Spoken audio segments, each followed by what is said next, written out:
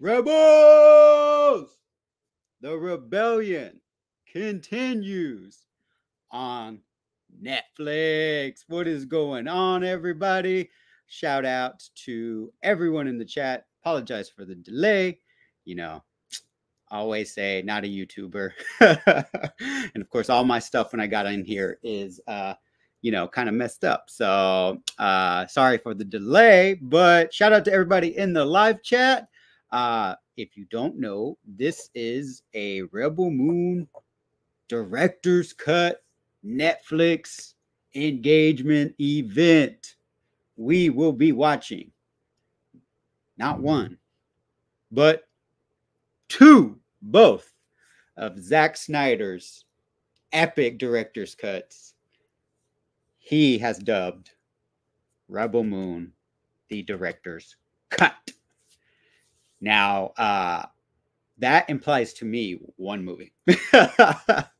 Yes, technically there are two different movies, right? But for Zack, this was one big passion project.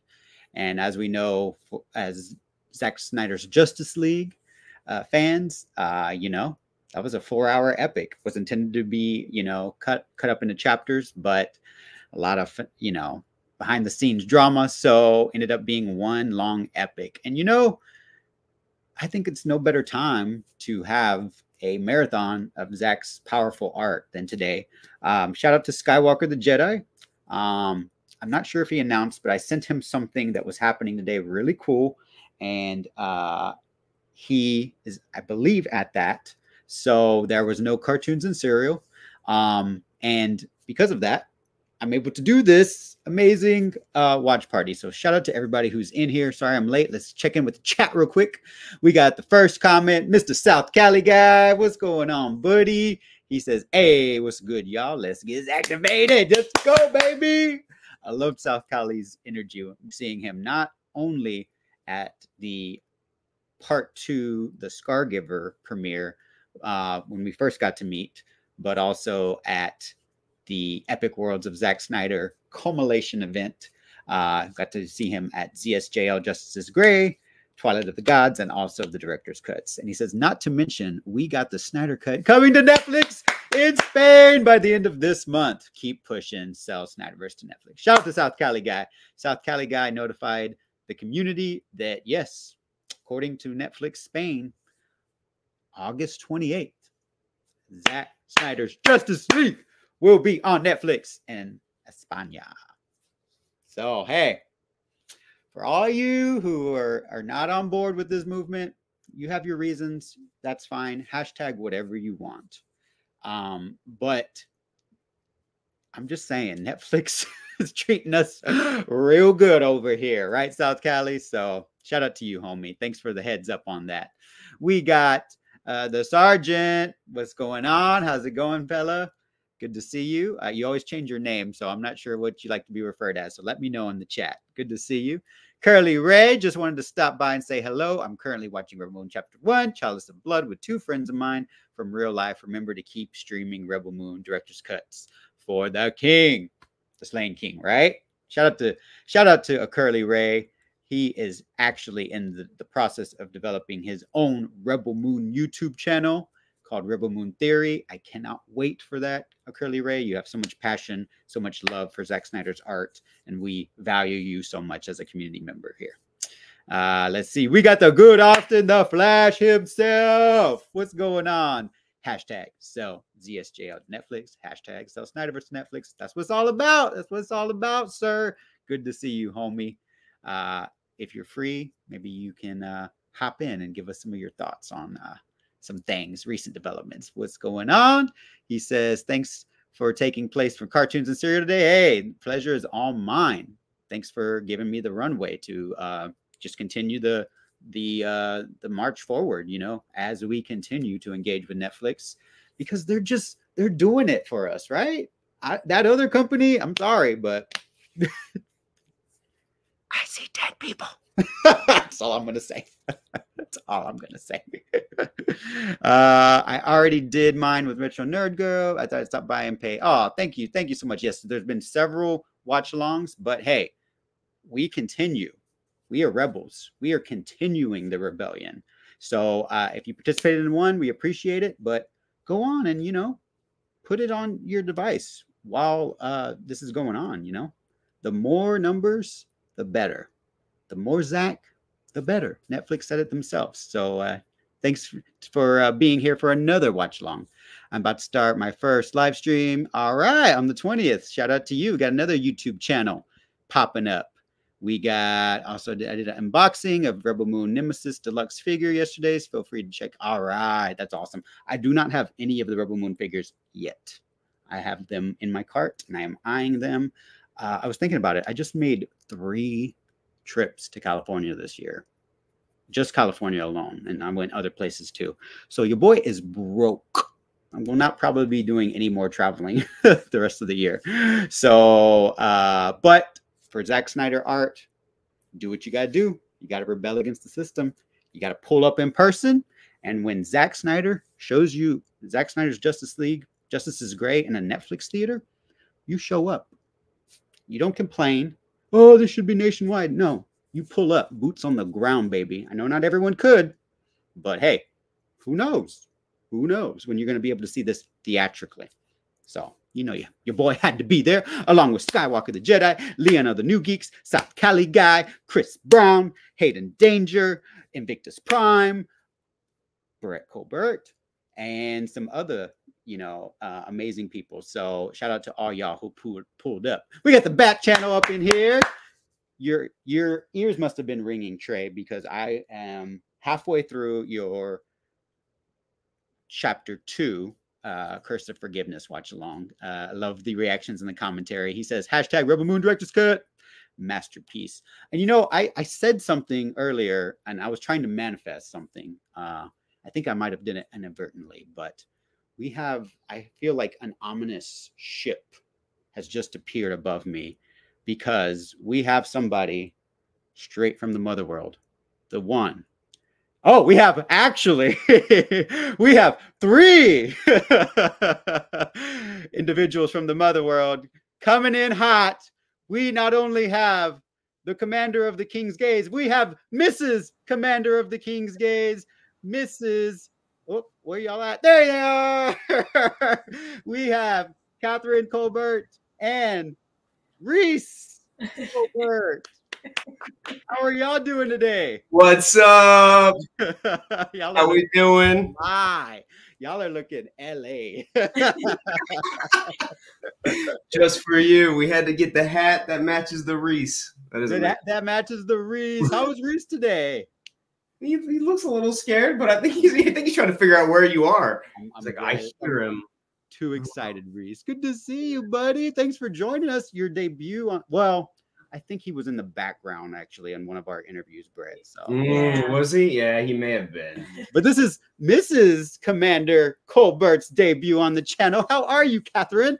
Oh, doing good. Doing good. Sorry I missed you in LA. I was trying to run when you picked up Brett. I was trying to run, and that huge truck was in the front. It was really busy at that time. I don't know why. It was 11:30 and it was that busy. Yeah.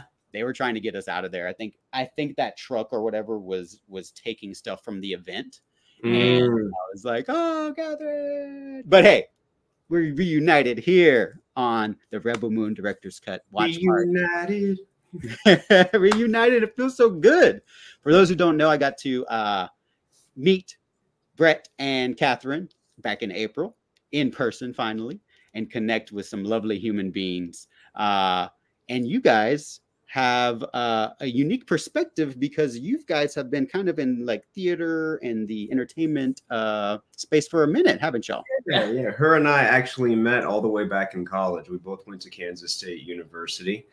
She did behind the scenes, really worked in props, and I was on the stage. And so down the road, we had that connection. So that was kind of a nice bond that we started with. And now we're here. Now we're here. Yeah. And the connection, from what I've seen, is continuing strongly.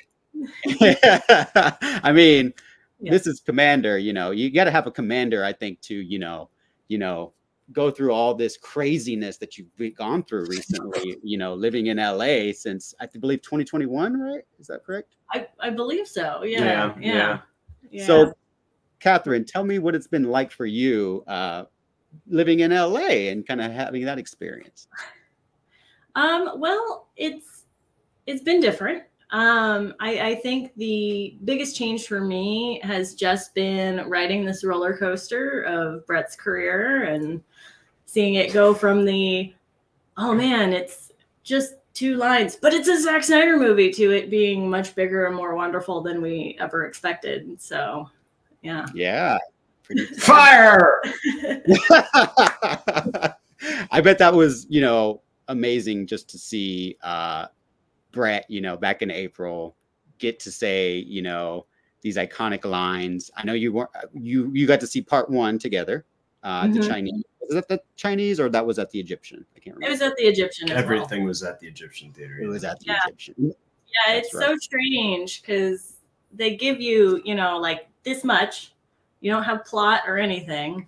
And then to finally see it all come to fruition and be even more than we expected was amazing. And just getting to meet y'all, like I told Brett this, just getting to meet y'all has been for me just like so humbling. For me, in my personal opinion, you guys are just so genuine. You're so uncompromised from, I think, with the stereotype that you think of when an LA actor, but you both are artists. And so I think that that's kind of kept you grounded. Catherine, what do you have an opinion on, as a fan, just a film fan, but also, having your background that you do, of what it's like seeing a project like Rebel Moon for you on the big screen? Like, is it any different from what you've been involved with, or is it kind of like a unique perspective for you? Well, I know for me, just like as a film fan, it was so nice to see something fresh and new and not the same recycled everything that we're seeing these days. But it was really fun to like hear what Brett's days on set were. He'd come home every day, tell us what happened that day.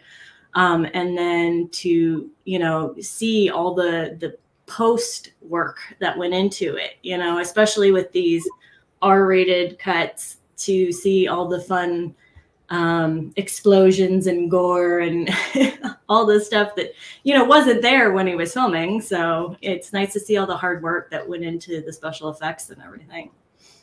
I bet. And I'm sure for Brett, we already know, but it's probably been mind-blowing for you to see yourself. Well, the whole process has been just constantly curiosity, because you're just like, well, how much are they going to use? And then when you see the PG-13s, when the Snyder cuts come around, you're like, how much is he going to use? And so the entire time it's been this, and I think for all the audiences, we just don't have any idea what he's going to produce. And that makes the whole game fun. We don't know what his angle is going to be, what the take's going to be. We just don't know. And I didn't know what takes he was going to use. I knew all the takes I did, but I didn't know which one they were going to put together to create the story that we now have. Yeah. Yeah, that was the fun thing too, is just finally getting to know the story, because like I said, we only got what he said and that was it. Yeah. So it was nice to, like I said, see that story. And I know for me, Nemesis's plot was, she loves Nemesis. Oh my gosh. That was, she doesn't cry during movies very often. Very often, but that was truly touched my heart. Yeah. I agree. Brett, do you remember what I told you during the screening? What? Yeah. Nemesis is one of my favorite too. Oh yeah. I think it's a coincidence that we're both Cancerians, Catherine. So I know exactly what you told me. Yeah. I was like, that's why she likes. I've never. She's a badass and she's a mom. Exactly. I have a few wardrobe changes, but I have a Nemesis shirt, so I will be sure to sport that for you. Awesome. It has her eyes right there, and I just love that. Just like that aesthetic of her, you know, because she's just so powerful, but also so vulnerable still is, you know, as a character and a complex character. And I think that's probably something you latch on to. Fun at the same time. There's that quirkiness where she's always having fun, like grabbing the wheat. Yep, I love the moments of levity, which are amazing. Just like when you got your head blown off. Spoiler, Catherine, what was that like? Moments of levity, just so. That was the thing. Is panache. You know, he came home one day and he's like, "I think they're gonna blow my head up," and then and then you know, we just be like waiting 2 years to finally see how that all worked. They blew my head up. I rewatched that scene yesterday. Thanks. And just I kind of like was just kind of studying it, and that was just it's one of the best. Like everyone in that, all your friends, all your co-stars, Brett, just amazing, like beautifully done death scenes. I gotta say, we all had the same energy in that room, and I think that really helped. We all really wanted to be there. We were all very excited to die. You know, we all were just fully invested and committed in making sure we died. Whatever that meant to us, we're gonna die, and we're gonna do it. All of our training that we ever put into acting, we're gonna put it right here into dying. I think it was well deserved too, because I was studying your scene, and as you're slowly cranking and your like mouth is just like slightly gaped open, you're like savoring almost in your mouth. And then I was like, I told him, Catherine, I was like, "You're disgusting." He's like, "I'm disgusting." And I was like, "Yeah, because you're relishing it." But yeah, he really brought out that determination of like, this is my job and I'm going to do it. I'm going to do it well and enjoy it. World destroyer. World destroyer. And you know, Zach, I don't know, Catherine, I don't know, like, I'm sure you now are more familiar with Zack Snyder's project, but a very consistent trend in all of his movies is certain individuals on this on a certain line, side of the line, get their comeuppance. Well deserved. So just seeing that play out, I kind of knew. I was just kind of like, there's got to be something, you know, after seeing how Brett is just so, you know, methodical. I just knew that, you know, something had to happen. And it was such a cool payoff having him in the theater at the Egyptian. Yeah. See that play out on the big screen. So I was super happy for him. And I'm sure you were. And we were super excited because at the part 1 screening, or part 2 screening, sorry, the part 2 screening, Zach kind of let it slip that he was going to actually get his comeuppance. So we were like, ooh, it might actually happen. Yeah. So. And it sounds like, from what I understand, that everything that was pretty much shot was, you know, was used for the most part. So I think that was just testament to the powerful performance you gave, Mr. Commander. No, I was really happy what they used. The only thing that they kind of changed was you don't see the weird walk that I do in the PG-13. There's that walk up to the guys to let them know this one just kind of, I was just there. And so I guess he wanted to put more time on the fires than anything else, though. I love that too. And one thing I did pay attention to yesterday when watching your scene, you talked about how Sophia actually helped you with your body movement. I just love your look, like the precision of your turn to see Cora pointing the gun. Oh, right. I didn't want it to be this like quick turnaround because this is his area. He owns this. Like, what's new what is this behind me? Oh God, this is different. She's usually not in this room. What? Do something with her. But then you go right back to it. You put your eyes back. And that's why I have a job to do. Hey, well, you know, I have a world to destroy. I would say that's gonna be something really memorable when you update your reel for further additions going. It's all a huge blessing. I'm very happy that I got to be a part of everything. I just can't wait to see what else Rebel Moon is able to produce down the road and to see it just take off. Yeah. Oh yeah, and there's prequels, so you never know. I know, not quite dead yet. Maybe. I hear that there's a Belisarius prequel. I'll work for whoever needs a world destroyed. Exactly. They now know a guy. Equal opportunity world destroyer. I get it. I get it. Finance, it's fine. So we're gonna go ahead. I don't know how long we have you, but I'm gonna go ahead and start the Rebel Moon watch party. We can continue to engage and talk in discussions. But just for everyone in the chat, go ahead and get your Netflix ready to all zeros. We're gonna start pretty soon because this is a pretty hefty part one. Catherine, how many times would you say that you've seen the director's cut so far? Just once, or? Well, to be honest, I'm still finishing my first viewing. Okay, all right. And having to break it up after work, we'll watch like an hour and a half, and then that kind of thing. So I get it, because it is a undertaking, you know. Yeah.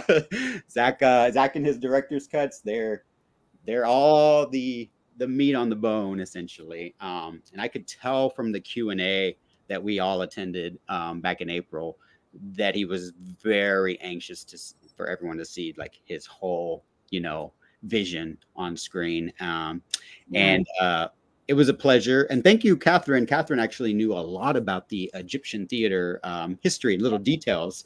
And you told me about all the ceiling and the stars, how much those were all hand painted. Yeah.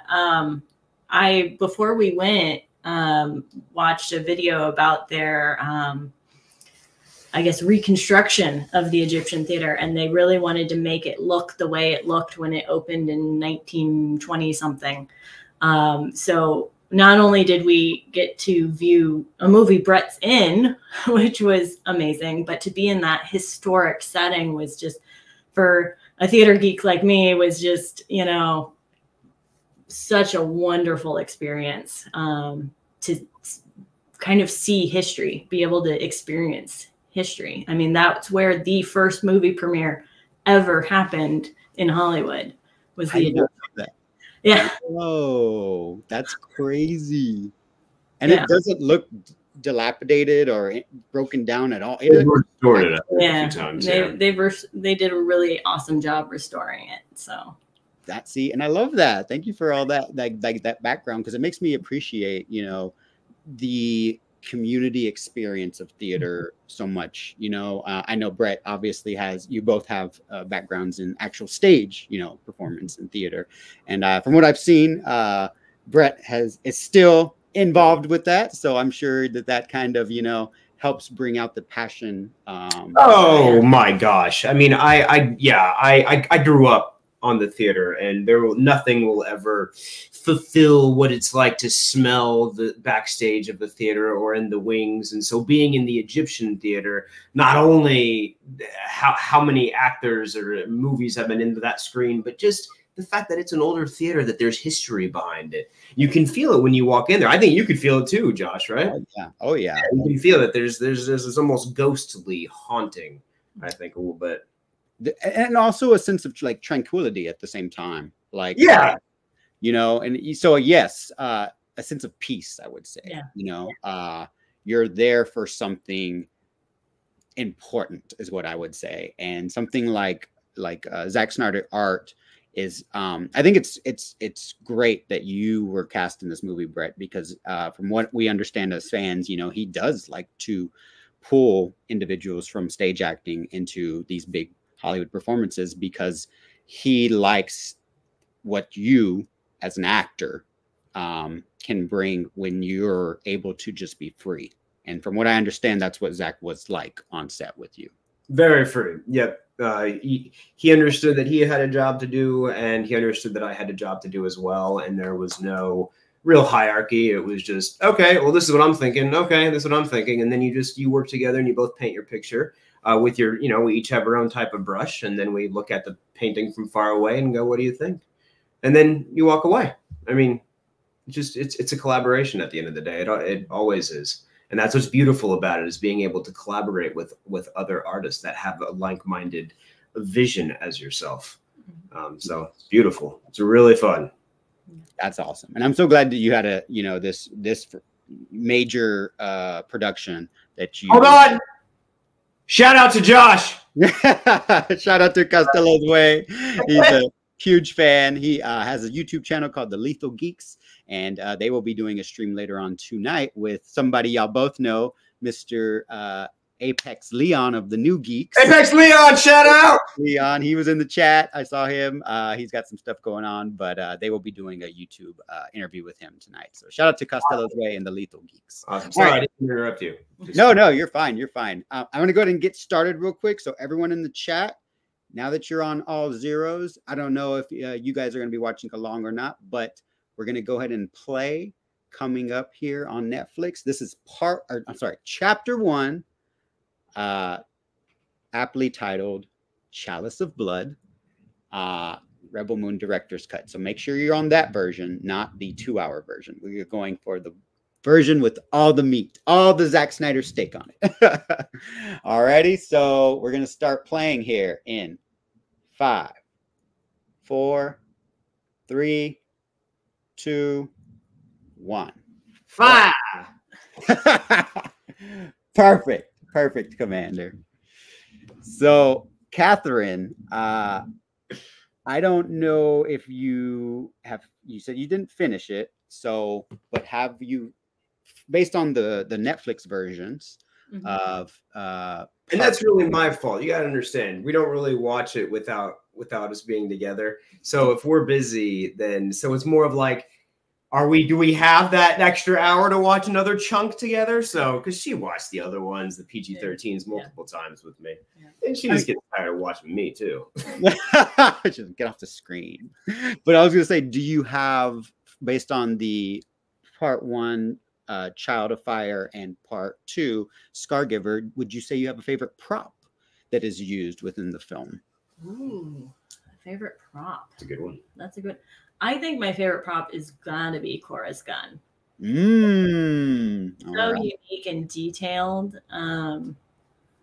But yeah, that's got to be the favorite because it's uniquely hers too. Like I haven't watched it too closely, but I don't think anyone else has anything similar to that.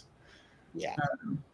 And definitely makes her stand out as you know, the Scargiver, Arthaleus. Yeah. I don't know if you were aware, Catherine, but Comic-Con, San Diego Comic-Con, which was 2 weeks ago, they actually had a showcase that was called the Props of Rebel Moon. And so the guns, and I don't know if Cora's gun was there. I believe it was. But they got to showcase not just the guns, but all kinds of props from that production. So I'll try to pull some video and some pics so you can just check it out and give you a little assessment and be like, oh, I could have done better. I don't know about that, but and do you still do work in theater and stuff like that or not?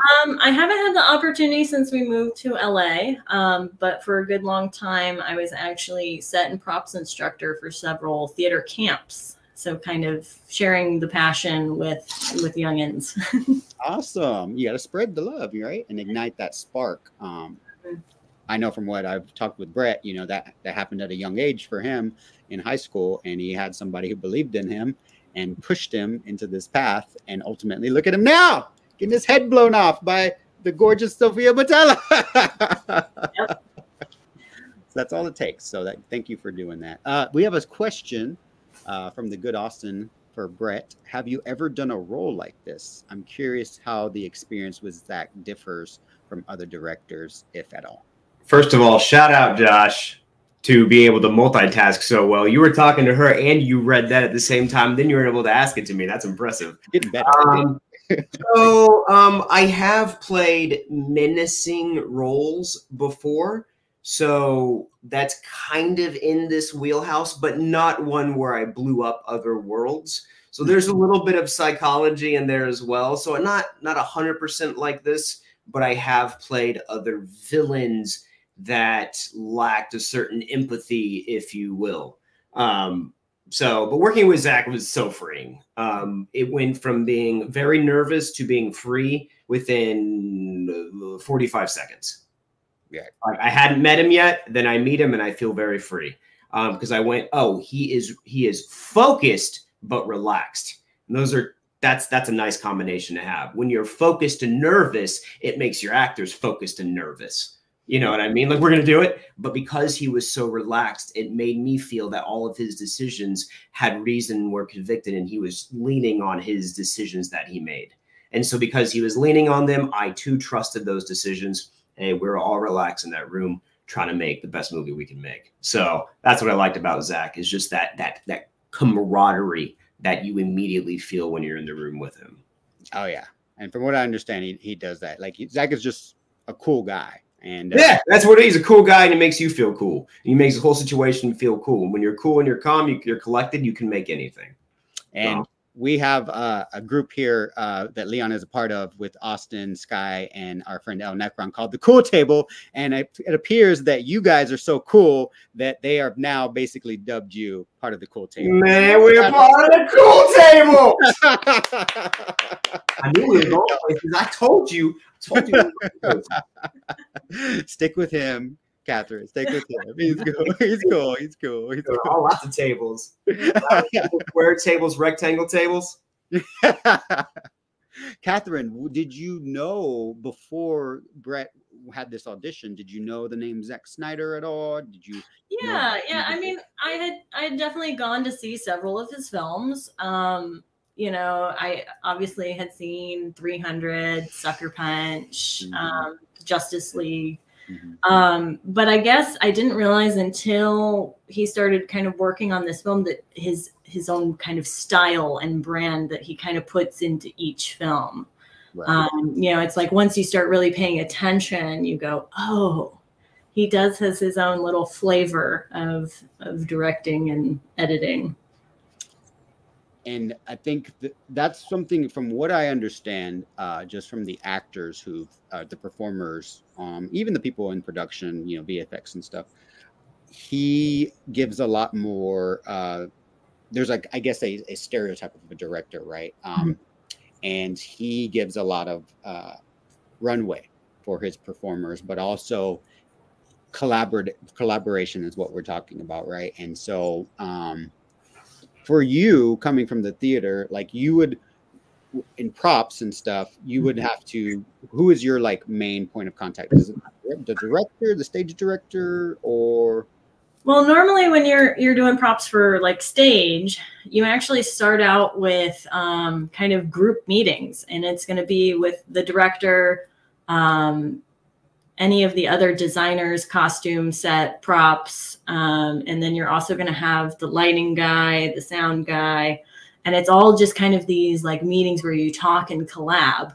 And then once you've got, you know, you hash through the script, you go, what props do you need? And then even during the rehearsal process, they'll add in props. And I'm sure it's probably the same way with film, is all of a sudden you're like, oh man, wouldn't it be really cool if this person had this? So it's I know with like Brett and his set, you know, they already knew certain things were going to go a certain way. But then there was other kind of collaborative things that happened once they were actually filming. And something it was probably cool for you to hear was that everything that Brett was interacting with was there, right? Like you would think, for my opinion anyways, like Zack Snyder's such a visual, VFX heavy guy in most of his productions, right? Like 300, Sucker Punch. You would think that, oh, that's not real, but Brett was able to play. Yeah, he was actually able to play, and it was really nice. Somebody else had done a video where they got to like visit the set. So it was nice that we actually got to see that kind of afterwards, to him show you, oh, that's where I was. That's, you know, and see the division between the practical set and the green screen. So yeah. And for Brett, I know that was exciting as well, to just actually, it probably helped the performance, right? Well, you see the wheel that I turn, that actually had weight to it. So it felt real. It felt that I was actually doing something, even though nothing was actually moving. But they actually did have sounds that made it sound like, while I was on set, that the whole thing was moving. So there was this certain gravitas that we all imagined that was happening. When I moved that wheel, we all imagined that I was moving that wheel, and they, you know, they cut an action on that wheel being turned. So it's interesting to see how the things can dictate what happens on a set as well. how cut and action was based off of a wheel. You know what I mean? Action and cut. It was just fascinating, just how things and like the little. You also hear a push button when I'm talking to the other commander. There's actually no physical button there in real life. That was something that we had to make up on set. Okay. We didn't have that whole moment planned out yet until we did it. Nice. Yeah, so that's cool. How it's just kind of you're talking about how the sausage is made, right? And that's something that fascinates me because this is just, in my opinion, a lot of like artistic alchemy goes into what you end up finding on the big screen, right? It's just magic that y'all make. Yes, right? And I think as I'm diving further and further into this, the creativity is found in the moment a lot and not in the thinking. Yes, you can put a vision out on the table as much as possible, but in the moment, if the magic is set up right, then you can really find some special sauce in the moment, but you have to be prepared to be inside of that moment and ready to do it with other people. That's kind of two different things. Is can I be creative in this moment, and can I do it with another person in this moment? Those are two things that are kind of tough to do with creativity and artistry. Oh yeah, I bet. Brett, you have a question here from Mr. W. Meir. Sandwich. He says, since The King's Gaze is similar to a submarine, do you have a favorite submarine movie? Mine is Hunt for Red October. Catherine, if you have one, feel free to weigh in as well. Catherine, if you have one, to feel free to weigh in as well. So I do recall bits and pieces of The Hunt for Red October, but it has been a while. Isn't there a funny moment in an Austin Powers movie with the submarine? Yes, I think that's it right now. That's the only one that I know. I think is that. Oh God, it's got to be the third one with Beyonce, right? You make a good point. Is it the third one? Yeah, I think it. Yeah, yes, it is. I was just seeing a reel of Mini-Me humping Beyonce's leg, and she's all in a wetsuit, so I think it was that one. Yeah, but that is a really good point. W. Murr. That's a really good point, though. We need more submarine movies. Like Zach should have a submarine movie. The last one I can think of is probably going to be my favorite. Is the last Mission Impossible with Tom Cruise. Right. I was like, that's the only thing that's coming to my head. Yeah, there hasn't been a lot. I know there hasn't been a lot. I feel like in the 70s there was probably a slew of all these submarine movies. James Bond. Yeah, I keep thinking of boat movies, but not necessarily boat movies. Yacht movies. 1,000 Leagues Under the Sea is like the that's a submarine. Yeah. That's most iconic thing that I can think of. There's got to be like a horror. Like I'm sure there's like a horror movie, like Jason and the Submarine. Was U-571 or is that not subs? Yeah, was it like an action movie? I don't know. So one thing that Brett really commended the Mrs. Commander is the ability to, bring him back when he's kind of going into a role playing a bad guy, like Commander of the King's Gaze. It can kind of put you in like a certain headspace, right? And from what I understand, you've been the rock that helps him kind of, come out of that mindset when he gets off a set. So what has that been like for you as somebody who's worked with actors and been on the stage before? Well, I mean, that's kind of, that's kind of my job, right? To keep him tethered to earth, because when you have an actor, they're having to be so many different characters, whether that be good guy, bad guy, funny guy. You have to be that constant in their life. Because if you're not, then it's very hard for them to know where they sit. It's like, I have to remind them, you are Brett. You're not Phil or Gunnery Commander or that's not who you are. You are, because to go on with that, it is a little trippy. Like, so she's great because like I'll get out of set, like for example, after Gower Studios and Netflix, and then she'll like, let's go grocery shopping to remind me, we have to do normal things. You're a person. Yep. You're nothing special. And you gotta that's pay the rent. Yeah. You gotta pay the rent, Brett. Yeah, and so we go grocery shopping, you know, and or do normal things, and that's really, really important. Is to every day, like, make yourself continue to do chores and stuff. It's really important. It keeps you grounded, and she makes sure of that. Hey, gotta.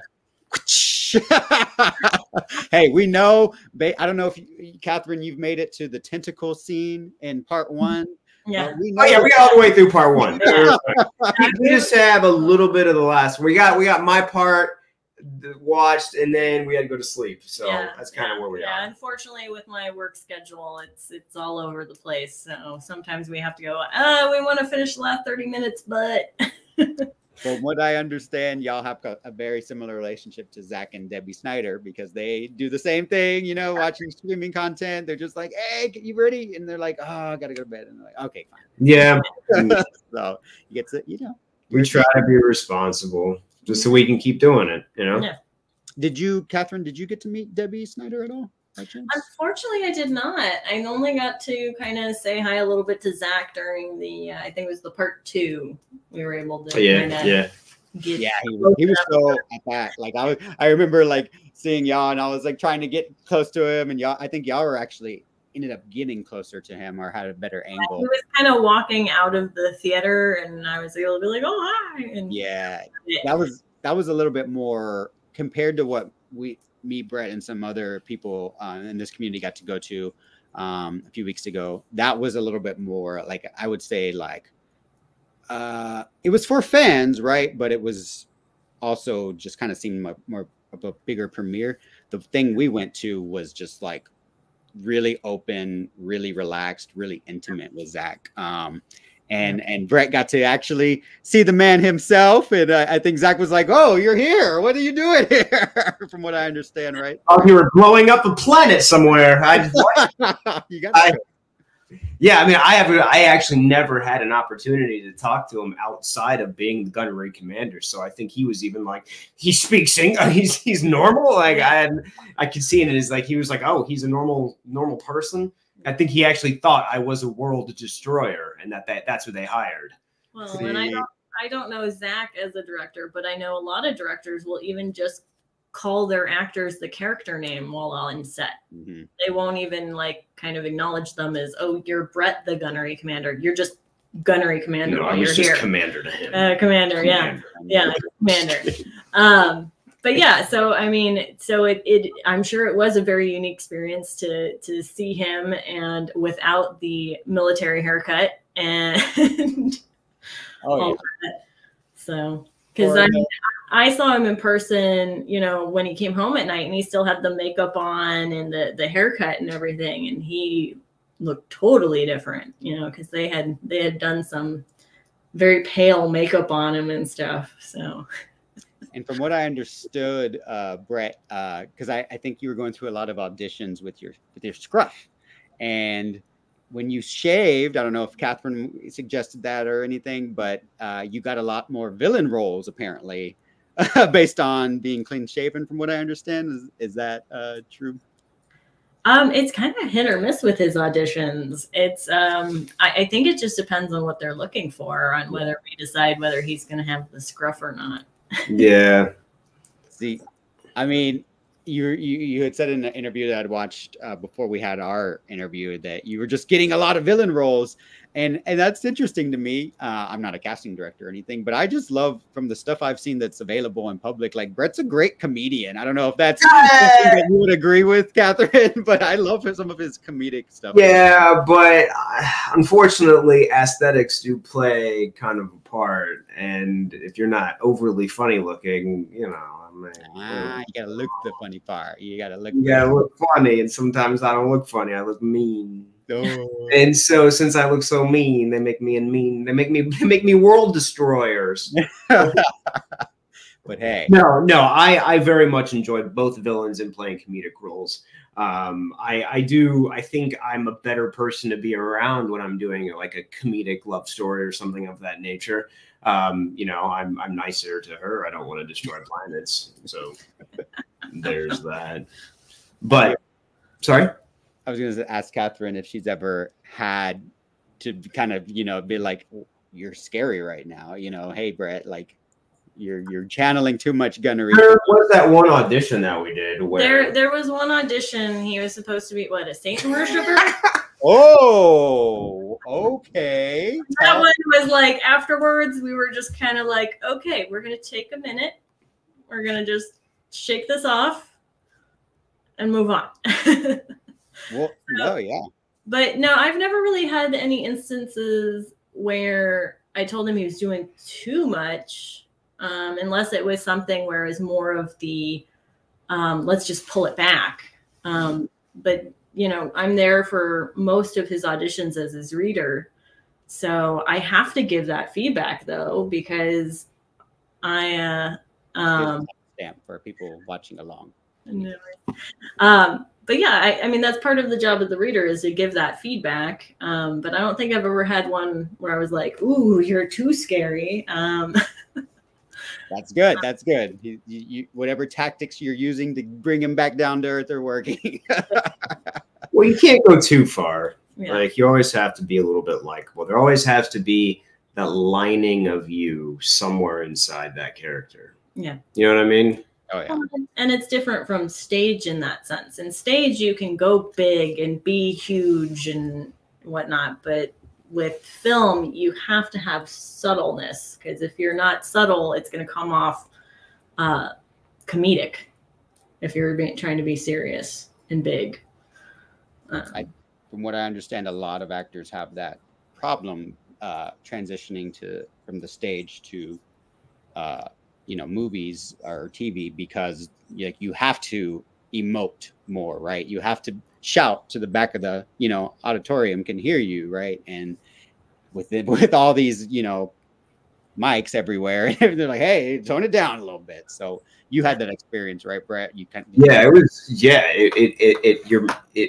you have to go against your own habits, because when you start learning theater acting, you learn everything is bigger, everything is, enunciate, project, reach that old person in the back of the room, get to them, tell them the story, explain to them the story. And then when you shift over to film, it's everything you learned. Don't do any of that. And so what I like to do is, personally, I like to put like a little fly in front of me and try to perform for the fly and think that, all right, tell the fly to the story, but don't scare it away. Yeah.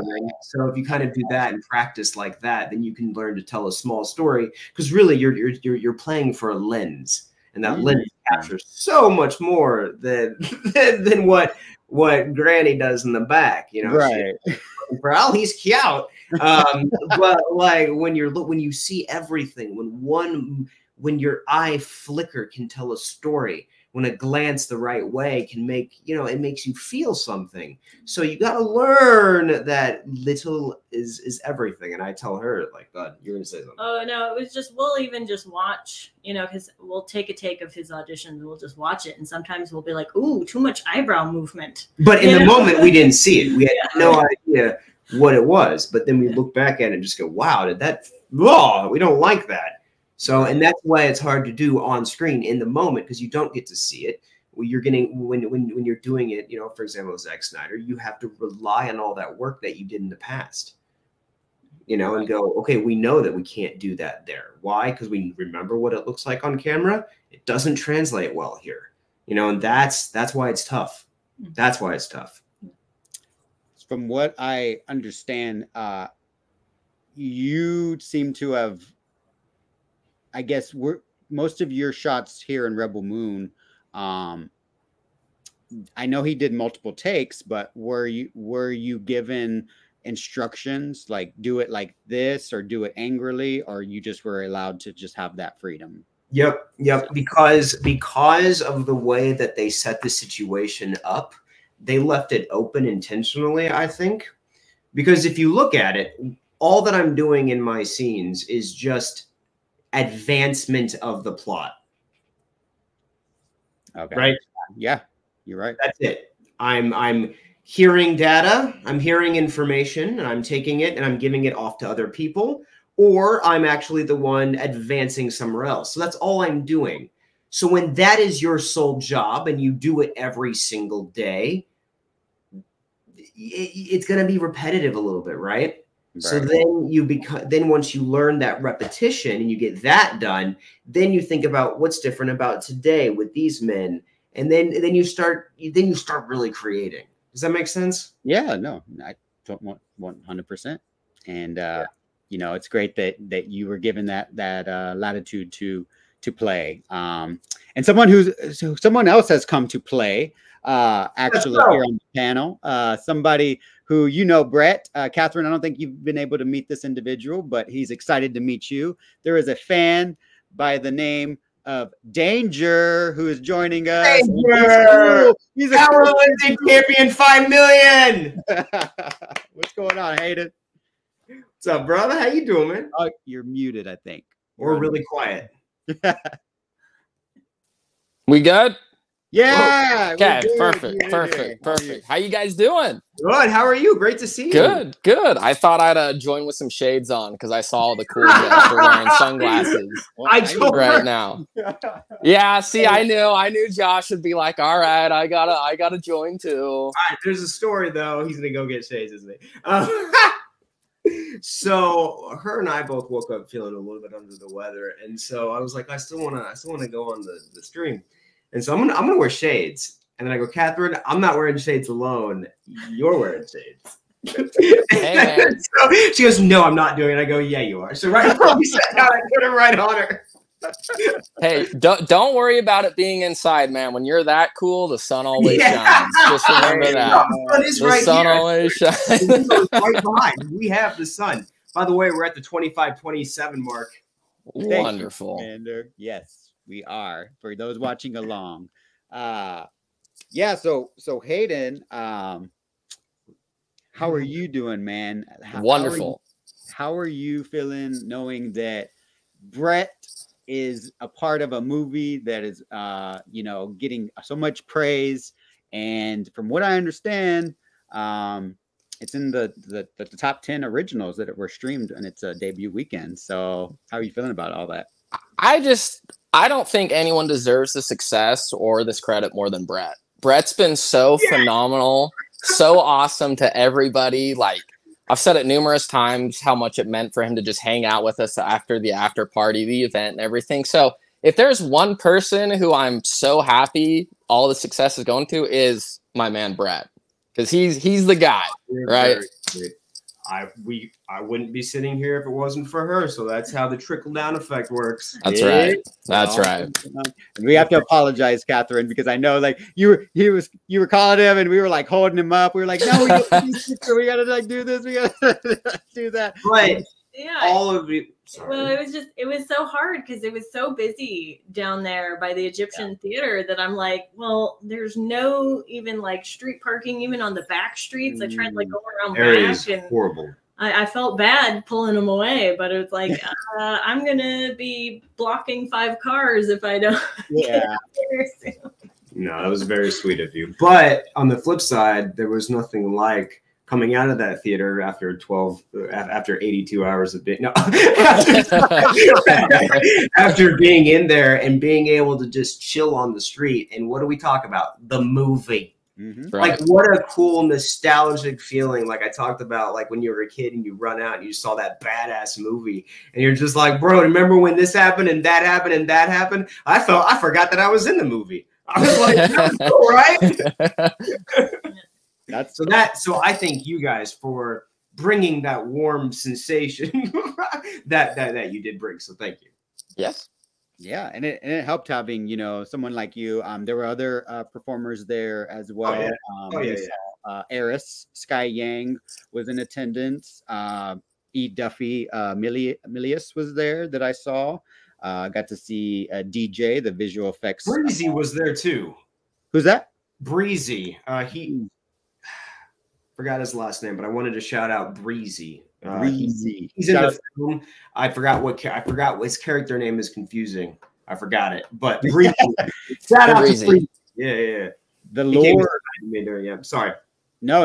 Yeah, the lore of this whole universe is just so vast. I mean, I'm sure, Catherine, have you got to see the website that they made? That's like all that talks about like all the planets and all the history and like everything. Like it's a little overwhelming.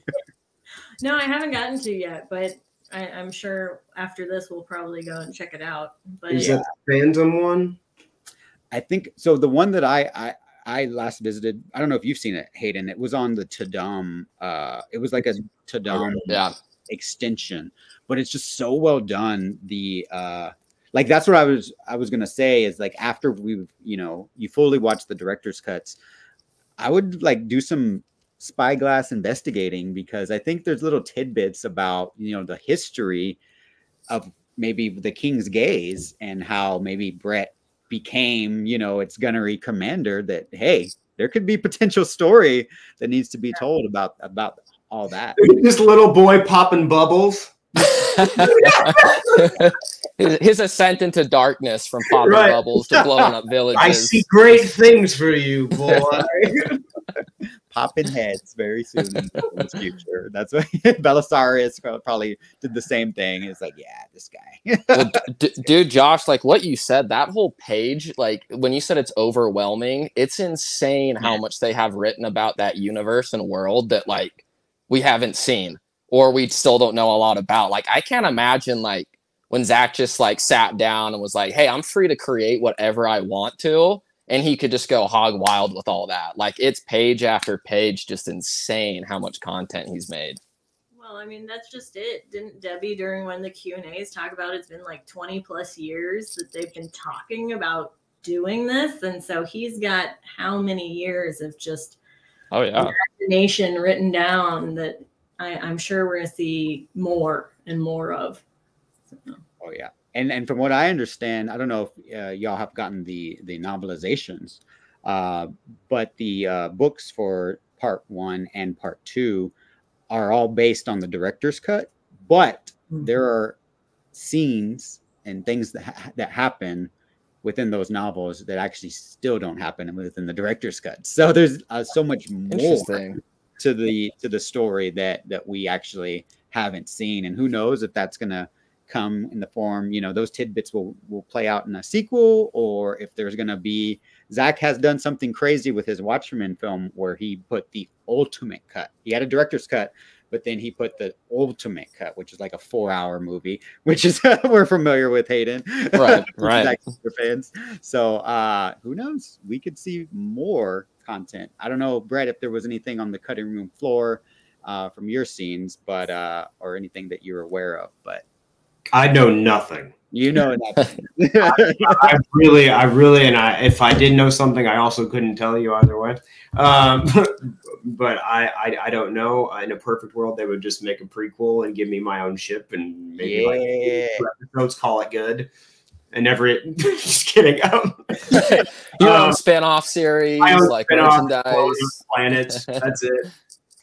But no, I would love to see it expand. I think right now he's just probably figuring out which direction they want to go. I think they have multiple options that they can go down. I think they did that on purpose to keep it open, so they knew which route, what platform, how they were wanted to do it. Because right now, I think your guess is as good as mine. Mm-hmm. What I do know is, I don't know if you're aware, Brett. I know Catherine helps you, know about like screening. She helped you get the tickets to the part 1, Child of Fire, where you met Sky, Walker the Jedi, and Leon of the New Geeks by coincidence. And so there is going to be an event. I forget what it's called, Hayden. Do you know what it's called on the September 19th coming up? I don't even know if I knew there was an event. Yeah, not the 19th. I'm sorry. That's Twilight of the Gods. September 16th, I believe. There will be a Netflix type showcase. I don't know if it's the Tadam thing that they usually do, but Rebel Moon is included on the description of content that will be discussed. Oh, well, I didn't even know that. That's the first time I'm hearing about it too. So who knows? I've got some digging to do then, huh? Yeah, there's some stuff coming up in September. So not only, I think it's interesting that that's happening, and like 3 days later, Zack Snyder's Twilight of the Gods drops on Netflix. Which, Catherine, are you familiar with Twilight of the Gods? I am not. So Hayden and I got the pleasure. Shout out to Hayden. Hayden's he saved me a seat, primo seat in the Tadam Theater. We got to attend that the night before the director's cut. Oh, did he freeze? I think he froze. No, it's just a really long dramatic pause. He's letting it build up momentum to finish off the rest. Josh, we'll never know what happened to him. Well, anyway, I guess it's my stream now. So, anywho, this Twilight of the Gods. Tell us about it. I'm back. In perfect timing. No, I was just saying that shout out to Hayden for saving me a seat at Twilight of the Gods. We got to go to the Tadam Theater. Have you ever heard of that, Catherine? No, I haven't. So Hayden, correct me if I'm wrong, but it kind of seemed like that was an event that or a facility just for Netflix employees. Yeah. I got the feeling like it's almost like their showcase theater, like when they want the cast or crew to kind of watch it, you know, even see if it's like an early production version or whatnot. Like it felt very private, very like even MVP for us just walking in, having to go through security. There was only one theater as far as I saw, but yeah, that was it was a really cool experience. And there were stars, right? Like all in the wall. Yeah. So we got that Twilight. They might be where they do the like test cuts. Yes. Yeah. So. And so it's interesting. So this Twilight of the Gods is Norse mythology. Don't want to give too much away, but if you're familiar with Marvel, you know, Thor and Loki are both in this series. And let's just say they're not the MCU versions of those characters at all. And it's very hardcore, just like the director's cuts of Rebel Moon, although it is animated. But there's a theory, Catherine, and I don't even know if you know this, Brett, but it's been kind of confirmed. Zack's first Netflix project was Army of the Dead, the zombie movie with Dave Bautista. And somehow there is a crossover with that series and Rebel Moon. Within Army of the Dead, they do mention the Twilight of the Gods, right, Hayden? Yep. Okay. Because there is a safe that if you've seen Army of the Dead, there's a safe they're trying to crack, and there's a whole Norse mythology surrounding that. And then the spinoff of Army of the Dead, Army of Thieves, they go further into that mythology with Matthias's character. The funny guy with the safecracker, he's got his own movie. So there's a theory now that Twilight of the Gods is somehow connected to Rebel Moon, and it's all connected. It's all connected. Full circle. And I know that both of y'all, love 300. When we were Brett and I were watching the movie at the Egyptian, there were so many parts where he's like, "This reminds me of 300. This reminds me." I'm a nerd for 300. Though. Yeah, everybody has their movie. For me, it's 300. No, and that's that's my mom's favorite Zack Snyder. Is it really? Okay, great. Made her a Zack Snyder fan. She's like, I just love that movie. I was like, what about Justice League? It has a feel to it. It's hard to explain what the feel. It's a different feel than any other movie has. But we did get a glimpse of it, I thought, in Rebel Moon. And you, Hayden, you as a big Zack Snyder fan would agree, right? Like this director's cut, and from our perspective as fans who really know the visual language that Zack presents, there were so many callbacks, right, Hayden? To Tons. Every single movie he's made. Yeah, like from 300, you know, the easiest one is the action, the gore, you know, just on the top of your head. But then like the team building from Justice League, you know, there's like aspects that he's like put everywhere, you know, and you even think like, did he use that from Justice League, or is that like a plan he might have wanted to use in Justice League, like, or any of his movies? Like, yeah, they're everywhere. And like you were saying, Catherine, like, so this whole like universe spawned within his early film days, like in school, basically in film school. So I think the theory for most of us fans is that Zack somehow incorporated things that he wanted, you know, in Rebel Moon within his other projects. And now that he's able to have the latitude to make Rebel Moon, and thanks to Netflix, he's kind of doing those callbacks to what he originally wanted within his epic of 2 movies. So it's kind of been fun for us. Like if you just search on Twitter and stuff, you can see GIFs like side by side of like Watchmen, where a scene from Rebel Moon kind of mirrors it, or Justice League, or Sucker Punch even. So I just love that. I just love those little like visual callbacks. You're like, oh, you do the Leonardo DiCaprio like, it's really cool to kind of see that play out. I'm gonna do another check for anybody. So we are at 39-23. Thank you, Commander. I was like, I can't really see with the glass. I was like, are you wearing sunglasses, you weirdo? So how Catherine, how would you say that Netflix as a streaming type, just as a fan of content, is Netflix something that you were subscribed to before Brett got into this project? Were you a fan of anything that they had content wise? I have been with Netflix since the beginning, back when it was DVDs. Yeah. Yeah, I was that person that had the, what was it, 3 DVDs a week that you could have, and yeah, on the days after Blockbuster.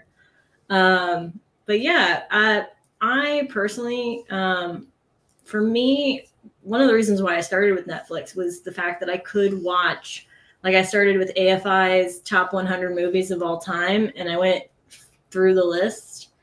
But I've really enjoyed some of their original content as well. Especially some of the girly stuff, the Emily in Paris and all of that. Yeah. I'm a big fan of Orange is the New Black. And I loved Glow, actually. I know. Oh, yeah. Glow is great. I hated it. I was like, Netflix, you left me. Yeah. I was, big professional wrestling fan back in the day, WWF. Mm-hmm. And so I was just like, so cool. It was so cool to see that. But, things happen. But I agree with you. Just the content that they've had is just kind of elevated over the years, right? It went from just the old DVDs to now making their own stuff. So what do you have anything that you're watching right now on Netflix that you're a fan of? Gosh, a lot. We started rewatching Walking Dead from the beginning.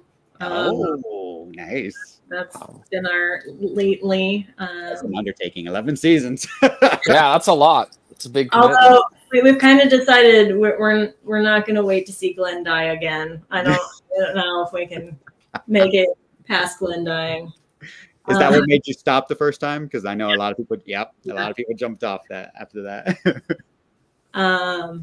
But then let's see what else. I've been a big fan of Sweet Magnolias is my super girly one. I haven't heard of that one. Yeah, it's about just like a little town and these 3 friends that call themselves the Magnolias. So nice. But I love that little slice of life kind of stuff. A little break from some of the rebel mooning, the destruction. You gotta have that, right? You gotta have that balance. That's solid. She watches when I go to the gym. I will watch that. No offense to anybody. Hey, like I was the whole time, Catherine. Every time like Tarok would come on screen, I was just like so depressed. I was like, Brett, why can't I look like that? Just like wake up, like Hayden. I know you work at a gym, so you're gonna like. Is it genetic mutation? No, with that? I'm there with you, man. Like every time that dude just shredded. I mean, even like when they launched the PG-13 ones and they were at that after party, you see like Zach grilling up and Ray Fisher's in like a cutoff. Sleeves were optional to this party. And he's just jacked out of his mind. It's like, come on, man. Like, people walk around like that. Like, people just wake up and look like that. And you're like, a It's lot not of fair. hard work. Yeah. But those guys are genetically gifted. I think that's what he said to me, Catherine, to make me feel better. He's like, it's genetics. I was like, oh, okay, thank you. Because I used to watch Staz on. I was a big fan of the CW Supergirl show, so he was on that show near the end of it, and did not look like Terok from what I saw at all. So that's definitely the Zack Snyder effect. I was actually laughing. He did like a men's health video, I think is like the newest post on his Instagram. And it starts off with like, hi, I play Tarek. I don't really look like Tarek right now. Just like showing it or letting everybody know like, hey, I'm not really in shape right now, but they wanted me to film this video. So here I am. Nice. I mean, you know, the guy. That's just it, right? Like, I mean, what people don't understand is a lot of times when the actors look that way in a film, they did those sacrifices and things to look like that just for the film. Oh yeah. And once the film's over, they're like back to eating pizza. And yeah, absolutely. Oh yeah. Well, it's not pizza all the time, but like for me, if I know 100% I'm going to film something, there's definitely, depending on what I need to do, I get into a much more serious regimen on my workouts. But if I'm not filming anything, it's just more of kind of, you know, just make sure I don't age too much. Gotta do the upkeep, right? Like Hayden, I know Hayden, Ben Affleck's birthday was this past week. Hayden is a huge Ben Affleck fan. And one person that I started following because you've been showcasing the trainer that was utilized by Zack Snyder in his on his films. And for you, Hayden, has that kind of helped your own career? Like kind of seeing how the people that Zack has worked with? Yes. I'm lucky enough to actually live. Like I lived, you know, probably 15 minutes away from their gym at the time. So. And it's interesting because it's not, I say gym, but it's like a business. It's not an open, it's very private. You have to be invited. If you're an actor, of course, you're going to be there, but they don't really advertise it as much as a business because they take it as a very kind of serious psychological test as much as a physical test. So a lot of the people that go in there and train are people that they've interacted with, they trust, they, you know, understand that they have the same kind of mindset that they're looking for during a workout. And it's been crazy because they give out so much knowledge, and those trainers are that's Mark Twight, Aaron Blevins, and Michael Blevins. Aaron Blevins actually did all the nutrition for Rebel Moon. The other two didn't work on these ones, but I talked to Aaron quite a bit too, especially about these movies. But they offer so much knowledge just, you know, from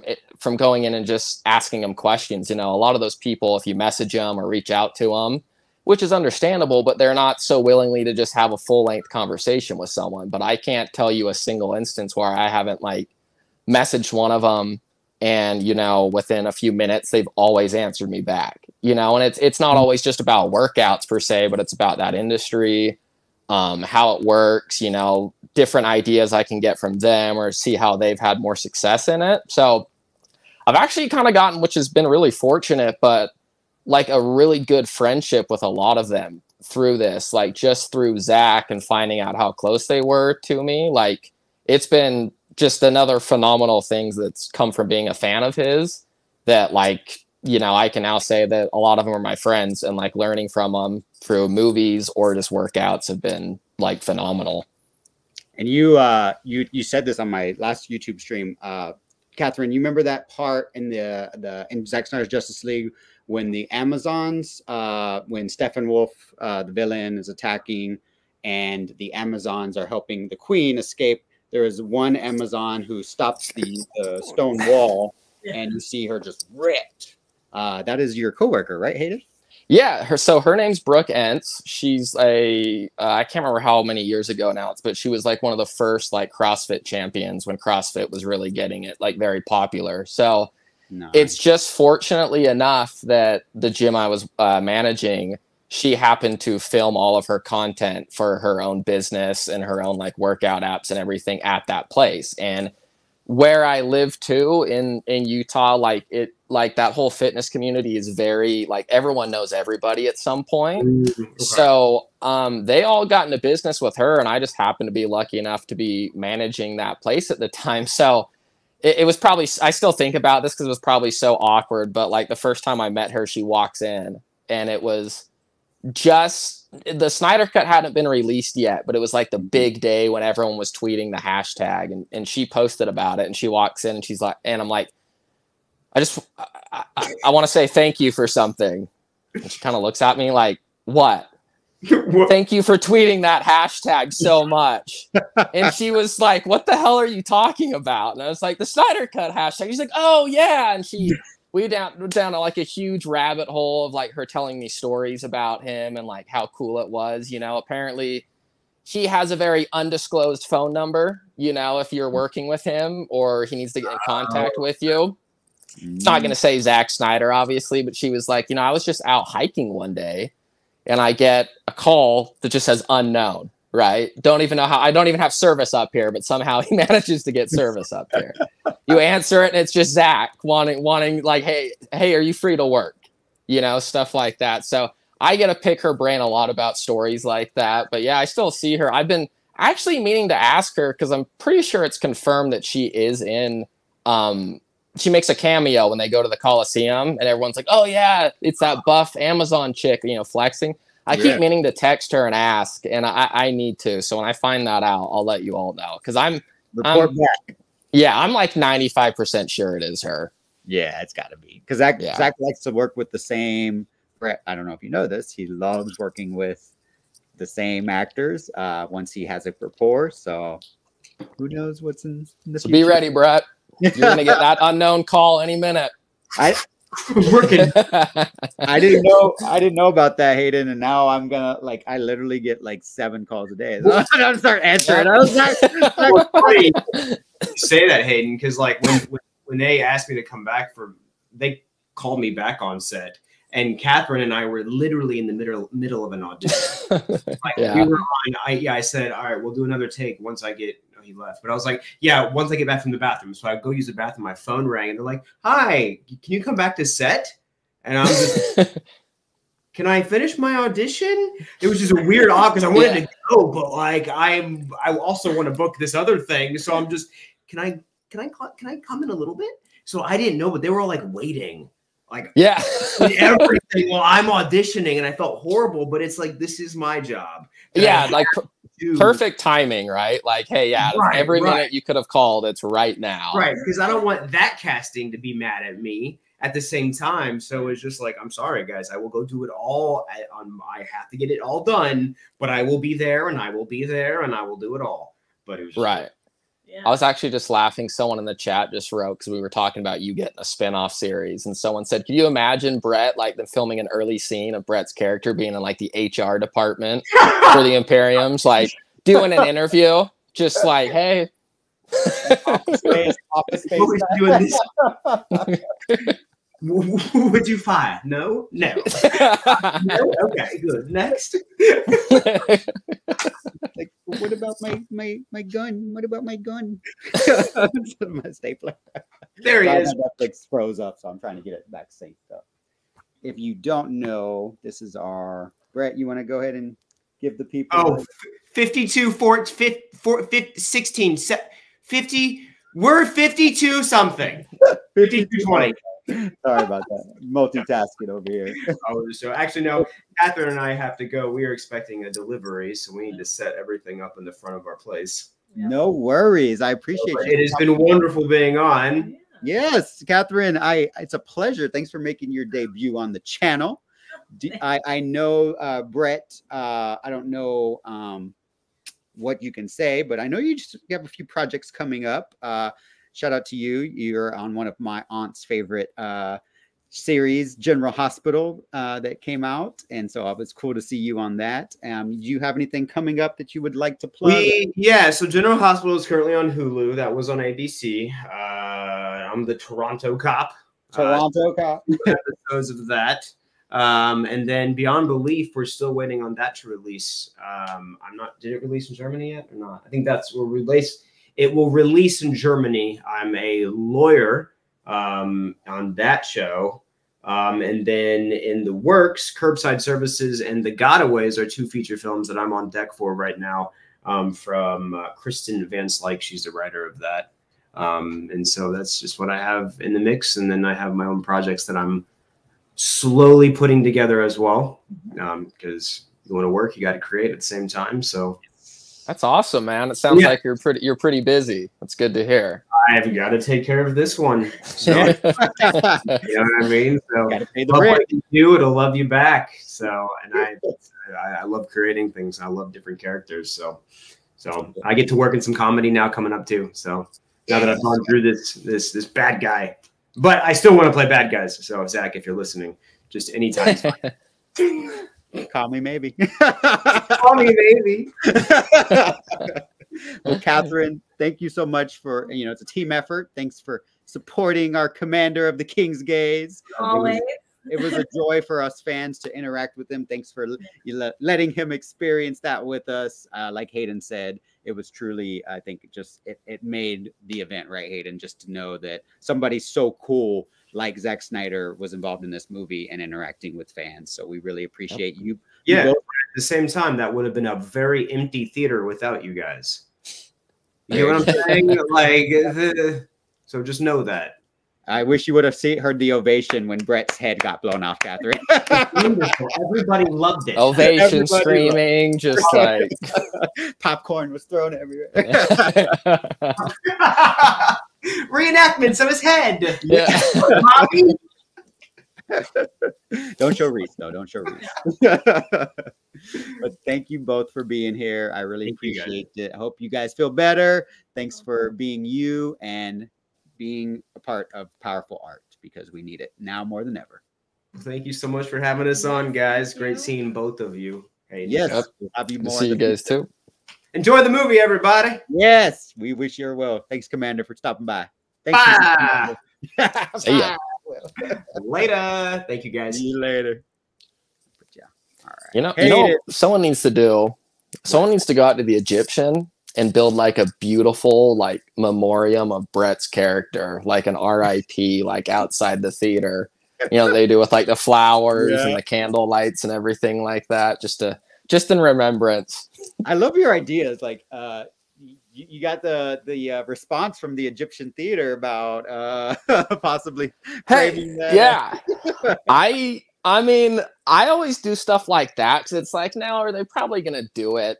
Who knows? But you never know. And when they liked it, I was like, imagine. Like, imagine if we're just like, I want us right, like when they have all of his photos lined up, I want us right by Anthony Hopkins. Like, that big profile where it goes like Ed Skrein all like messed up and bloody, us, Anthony Hopkins. That would be, I mean, I agree. I don't know. Did you were you crazy enough to bid on one of those amazing portraits that Zach had? I did. I wanted one of the Anthony Hopkins ones, honestly. Oh, did you bid on the Hopkins one? I didn't. I was. Oh, okay.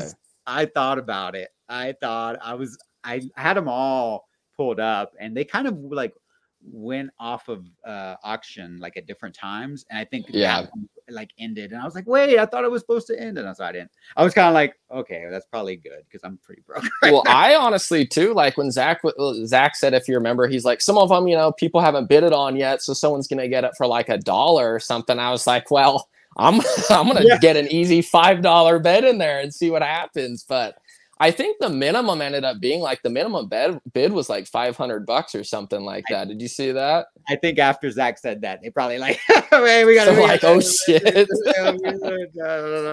What same thing. So if you could have any one of those though, would it have been the Anthony Hopkins one? Like if you could have like your own pick? Honestly, no. It would have been. I was so disappointed. It would have been the Jenna Malone Zach one. Yeah, I think. That was my, like, I was like, what the? Yeah.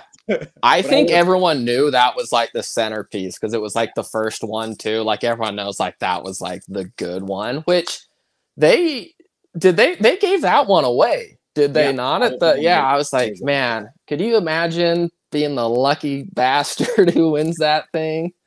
and they were so like, I think they were so like just kind of like nonchalant about it too. So I was just kind of like, like I wish. Dude, I keep thinking, man, like some of the stuff they gave away at that giveaway, like is like the skateboards completely threw me off, but those were so cool because he brought those out and I was like, what, like where are these gonna come from or what it is? But when he explained what they were, I was like, those are pretty cool. But I really would have killed for one of those hats he was throwing in.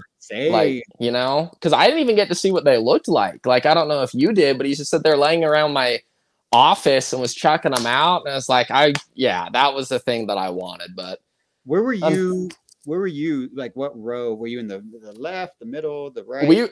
I'd say we were right in the middle, and I would guess maybe five rows back. So we were fairly close. You would have gotten one if he would have. Yeah, I know. Damn. If I wasn't juggling that Corona and that popcorn box, I would have had a lot more reach to try to get up and get one.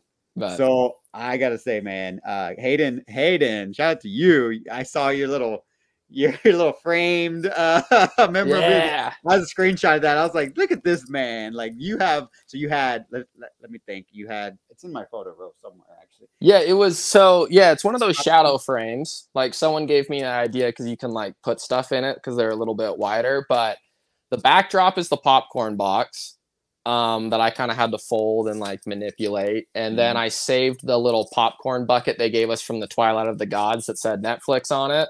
So that's in there, my ticket to the premiere, and then that Corona bottle is like perfectly balanced over in the corner there. And I can't move it because it's so perfectly balanced. As soon as I move it, it tips over and the whole thing's ruined. For people that don't know the significance, tell people why you had to smuggle a Corona bottle out of the Egyptian theater. The infamous. Look. I don't know how many people have gotten to have a beer with Zack Snyder, but when I did and I got to cheers it, which I have the video, thank you to South Cali and you for filming it, which was one of the great, one of the greatest moments of my life. But when that happened, I was like, I can't get rid of this bottle. Like this bottle, like I cheersed it with Zack Snyder, you know, like I can't throw it away. So as we were walking in and the part 2 was happening, I was walking in and the attendee for the theater, which no blame to her, she was wonderful, but I tried to walk in. She's like, you can't bring that in there. And I was like, no. I was just going to ask, is the movie starting? You know, just trying to think of something. And I was like, I would never bring this in. Come on. So I turn around and I'm like, oh my God, like I can't throw this away. What am I going to do with it or whatnot? And so they had popcorn boxes they were giving everyone that were like the coolest designed popcorn Rebel Moon boxes. And I was like, I got an idea. So I went ahead, ran the little gauntlet around the lobby so she didn't see me, grabbed a new box, you know, kind of poured out some popcorn, ate some of it, just enough to fit that Corona bottle in. Put that in, went right back around, and I'm like holding it like this, just like kind of shaking, like I hope to God she didn't see me do that. You know, and I'm like casually acting like I'm gonna eat it, and I was like, hey, like, you know, how I'm back, you know, walking in. And I was almost having a heart attack though, because I was like, that's gonna be real embarrassing if she saw me do that. But for the rest of it, I just had to smuggle that Corona bottle the rest of the night, you know. But we made it home. You made it home. You made it home. Right.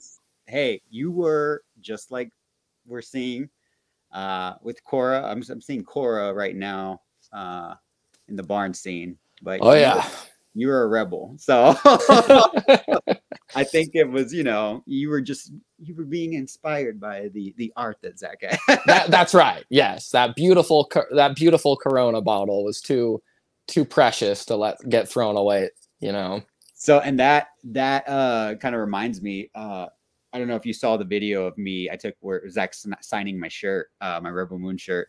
Yeah. But I actually was a little bit of a rebel too, because the way the video that I sent you, you know, you're in front, right? There's a line behind you. The only way I was able to get that was because there was some guy who like came to the other side. Like there was basically like a line, right? Yeah. And people just started going to the side of Zack, and he would turn and sign stuff for him. So I was like, I could see the people come out to like start get behind him. So I just like stepped in between the little table and was like, "Hey Zach, can you sign my shirt?"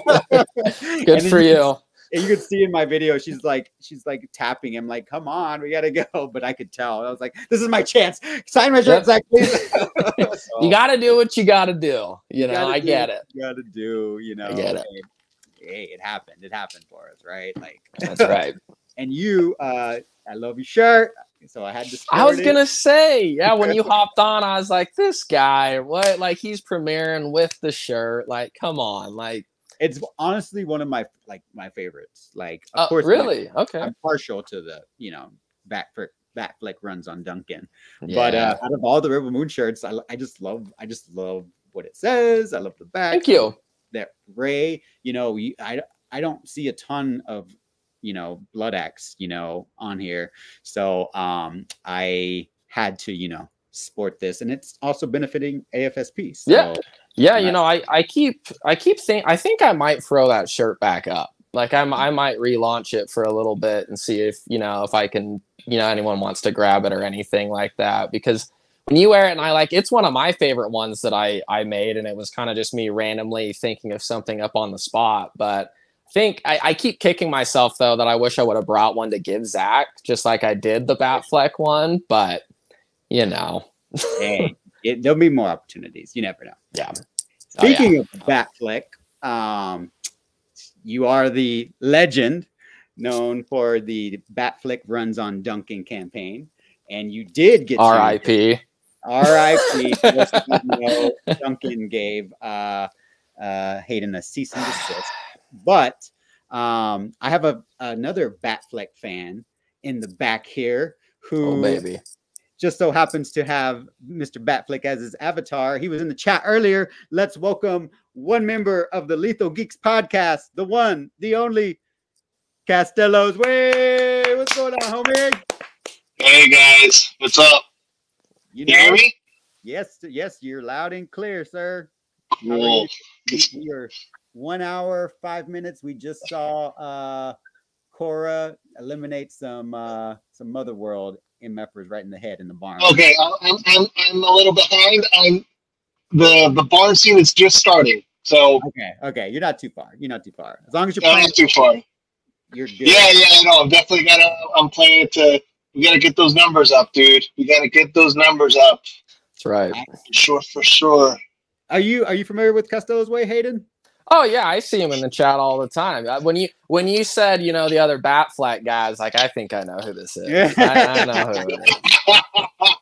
This man is I don't know. I haven't heard any recent updates, but he is making a Batfleck fan film. Really? Yeah. Oh yeah. Gotten some insights into how the cook is doing with Actually, do you want to see some new stuff? Because I got some updated. Please. One of the biggest Batfleck fans, Hayden Danger, with us. I think this is no better time than now. I mean, we're hold on. Let me. I'll send you.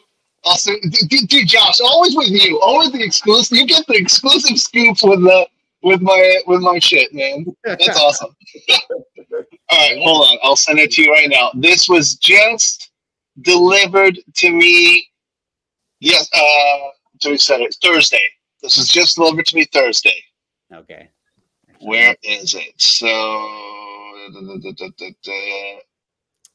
And Hayden, correct me. You're gonna lose your shit with this. I promise you're gonna lose you both are gonna lose your shit. The stuff that I've seen already, I've been losing my shit. I've been like, I can't tell you, can't show you. But Hayden, you run the Batman Tradition Instagram account. I do. I started it. Oh really? I didn't know that. Yeah, well, it's so new too, but it's something I made, which I want to create it. Which thank you for bringing up, Josh, because I would have completely forgot. But not my first video. It's a channel, kind of not anything to one style specific Batman, but it's a bit of a celebration around everything with it. What I see a lot of people do with other characters, as far as not just movies, films, comics. I want to do it with Bruce Wayne. The style, the clothing, everything that encapsulates Batman and Bruce Wayne. I want to make some sort of channel around that. And I'm still figuring out at the moment. So right now it's a lot of randomness, but yeah, we'll see how it goes in the future. Well, keep doing it, man. As a Batman fan, I think we need more, fan accounts that are run by actual Batman fans. Thank you. And Costello, man, you know what I like. Sorry? You know what I like. You saw it? You saw it. Is it cool if I Go show ahead, it? sure. All right. So this is a little exclusive, thanks to Costello's Way, a little tidbit of something you're gonna lose your shit. I'm just telling you right now, you're gonna lose your shit. You will be seeing in the Batflick movie coming out very soon. Check this out. Boom, baby. We have the Batgirl herself, Barbara Gordon. That looks so good. So good. I freaking love this, dude. Let me see if I can zoom in. Yeah, like look at the cowl. I love how you've modeled the symbol after the Batfleck, but you've also used the iconic Yvonne Craig, like color scheme, New 52, Batgirl from Burnside. Like, look at all this detail. Look at the boots. That's definitely the boots. I like the boots. Yeah, the hills are awesome. That's epic, dude. You just got this? I got it 2 days ago. Yeah, because Nico Brownza, I think what's your name, right? I'm sorry. Say it again. What was your name? Hayden. Yeah. Hayden. Okay, sorry, my bad. To give you a short brief story. So I'm doing a Batfleck movie on 3D animation. I've already done a few 3D animations. I'm sure you've seen them already. And I created a script that I was going to start working on it this year. Unfortunately, my laptop, after too many renders, the graphic card died. So I'm working on my old laptop now. So hopefully by wintertime, after the holidays, I can save up enough money so I can buy myself a legit freaking desktop. I might even just build it myself with a top tier graphic card, because the rendering, that's what kills it. Mm-hmm. It was just a lot of memory to do all that shit. So hopefully by wintertime, I can finally get back in production. In the meantime, I have my team. Okay, sculpt this, do that, prep this, that. Just because I halted production doesn't mean I have other guys, doing other stuff behind the scenes. I have other characters that are coming in. Obviously, I'm not sharing those because obviously I want to. Josh knows, but I don't want to share any more of that. But yeah, I got this. The other day. I'm like, fuck yeah. I'm like, yes. Yeah, dude, that's insane. It's incredible. It goes to show how much love, and I love to see it, how much love Ben Affleck's Batman gets, because how many other Batmans get these fan-made films made? How many actors get this support so many years after? And it's like, there's a reason no matter what, anyone even tries to say, that there's a lot of love for Ben Affleck's Batman. And I think one thing I love about seeing people do these is that I think hopefully he sees it and also sees, hey, there's an awesome, group of fans and people out there that really appreciated what we did and what we're working for. I think he does. I mean, I know Ben Affleck, he's a very private and shy guy. Right. Plus, I mean, those fucking vultures down there are haunting him every 3 seconds. So, oh, yeah. I mean, if you were getting haunted every time, you'd be annoyed all day. So sure. I don't blame him. So I'm sure he does appreciate it. I mean, dude, if he didn't, he wouldn't have done the full circle event. He wouldn't even come back for Zach to do ZSJ, the nightmare scene. So he is a fan. He just doesn't express it. Dude, I mean, think about it. When he did the press for The Flash, you could tell he was giggling happy to be Batman again. And he wants to be again. But obviously, hopefully a certain hashtag campaign happens and he can get to finish that story arc and conclude his arc as Batman, but time will tell. In the meantime, you know, we're holding the fort and doing fan shit. Or whatever. I think we lost Aiden. Yeah, yeah. Sorry, but I guess he dropped. He'll be back though. Okay. So yeah. Long story short, yeah. Like we're the ones holding the fort here as a fan base. So doing little stuff like this out of our own free time, out of our own money, it just proves that we love this.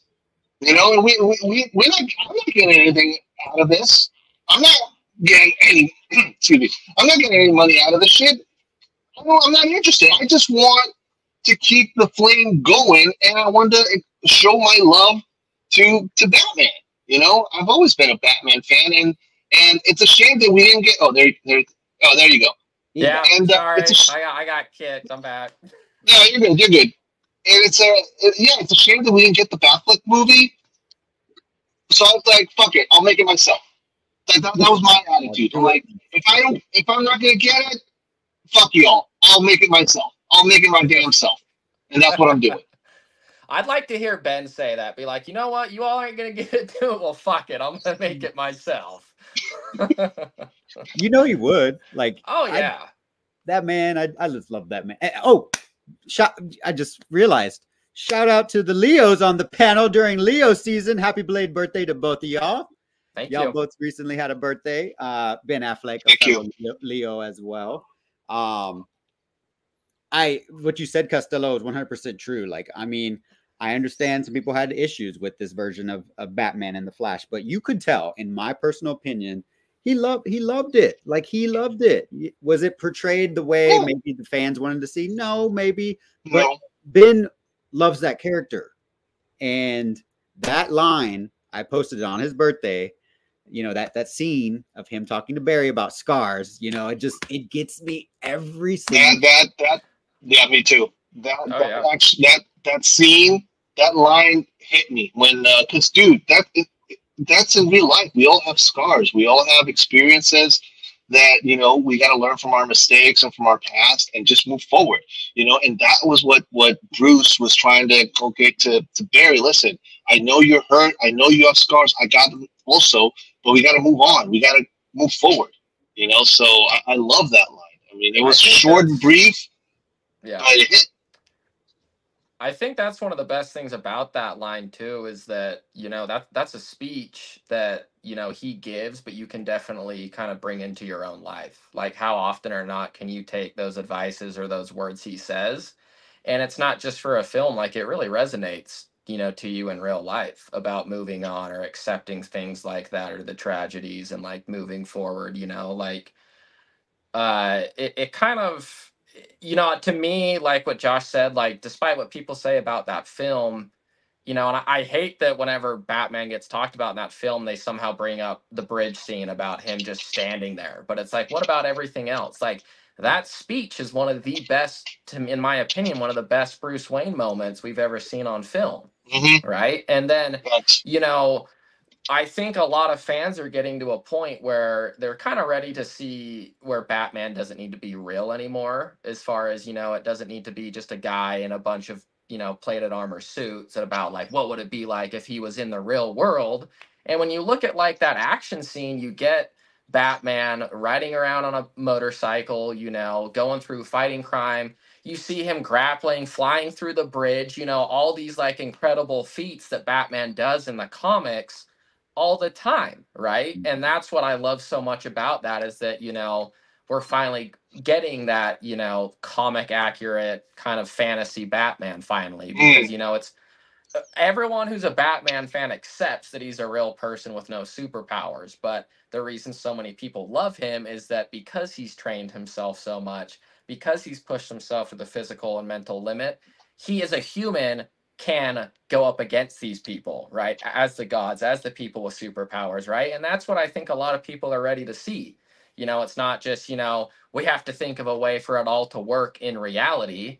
It's a comic book movie. It's a comic book character, right? So let's see it be a comic book character, you know.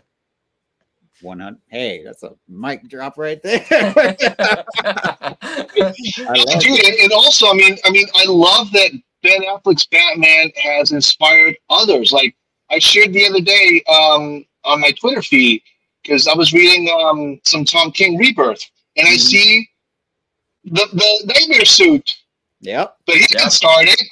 Zack Ben Affleck, where Zack's the blueprint, you know. So that's that's again, like this man, unfortunately, got so much shit because of a studio with so much freaking ego, and now you see their stock going down the toilet.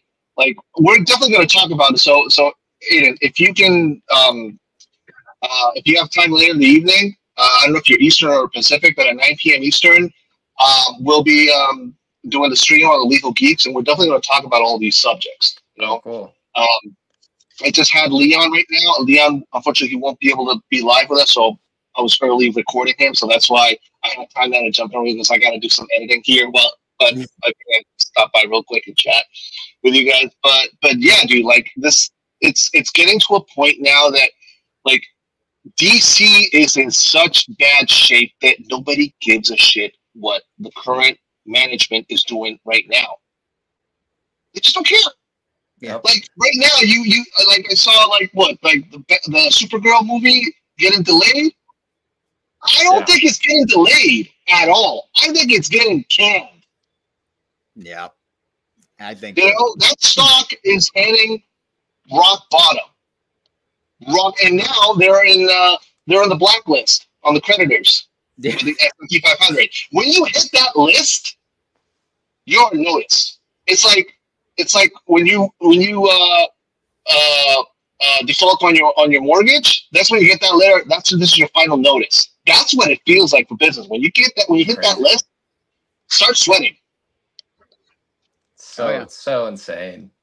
Have you seen Hayden, how they like all the stuff of WBD and like all these little like they've been denied the little sports, I think it was the sports streaming service they were trying to combine with like Universal and Disney, like all these blockades that are plaguing. They have too much bad faith built up right now. As you know, as much as some people online would try to deny or say that it's all sunshine and rainbows over there right now, like you clear as day see, like we talk about the DC portion of it because that's what we're most interested in, but you can try to deny that, but then look outside of DC. Like everyone doesn't want to be a part of what that company has right now. You know, you can say that it's been, you know, revamped and changed a lot, but clearly if, you know, other studios or other platforms don't want to work with them and it's not anything involving DC, there's more than just, you know, a DC issue going on, right? There's a lot of faith, probably bad ethical decisions and other things that are keeping people wanting to steer away from that because clearly, and as we all kind of can see clear as day, how you know the way they manipulate or say things or do things that don't, you know, work well. Clearly, everyone else is starting to see that too. Oh, yeah. I'm seeing Jimmy looking like Batman getting his cape. That's why I wanted to do a timestamp so you can see the Batman. All right, let me just move that. You just getting his cape? I saw, yeah, he just got the cape, and now there's a shot of them going toward I forget the town. The bar, the bar. Oh, my favorite, my favorite scene. Oh yeah, this is your favorite with Joss Whedon. Joss Whedon, no, dude, Green Arrow.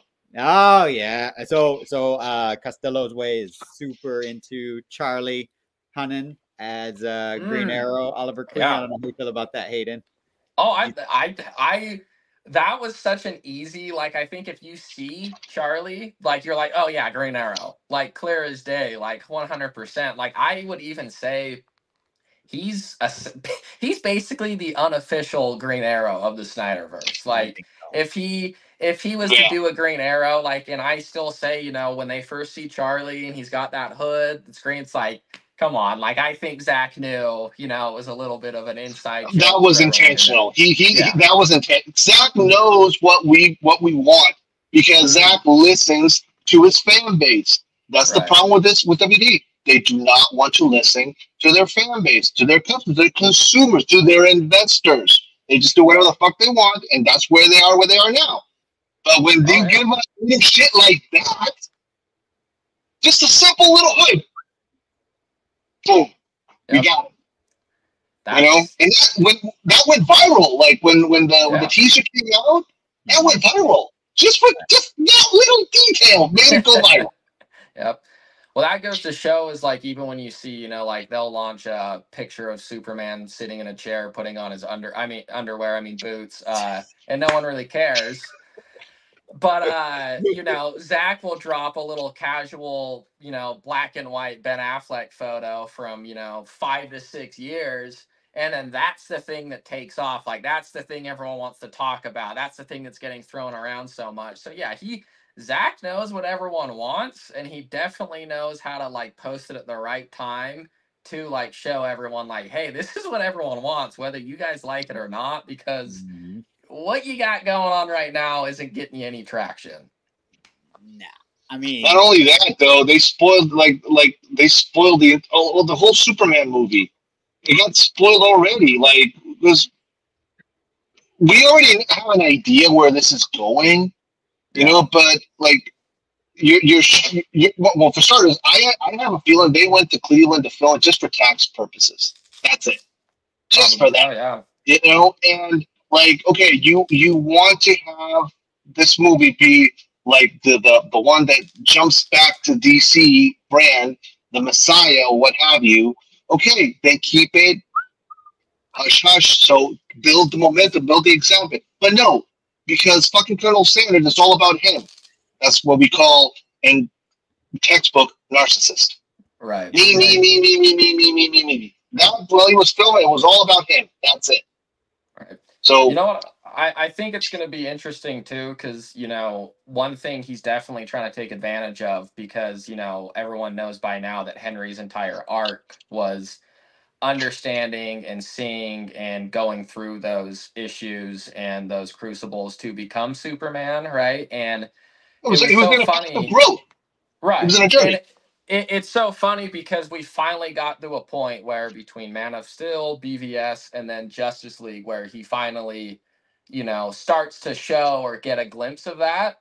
And it's right when everyone's like, okay, he's gonna do it. We're ready. You know, finally that full arc of Superman and whatnot, and then James, you know, Gunn cans that, and what's he gonna do? Oh, I'm gonna write off that setup. I'm gonna let all of them do that work so I can come in and make the cheesiest Chuck E. Cheese style Superman movie I can. Jeez. And everyone's gonna love it.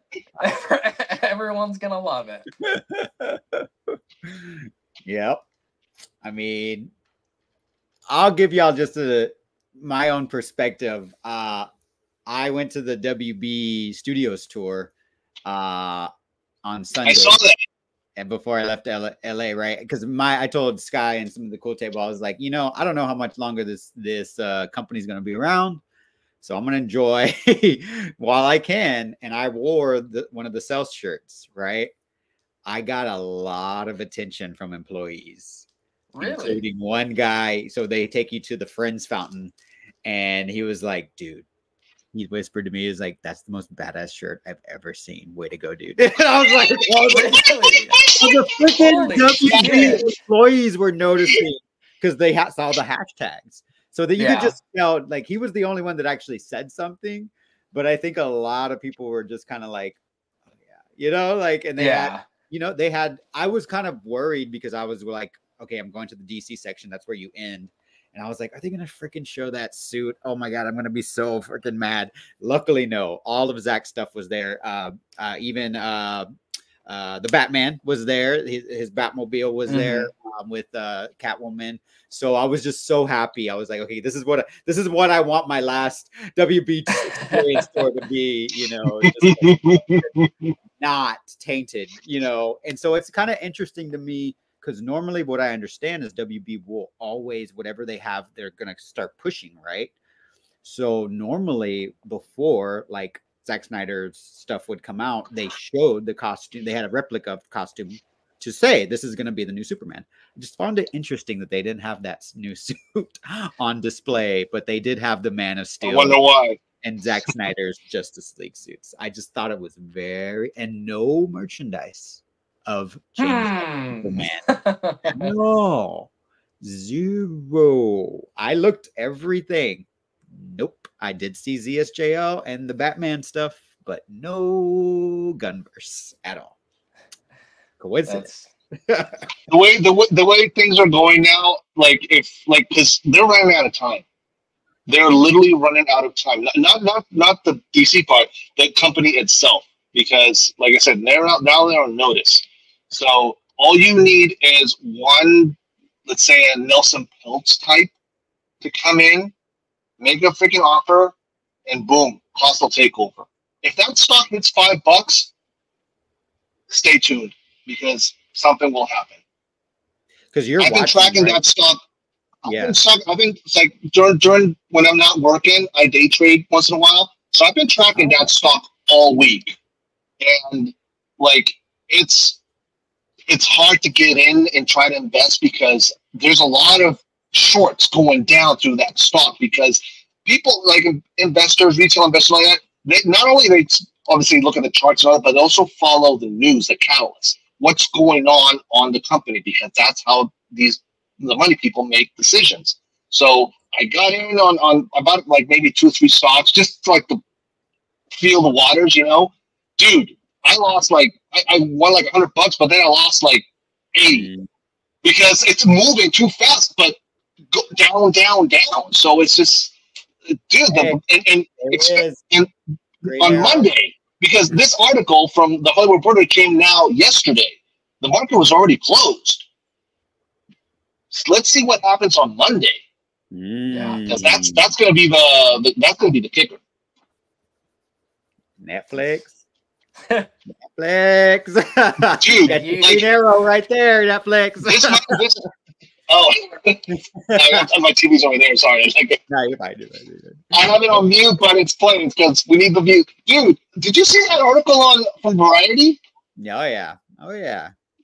You know, but here's the funny thing, because I think I had someone on Twitter telling me like, oh, but not a lot of people are watching it. Ha, ha, ha. I'm like, okay, it's a longer movie. Netflix doesn't care. They care about how long we as individuals are in their platform. Yeah. That's the bottom line. So if the movie is an hour and a half longer, who cares? It's viewing time is what, because Stuber told us. It's how long can we keep people in our platform? That's what it's all about. Yep. And if we break these numbers with chapter 1 and 2, we might be able to hit the top 10 of all times. We might not break the Rock's record. We need ZSGL 2 and 3 to break that record. But we might hit the list this time, you know? Yeah. Only time will tell. I mean, it's always so interesting to me. Like even Brett himself, like said it on my stream, like right, noting that these reviews that came out right, like a minute after, you know, midnight, panning these versions of the movie. Yeah, that was. He's like, yeah. I mean, it's pretty obvious what's going on. It happened with the, you know, with A Child of Fire. It happened with Scargiver, and it's happening, of course, once again. But they can't. This movie is not for them. It's for us. Like, right? Like we're the ones who are supporting it. And regardless, you know, it was one of the top, I think 3 and 4 originals of the debut weekend. So it is what it is, according to Variety. So like, listen, like at the end of the day, I mean, we still have to wait till Netflix show the numbers. So I mean, we have to take Variety at face value, you know, just play devil's advocate here.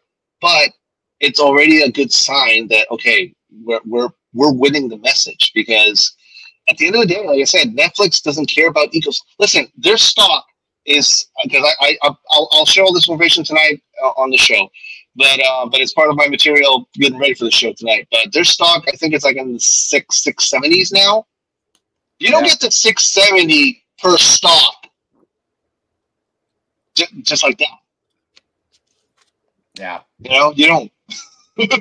There's a reason why they are the big honchos now in Hollywood. You know, and the other studios, they're butthurt. You know? I said this in a group chat. that, you know, it actually, I was so glad that I went to the WB tour because they show you like you've been there, right, Hayden? Yeah. Yeah. So I don't know if you saw the same one. Did you go last year? Yeah, I went at Full Circle. Yep. Okay, so it probably was the same. It brought a tear to my eye, dude, because I remember it starts with the Trinity. It starts from BVS, the reveal of Wonder Woman, and all the footage that they showed from Zack Snyder's Justice League. You could tell. Yep. And BVS and Man of Steel. And I believe, I can't remember, I think the Batman was in there too. I think it was, a little bit. It was more Zack stuff. Yeah. From what I remember. But it made me just like so sad, the state of what this company has become, because they have given us iconic art, right? Like WB, not just DC. They've so many old school movies that I'm sorry, like for instance, the Lethal Weapon franchise. That's Warner Brothers. That's Warner Brothers right there for you. You know, there's another franchise that thrived. Lord of the Rings, dude. Yep. I think it goes to show, because it's not like now we're at a point where, you know, there's a lot of like, you know, wrongdoing going on, but I think this all kind of begins with at a time where, as us being DC fans, like, we don't want it.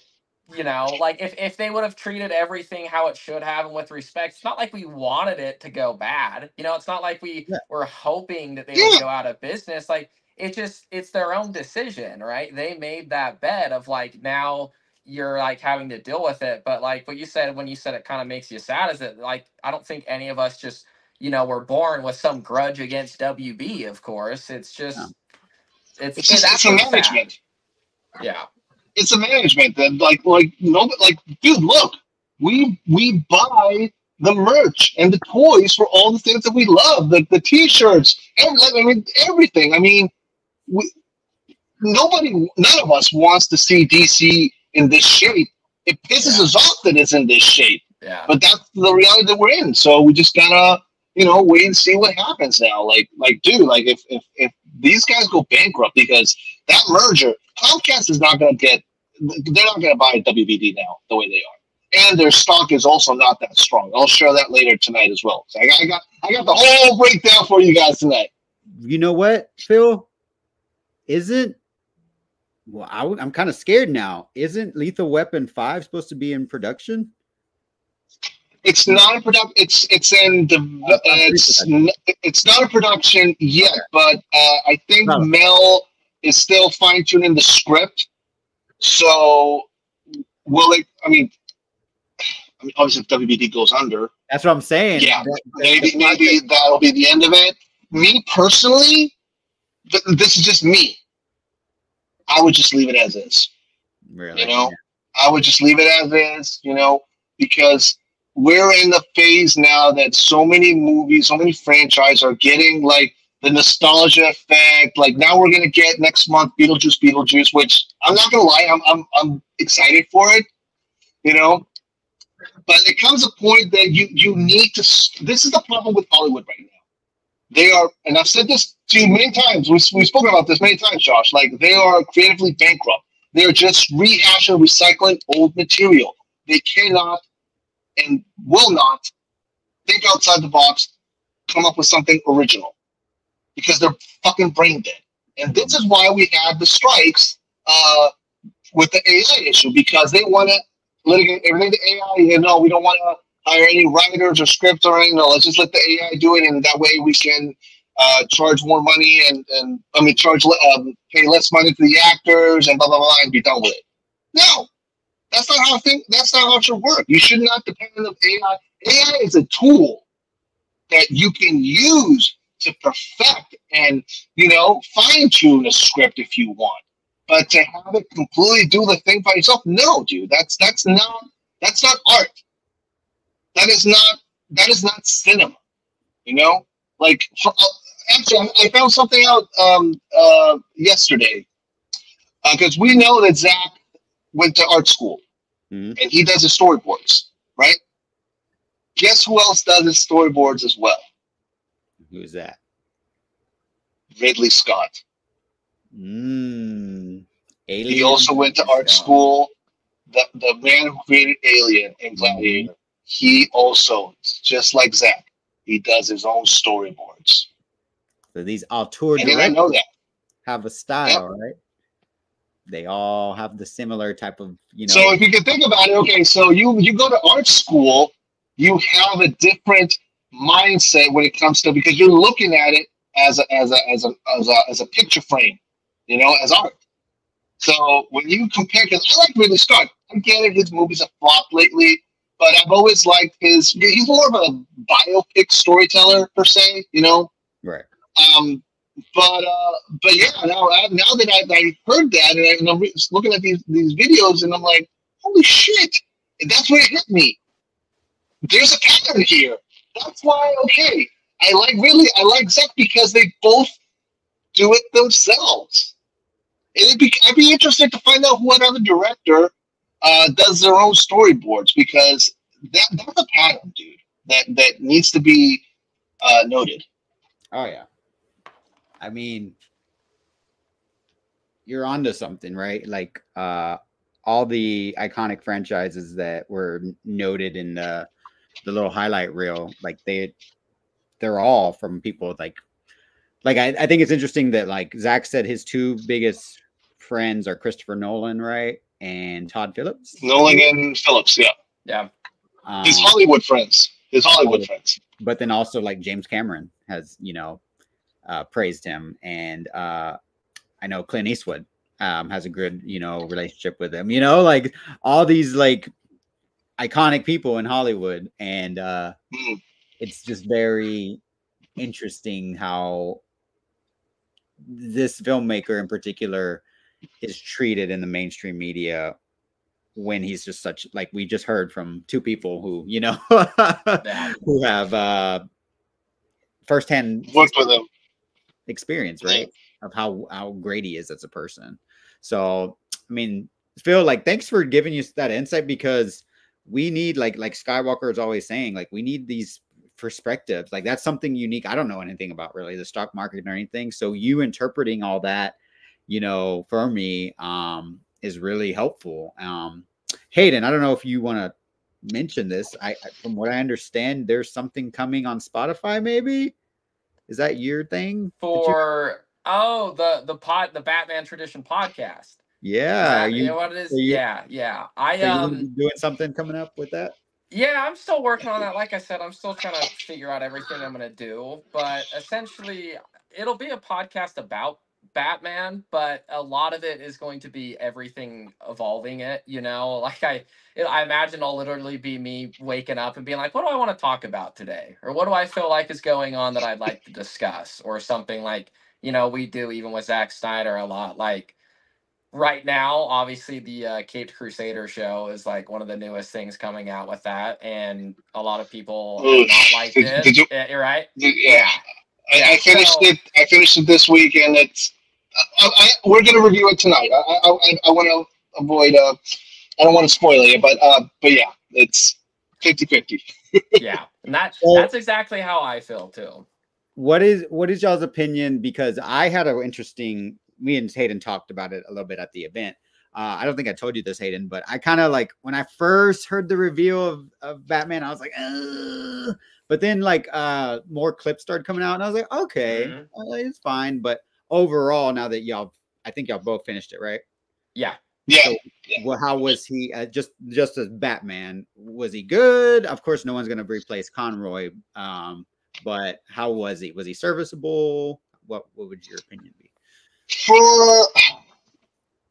I appreciated that they went back to like the 40s age. Because like the noir type, I appreciated that, but dude, the recipe missing was Paul Dini. That was the missing recipe. See, and they keep on cutting him out.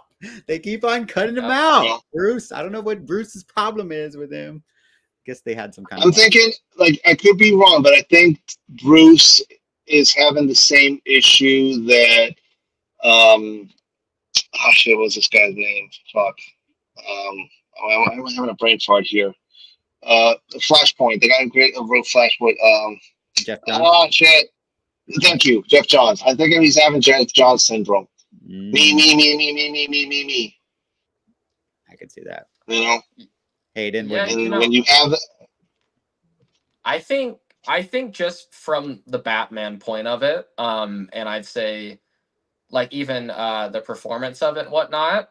Of course, no one's gonna replace Kevin, but you know, it's at a point where I go into that knowing like, hey, I'm not gonna get Kevin, but I'm open, you know, because there's plenty of other voice actors I've loved who have voiced Batman before, and my biggest problem with that show is Batman, but it's not because I think he's bad. Actually, I think, you know, the voice really grew on me. I think that the voice actor like did a pretty good job. The style of Batman, you know, a lot of what he does. The issue of it is that you barely get to see him. Is the point. It's like Really? yeah, like it's a Batman show that you sit there and just like wonder the entire time like, Where's well, Batman? where's Batman? You 'Cause know, like I've heard Montoya is front and center, right? Is that correct? yes, that's like one, and not to you know spoil anything, of course, but there's so many things where like you watch these people go after these villains, like you know they've shown Clayface and all these people in it, which like I loved and it's super interesting, but you're watching like you know them investigate murders or point together pieces or like fight people or help like people out and like all this stuff, and you're sitting there wondering like, why am I watching Renee Montoya do this? Like I'm you know 20 minutes into a 25-minute episode and I've seen Batman like twice, and why am I watching Renee do this? Like it focuses very heavily, and I mean, and I'm not like I don't hate it. Like you know sometimes some of those best movies or stories do focus on other people for a bit, but when you circle back to it, you have to focus on why everyone's there. Like everyone's there to watch Batman, right? What is it called? Yeah, exactly. Yeah. So, but it seriously focuses so heavily on Renee Montoya and Barbara Gordon and all those other characters that like you really just leave it with like a disappointment of like I don't know how to feel about Batman because he wasn't in there very much. Like it was a very weird creative decision to like sideline him like that. Like I think because they're doing a season 2, like they could definitely improve on it. Like I don't think the show's like terrible, should be canceled, you know, they should just scrap it, but they need to go back to the creative team and like figure out like restructure their like whole idea for that show, I think. So let me ask you this, Hayden, because I know, you know, you being, you know, behind the Batman tradition, you are a fan of the Batman. Yeah, and a little you bit. just happen to look like the actor. Did you dye your hair recently? Yeah. Oh God, I was like, no wonder you look like even more like. So my question to you, Hayden, is what do it was always interesting to me that Reeves was involved with this, right? He attended Comic-Con. There I didn't attend it, but there was like a premiere, and Reeves was actually on the panel and stuff. I haven't watched this panel, but usually if you YouTube, you can see what was said at the panel. Right. Do you think that his knowing that his Batman movie, right, focuses on like the detective, the crime, do you think he might have wanted to steer the show more towards that? And yeah, I don't know, you know, yeah. but no, I definitely watching the show, that was one of the first thoughts I had is I was like his influence from the Batman definitely went into it. I think how he pictures and looks and wants to see his Batman, because you know he's spoken a lot about for him to even make the Batman movie, you know, how it was with Ben's script, unfortunately. Like he just said, that's not the kind of film I could personally make as a Batman film. Like I have to make it this particular way in this particular style. In a way, it was a blessing that he didn't do Ben Affleck's script.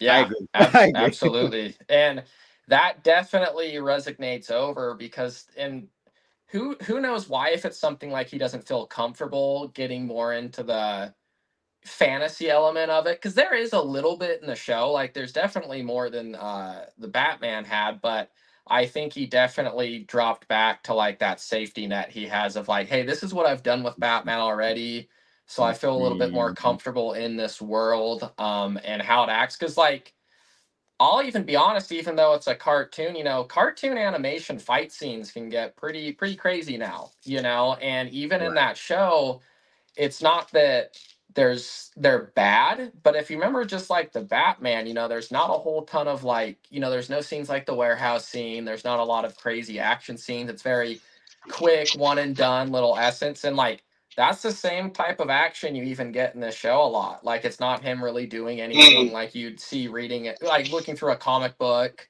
or any of these like crazy And things. remember that another thing that that reasons Batman, like Batman's a ninja, first of all. Yeah. This one was not a ninja. Like Yeah. you'd shoot him bulletproof all the time. Like, okay, yeah, Batman could have some bullets, some Kevlar, obviously, but he's not going to be walking towards you. No, he's going to duck, bend, and jump over you, stuff like that. This one was too, Reeves' information was just too boring. I liked the movie for what it was, for what it tried to do, like the dark noir detective style, which that's one thing that I appreciate from Cape Crusader, but the execution could have been way better. I get my meaning there. I agree, because I liked that movie and I like it for what it is, but when you watch it, like the thing, like I feel like right now too with that film is like when you brought up all him getting shot and everything, everyone always says, oh, well, it's his, like he's new, it's his first year, and it's like I'm kind of starting to feel like that's a bit of a cop-out answer too, because you can only have him do it so often, where it's like it's almost comical how often he just lets himself get shot a lot of the times. And from the detective aspect of it, I got to be honest, I kind of disagree when people say that movie's like a really hardcore detective aspect movie, because when you watch it, it's kind of just him following the trail of the Riddler, getting fed a lot. He's not solving a lot. Like I'd say the detective aspects of that movie are kind of slim to call it like a very severe detective, film, but I don't know. I will. Now that I look at you, you do look like Patterson. You do. Now that I look at you, like without the shade, I'm like, oh shit, you're right. When he has the shades on, it's uncanny. When he had the shades on earlier. It's a running joke for sure. I've heard it since what, 8th grade when Twilight came out, and I've been just dealing with it. Oh, really? Yeah. He posted a picture of him with Zach at the Rebel Moon, and somebody's like, "Oh, it's beefed up Patterson." Yeah. Pattinson. That's awesome. And Leon dubbed him a Batman who actually works out. Yeah. I mean, it's cool now that he's Batman. I'll be honest. Like when he was just Edward, it was like, oh yeah, whatever. But now it's like, all right, I'll take it. I'll take it. I'll embrace it. Yeah. Thank you, because you kind of been confirmed, honestly. Like, I'll be honest, like ever since I kind of thought Reeves was going to be involved with or heard about that, I was kind of like, oh, this doesn't gives me a good feeling. I just honestly felt that way after seeing the Batman, and so I am going to watch it. I literally last night I was watching House of the Dragon, and I just it was so late, but I was going to, after it ended, put on the first episode, because I had a buddy told me, he's like, oh, I started it, but it's kind of so I was like, let me check it out, and then I will watch it. Obviously, it's Batman. It's so interesting too, because it's one of those things that, like, it's another one of those pieces of media that if you were to go look up the reviews right now, every critic, I think that thing's at like a 95, 97% on Rotten Tomatoes, and then the audience score is like a 50 something. So there's vastly a big disconnect between fans and what these critics were looking for in that show too, because if you're the most general word that I've heard people say from like YouTube videos I've watched is when they think like, what did you think about that show? It's just meh. Like it's I haven't really heard much at all, honestly. That's why it was. I gotta say, Paul Dini missing is definitely, I didn't even think about that, but Paul Dini not being involved is huge. Like, especially for a lot of Batman content, like, the animated series, even the Arkham games when they got rid of him. Like Paul Dini being absent from those stories, like definitely shows. But I will say, like, there are some, like, it's not all bad. Like that Yeah, show, yeah. like Oh, there well, are some I do gold love Barbara moments. Gordon. So the fact that you said she was in, she's probably in it too much, but I do like Barbara. So obviously Right. Costello sharing that, I was like freaking out. I was like, oh my god, it's bad. So I Yeah, would, because I showed you another one last time, so I figured, okay, this time I'm going to show you the other one. yeah. It's what is the update on your Batman project, Costello? Do you have like a release date in mind, or no? Is it kind of still just working? I don't want to give a date because every time I give a date, I can't make it. So I've decided, you know what, I'm not going to give a date anymore until I'm literally on production, because because the last time I was going to do an animation, because I was doing the cell like short clips, for the campaign, and I was going to finish those because those were going to be part of the mid credit scenes for my movie. So in a way, it was like, okay, if I can't get the main production on, at least I can start working on it's the post credit scenes Mm. and use those as part of the movie, which that was the plan originally. But my laptop got screwed now, so I'm like, okay, I gotta wait until I get a better computer. And my intention was for Batman Day. I was always trying to aim for Batman Day. That's where I want to release it. But like I said, you know what? I'm just gonna not give a date yet. If I'm gonna finish it, oh fuck yeah, I'm gonna finish it. I'm not gonna, dude. I've had that story since December 2021.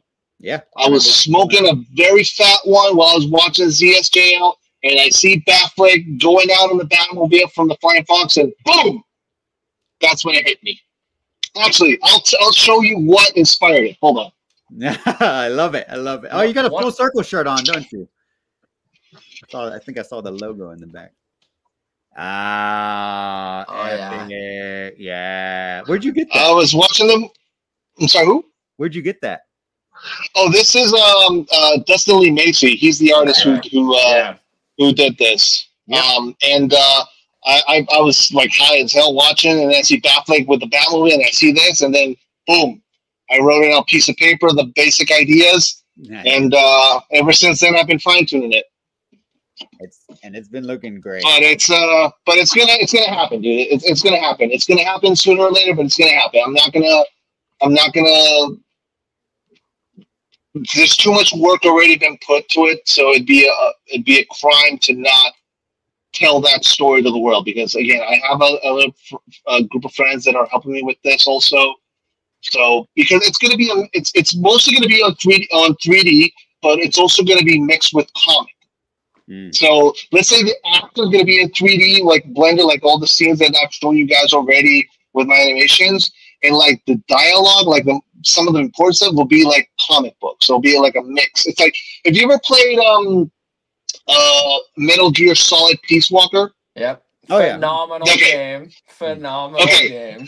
That's exactly how I want to make the movie. That is exactly how I want to do it.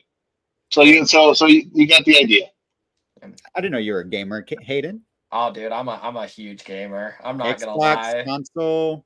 But PS5. I hold no allegiance right now. I'm much more of a PlayStation guy, but I'm kind of working on getting a PC as well. I know. I know Sky's a diehard Xbox guy too, but yeah, I had an Xbox.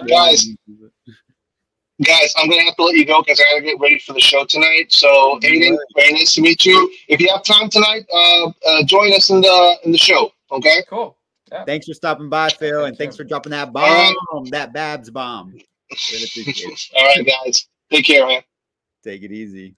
So, do you like? What are you playing on PS5 right now?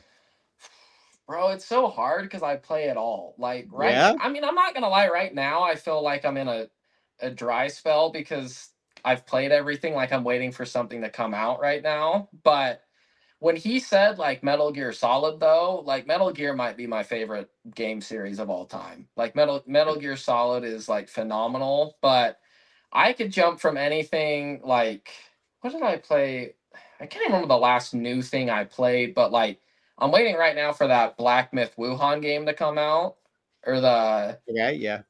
like that game comes out in a couple days. But I honestly, I could jump into one of those Arkham games anytime too. Like All I right. play those a lot, you know. Like my brother was just playing Arkham Knight, and he's talking about how good it was, and I was like, you know what, I might. I mean, even though it's going to be for like the 300th time, I might start Arkham Asylum again. why? I do Why look not? You know what I mean? I got where's it at? Yeah, right here. Oh yeah, In the yep, Arkham there right you there. go.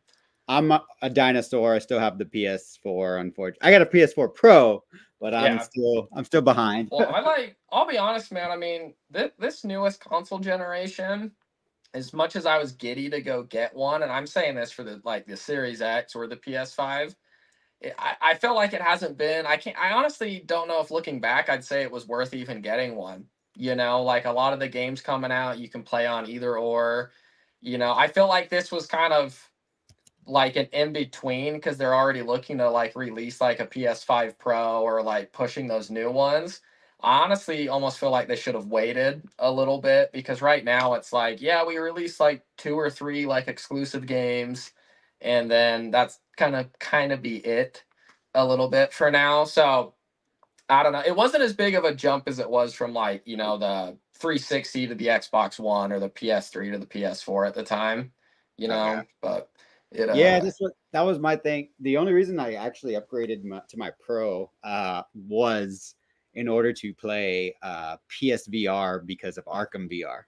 Oh yeah. You ever play that? I never have, but I'm kind of on the fence of buying a MetaQuest for that Arkham Shadow game. I know. Like I know. I'm just kind of like because I don't know how you feel. I did love Origins. How did you feel about? or I got Origins is my favorite one. Really? Truth Okay. be told, like I can go back to that one all the time. I love the story It's in so it. I good. think Roger Craig Smith like as Batman was phenomenal. Like Yeah. there's so much of that like, and I'm glad that it's kind of getting more recognized as being like, hey, one was way better. Like this one's super underrated, you know. But I think like overall, like that one, other than like you can't drive the Batmobile, feels like the more ultimate Batman game to me in a lot of ways. Which I know people love Arkham City, which I do too, but there's Mhm. just something like I don't know. Maybe I've just played Arkham City too many times to where it just doesn't work as well with me as Arkham Origins does. And Batman at Christmas, like you can't beat that. Right? And there even was, did you play Blackgate? What was it called? Batman. I know what you're talking about, but I never played Blackgate. No. So I have it. I still have actually in my bedroom my PS3, and it's Yeah, downloaded on there. that's cool. And from what I understand, it's right after. Wait, is it?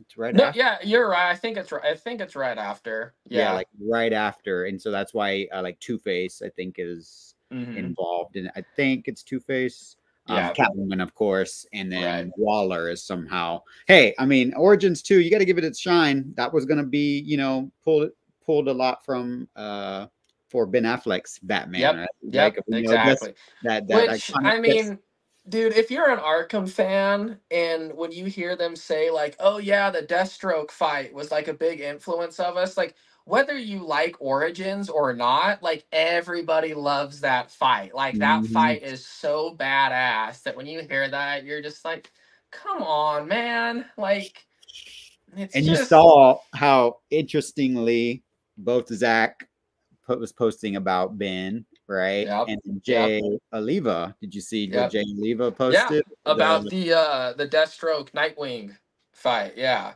Did you watch that Judas contract scene? I did. Yeah, What'd it you was think? cool.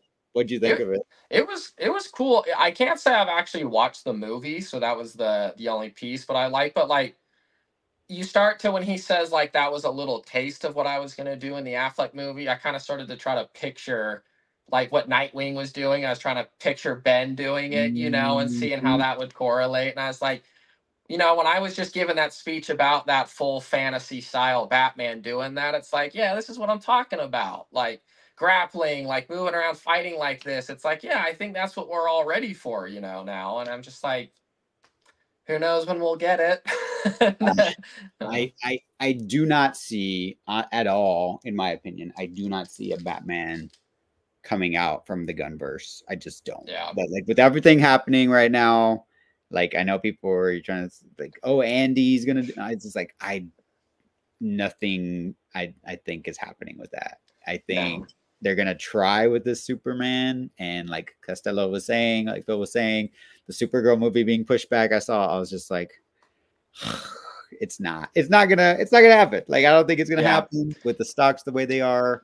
I do think we are in hostile takeover. Are you like familiar with stocks and all that, or do you not as I'm about as much as you? Like when he was explaining it, like I was getting it, but yeah, I'm not like that, you know, deep into it to really follow it or anything like that. But you know, it's so funny how closely guarded into the chest they keep talking, like keeping that story about Ben's story and the Robin story. Like even what was it? Adrian asked him a Robin question. It's like, or even if you like you were at full circle, so you know, like the energy and like how like they're talking about it. It's like it's weird to say, but it's almost like you can kind of get like y'all are hanging on to this for a little bit of a reason, aren't you? Like there's something, either you guys are trying to do it, or you know you're holding off because it could be, or something like that. Like I never give up hope with that, and you know I still feel like deep in their pocket, like Ben wants to do that. I really do. What is the quote he said? Like, what was it? Sometime last year, somebody was questioning about like toxic fans or whatever, and he just kind of sideswiped the question. He's like, "Hey, no matter what, it's the highest regarded, or something about like it's the highest movie of my career, like highest rated movie, like something like that." Yeah, yeah. It's like you know, it's so interesting. Do you watch Kevin Smith's Fat Man on Batman channel or anything, or Fat Man Beyond, I guess? I have not recently, but I used to religiously. So like I've posted this a couple times, but maybe you've seen it. But like because Ben doesn't talk about it a whole ton, like Kevin Smith's a really good gateway into hearing little tidbits of like Ben as a Batman fan, and him just like talking about back in his younger days when they were like filming all those like Smodcastle style like movies, and he'd say like, you know, he gave Ben a copy of The Dark Knight Rises, and he would like read that while he was living in Kevin Smith's apartment, just wondering like, why can't anybody make a Batman film like this, you know, or like they need to do something like that. And there was even interestingly enough, an episode where he was talking about right when Ben was about to accept to be Daredevil, and he was like, "Oh, really?" You know, and he spoke about that. He's like, one of the reasons I'm going to accept this role as Daredevil is because I don't know if I'll ever get the chance to play Batman in a Dark Knight like Rises style role like that. So you know, that's like a deep down passion project for him that you know that like no matter how long it takes, like I think if he was given that opportunity and like the right time with the right people, I just don't believe personally that he would ever say no to it. Like I think he would jump on that as soon as, especially if Zach was involved too, which now that I'm kicking myself, I really kind of wanted to ask Zach, like, hey man, like if you you know, that Dark Knight Rises movie you're itching about, like if you do it, Ben's your guy, right? Like, well, let's just get that like, right out the gate, right? Like, Ben's your guy. Yeah, lock it down. Charlie's your one-armed Green Arrow too. That's right. Oh my god! Oh wow, that would be awesome. And Henry, obviously, you know. Yeah. That would.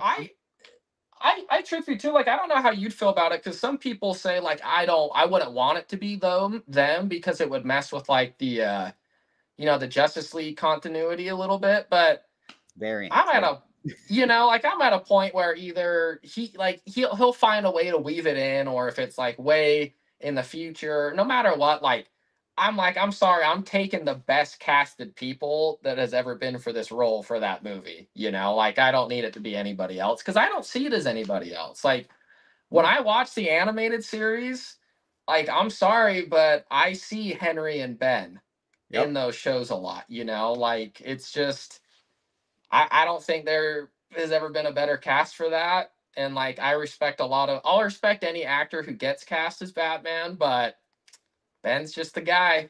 Well, you can Like, tell, like the way Zach talks. The Joe Rogan. I'm sure you saw the Joe Rogan interview, and he talks uh-huh. about Ben and the catharsis of Bruce and what he's going through, and how he Yeah. fucks to forget. You know, Yeah. Yeah. and that's what we see. From I think we kind of see that from real life Ben Affleck sometimes. Yeah. So he's literally perfectly cast. Yes. Yes. That's He the is role. like the epitome of the playboy, like in the press, Bruce Wayne. Like, and he just has to walk out his door and like that's just there, like he's already there, TMZ waiting for him to pick up his Dunkin' order every morning. Like he's Yes, just in the very press, ready to go. Yeah. But now that I was just thinking about this, I don't know if you ever know this because he was talking about Paul Dini, but in a very old episode of Kevin Smith's show, he interviews Paul Dini, and this is really strange. But have you ever heard about that like early George Miller like Justice League film that like Yes. Armie Ham? Okay, so before that, if I remember, it was before that. Yes. Paul Dini was going to be hired to write on that film. They wanted Ben Affleck to play Batman. So like that it's just it's written, it's just there's a quote actually, right? Didn't Ben actually say something about it? Or maybe you might be I don't know right. if it was, I don't know if there's audio, but I think I remember a quote where he's talking about the script, and it's basically a lived-in Justice League already. I forget who. I know he mentions like the Flash, and then there's like the Rogues Gallery happening, right? So Right. I need to go dig that out, because I remember being like, oh shit, because Ben was talking about the script. I don't know if it was, I'm not sure the timeline, but I think it was like back way in like 2008. Mm-hmm. Yeah. And the 2008 writer strike really hurt the development of George Miller's Justice League, and then of course all the behind the scenes shenanigans Right. with WB and all that. So I mean, yeah, like you said, the man has been circling. And to circle back, have you seen the director's cut of Daredevil? I never have, believe it or Dude, not. I defend it. I love 2003 Daredevil. And because of, Deadpool and Wolverine, knowing what was going to happen, I put on for the first time the director's cut. Dude, like, so much better. And the dark elements, like, I was watching it and I was just kind of like, this is a Zack movie in certain elements, right? That iconic Alex Ross of Bruce Wayne with the scars, that's paid homage, obviously, in both versions. And then Ben, just, Matt Murdock, if you know the comics, he's kind of, there's a lot of similarities. Playboy, womanizer, kind of fucks to forget too. Right. Catholic at the same time. And so rewatching that movie, I was just kind of like, just kind of what you're alluding to. He's obviously been trying to get to this role, right? And it sucks that when he finally got there, and I was just thinking about the timeline, with justice and everything, you could see how unhealthy as time went on he was becoming because of how these fucking suits treated him and caused him to not want to play the role.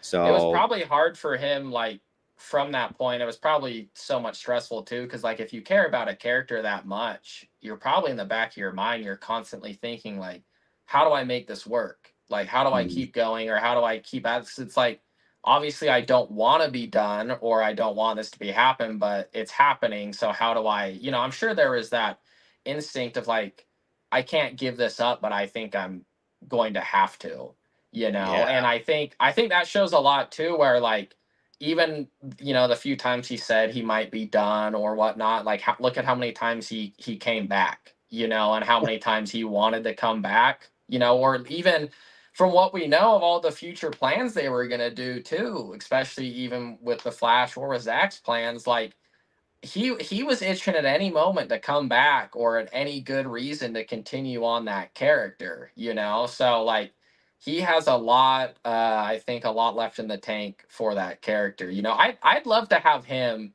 Like, I'm hoping one day Kevin Smith will get him on that show, and then Oh, they can just like fully nerd out about all of that. You know, just like dig really deep into all the Batman stuff he loves to talk about. You know, like everything he wanted to do for that movie, or just anything like that. Because, you know, like them being such close friends too, like I can't imagine how many conversations they had behind the scenes, you know, about stuff going on, or, you know, like, what'd you think of this, or did you hear about that, or him even saying like, man, I don't know what they got going on right now, or they're bringing in and changing the direction. Because like, I think as much as, you know, Kevin Smith is, you know, was always, you know, usually about like real like artist integrity, I think there's a deep down reason why he was such an advocate for the Snyder cut from the very beginning too. Like, he was oh, one of the earliest guys I remember talking about, you know, those first leaks or like rumors at the time it was about Dark Side and like all those things happening, you know. And you can't say when you have one of your oldest friends involved in that project, it doesn't add a little bit of a personal,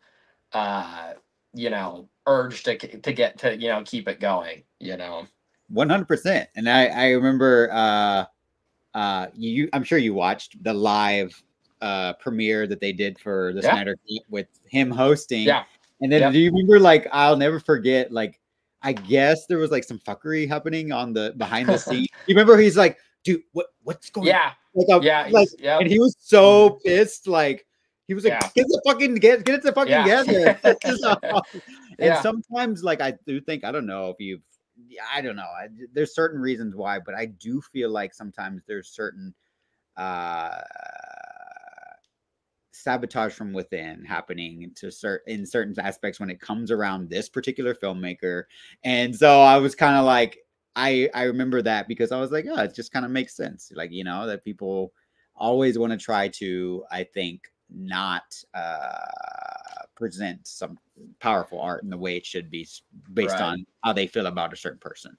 I've always been interested to see, you know, what is it like if you're a current employee at WB? Like, if is Snyder like that name, the, like, you know, the one you don't mention, like, you know, the one, or is everyone pretty open about it? Like, I could see that being like someone's name almost, you know, whether you're very like, I love him or I hate him, you kind of have to not talk about it or not mention it, because it's probably one of those names that you don't know who's listening at the moment.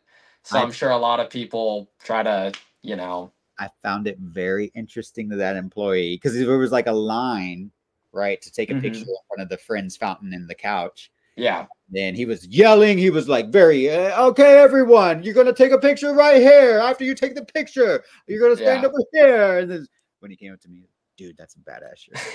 I was just kind of like, oh, you know, so kind of what you're saying, you know, he probably, hey, you know, but it's interesting. Like I told Zach at Full Circle, his shit's everywhere. Like, you know, he's got like that whole visual effects little reel thing that you can turn for, that includes Watchmen, Man of Steel, Sucker Punch, right? Like, it's just the suits are there, the Batwing, the Jason, Dick Grayson, Robin suit.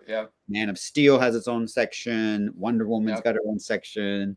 They even include Zachary Levi and his Shazam suit in there. So right. It's just like, I did find it interesting that I was like, usually they push what's coming up, no promotion. What did he say to you? Didn't he say something when you told him all that? He said something like, they want my stuff but not my ideas, or something like that. He's like, oh yeah, when I always see that, I'm like, oh, you guys are too kind. I know you don't really want to do that.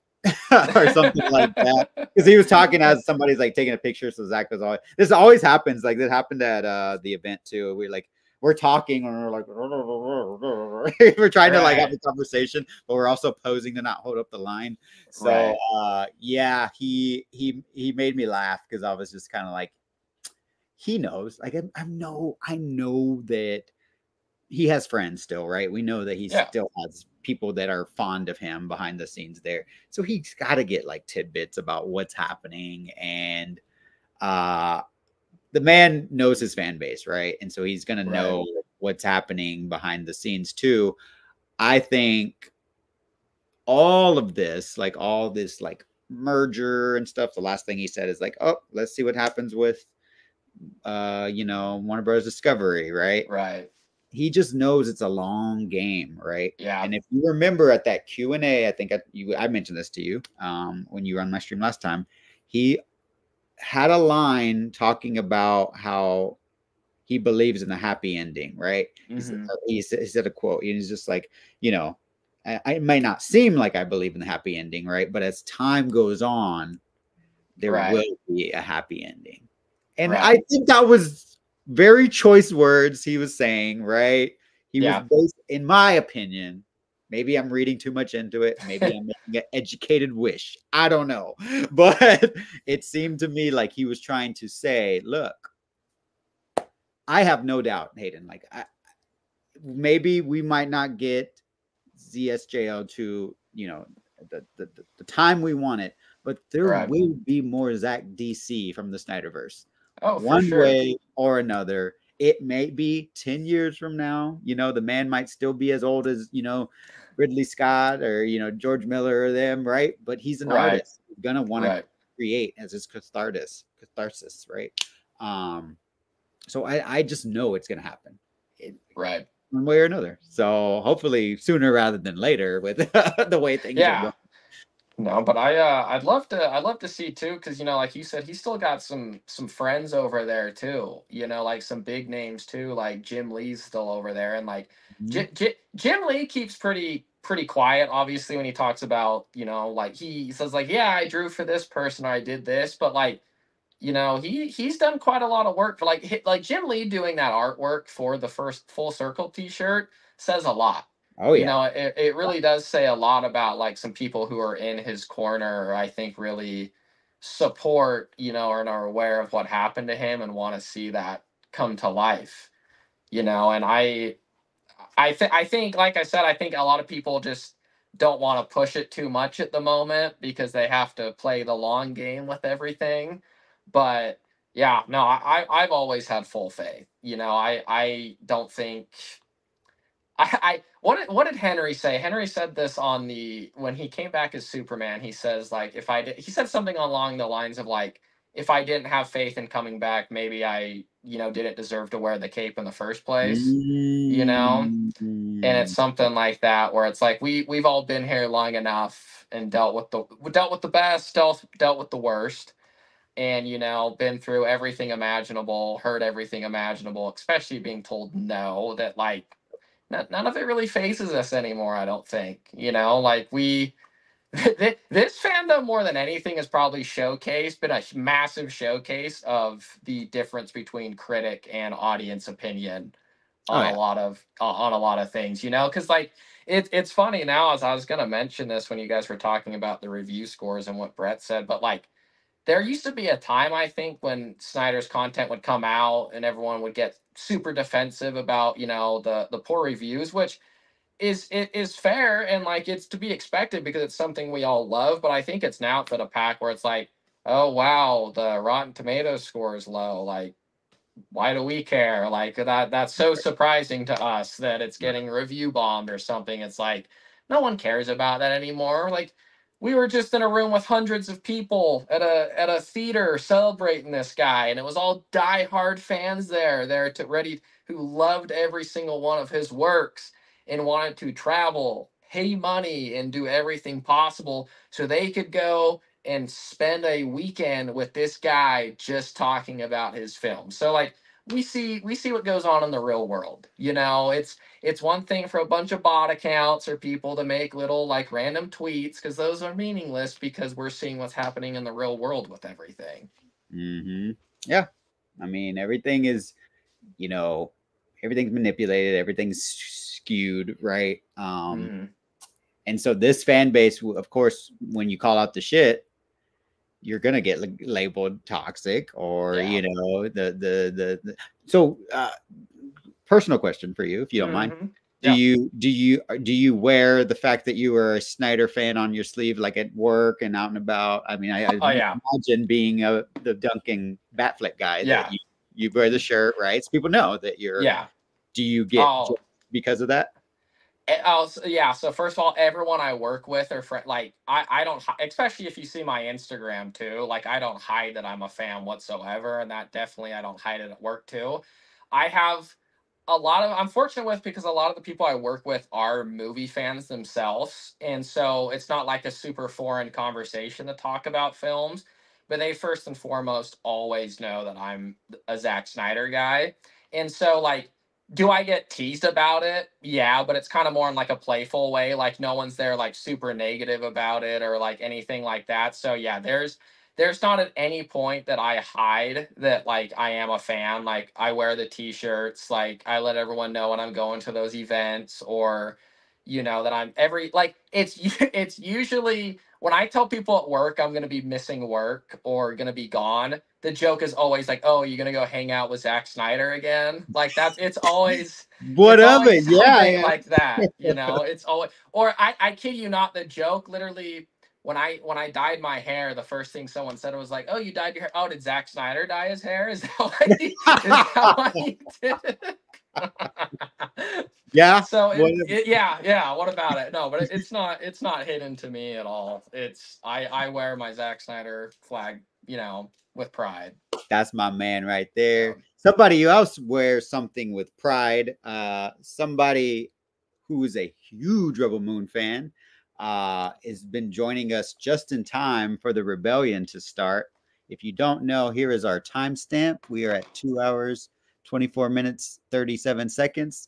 But let's welcome to the show Jimmy himself, Mr.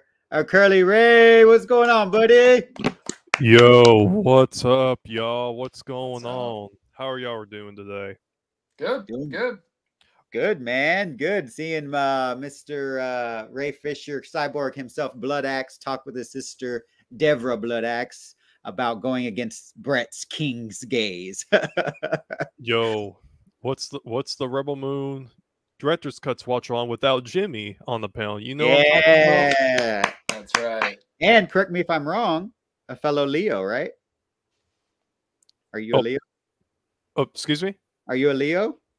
Are you talking about like the age difference or Your zodiac sign? Are you a Leo? I believe so. I think you are, from what I remember. But you got your horns out tonight with your Jimmy. You were watching Rebel Moon earlier, right? I sure was. I was actually watching with a couple of friends of mine that I know in real life. And we watched chapter 1. We watched through the entire thing. I could tell y'all, they both loved it. Yeah. They both absolutely loved it. Great. And I won't lie, I actually just got back in my place for eating lunch. Oh, okay. So there's going to be a little something special. You guys, most of y'all probably know what's coming up. But for you guys that don't know, you guys are about to see it. All right. We're getting all these exclusives on the channel. The rebels are here. Yep. So I was just curious, your friends, are they familiar with Zack Snyder? Like because of you? Like are they kind of like, is it a foreign concept? They're more of like general audiences, you can say, kind of like, they probably just know them. They don't really like, how should I say this? I don't think they really focus a lot. They're not like the biggest like fan of directors. And what I mean by that, they don't really like go into deep studying when it comes to filmmakers, but they did, watch this and they did, like it. Like they go into these movies, they just watch them and enjoy them. They don't really, study of what makes them good. They just watch them to enjoy them. And not only that, but they also probably don't even know about like all the discourse that's been going on Twitter and in the fan base throughout all these years, and and they've also known Zack Snyder through me, of course, because they have seen they've seen all my posts on Instagram, TikTok, and even Twitter. And I even talked to them about my YouTube channel, even about Rebel Moon 3, which a trailer for that series on my channel is going to drop August 20th, which is right before Gamescom. So nice. I cannot wait to show you guys the trailer. I will say it's not big. It's a little teaser, But in the next few coming weeks, I'm going to be posting updates about it and give you guys a little sneak peek of, how the tone's going to be and how, I'm going to have my videos laid out. But man, I cannot wait to, show you guys this series I have planned up. I can't wait to, talk about the lore of Rebel Moon, possible theories I have, and talk about, all the vehicles, the ships, and, even the weaponry, because, there's, each ship, each weaponry has a story behind it. There's, if you, I'll take this for example. So for the Dreadnought, because I've been reading the Conceptology and Technology book, which is, where I've Yes. mostly been getting my knowledge from. The Dreadnoughts were actually, they took inspiration from those, from like old submarines during like World War One and World War Two. And like, for example, we have, the room bunker where, or I wouldn't say bunker, they have that room where, Brett Culber himself is at, controlling the Swords of the King, which is the name for the cannons on the King's gaze. Swords of the King? Yep, Sword of the King. Sword of the King. Exactly. And they took, that whole room, they made it look like, kind of the inside of a submarine by taking old parts from like old vehicles from the 30s, 40s, 50s, and 60s, doing all this construction by using that. Because, when George Lucas did Star Wars, you can probably tell by the weaponry the stormtroopers had, where their guns looked, they looked like, old school guns from like, back during, the World War One and Two.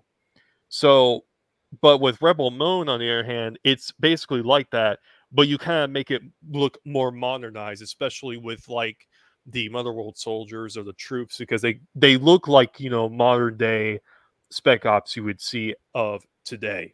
So Okay.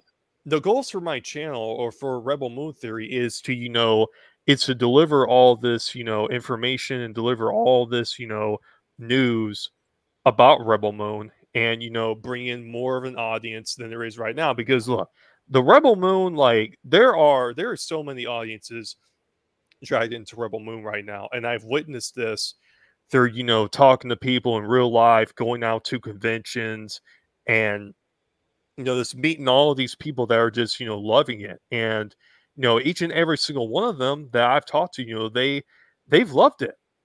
I've been, like I said, I just got done, talking to some friends of mine that I hadn't talked to, in a while. And I was just asking them, like, hey, you want to watch Rebel Moon director's cuts? He was like, sure. We're just diving in, we're just watching it, and they're just like loving it, like it's all crazy. And it even just shows you how different the internet is compared to the real world. Because you look at what's going on the internet, it's all fake and bots. It's all fake, That's what Geek Defense Initiative is saying. Rebel Moon hate is manufactured, just like all of Zack Snyder's hate, right? Yeah, 100%. I think y'all might have to give me a second here. I gotta find my mask real quick, and I'll be ready to show y'all my Jimmy mask here on camera. So just give me a few seconds. No, you're good. Hayden, I didn't know if I know this. Were you? I mean, I'm sure you were, but were you around Twitter during the release of Snyder Cut days? Oh yeah. I remember being there right from like the earliest days of, honestly, when that happened. Like I was following it like religiously. Like I actually remember, I think, because it started, a little bit after Justice League came out, right? Or so, I remember like at the time I had just got out of high school or graduated. We were moving houses, and like the whole time we were moving, I was just glued to my phone like this, like hours throughout the day. My one of my dad, like my dad was finally like, what are you doing? He's like, I'm just reading the stuff about one of my favorite directors getting fucked over in this Justice League. Priorities, Dad. Priorities.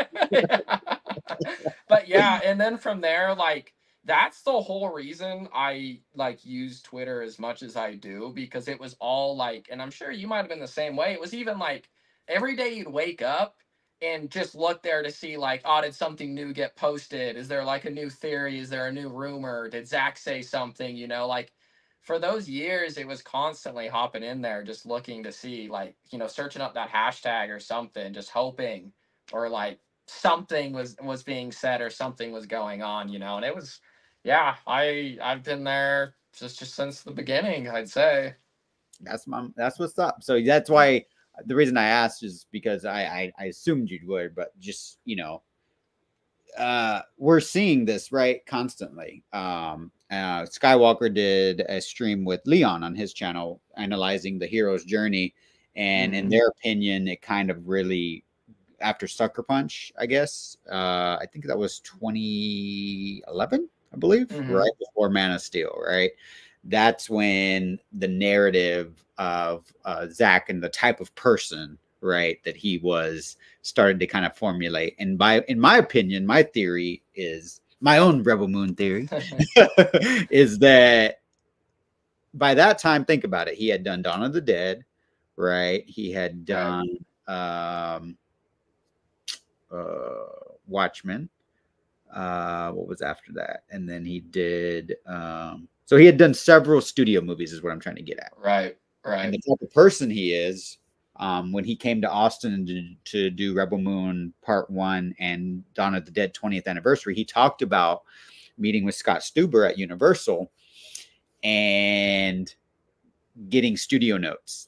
Well, you know, when the zombies come up and the staircase and they just kind of stop for a second, would the zombies really do that? Zach's like, he's such a comedian. He's like, you know, in real life, zombies, you know, they wouldn't. Do that, you know? In real life, probably not. So he made him seem stupid, right? Right. I'm sure a suit who's, you know, got all the, you know, big head and just, you know, they think their shit don't stink, right? To get pushed back. Ah, there he is. There's Jimmy boy. The horns are out. Yep, he's got the shirt. I noticed that. There it is. Hey, all these shirts benefit AFSP. So shout out to us for supporting a cause that is obviously near and dear to our heart. But yeah, like I just think that Zach got that reputation. Probably he ruffled somebody's feathers, you know, and then the word started to spread throughout the studio. Well, dude, I remember, I mean, I was pretty young when 300 came out, but when 300 came out, everybody loved that movie. Like when 300 came out, I don't remember anyone ever talking any crap about that guy. Like 300 was like universally loved, like it's such a badass movie. And then it makes sense, maybe especially because of what he tried to do with Sucker Punch too, that, you know, right after that, hey, let's just, you know, pick one director for no particular reason, but it gets us a lot of audience and clicks just to follow and progressively just try to shit on anytime, any chance we can get. But when those early days, like, yeah, everyone had no problem with that guy. Whoever's trying to tell you that 300 was hated by a lot of people back then is a bot. Yeah, 100%. Yes, Geek Defense. My channel is on there. It's currently titled The Curly Ray, but there's a chance I might change it over once when the trailer comes out, or even whenever my series starts. So I will let you guys know about that. I can't wait. That's awesome. It's August 20th. That's my niece's birthday. So I'm going to have like 2 big events happening on August 20th. I'm excited for Rebel Moon. Hayden, are you a Star Wars fan? Or yeah. Well, I would say yes. I do like Star Wars. I would say like sci-fi has never been my biggest thing, which is actually what I was hoping with Rebel Moon, which it succeeded. But I was like, this is gonna be my, you know, finally my like chance to get into that world. You know, like I want a sci-fi world to like fully dive deep into. So, but yeah, I like Star Wars. Yes. And are you familiar with the YouTube show or channel Star Wars Theory? Yes. Yep. Yeah, that guy. So yeah, great content coming out, and I think Curly Ray was inspired, right? Curly Ray. Absolutely, I was inspired by him because, you know, the other thing about it is too, and I will say this: you don't really have. It's gorgeous. Hey, which right before I say what number are you guys on right now? I see Jimmy with the raindrops on his face. Okay. Yeah, 2 hours. Okay, now it's the ship. Let's see, what ship is it? It's basically going to the final battle. Basically, they're going to the outpost right now. It's timestamp is 2 hours 37 minutes. I think this is right. Hopefully it's I said it, but then I haven't been paying attention to it, so maybe let me just make sure. Yeah, 2 hours 38 minutes 5 seconds. So we're the third act.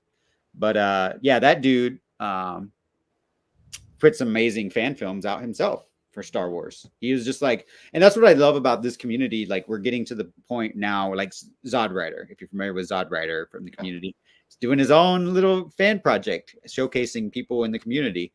And oh, we got another guest joining us straight from meeting Arthaleus, the Scar Giver herself. Cora Catdead is here. What's going on, homie?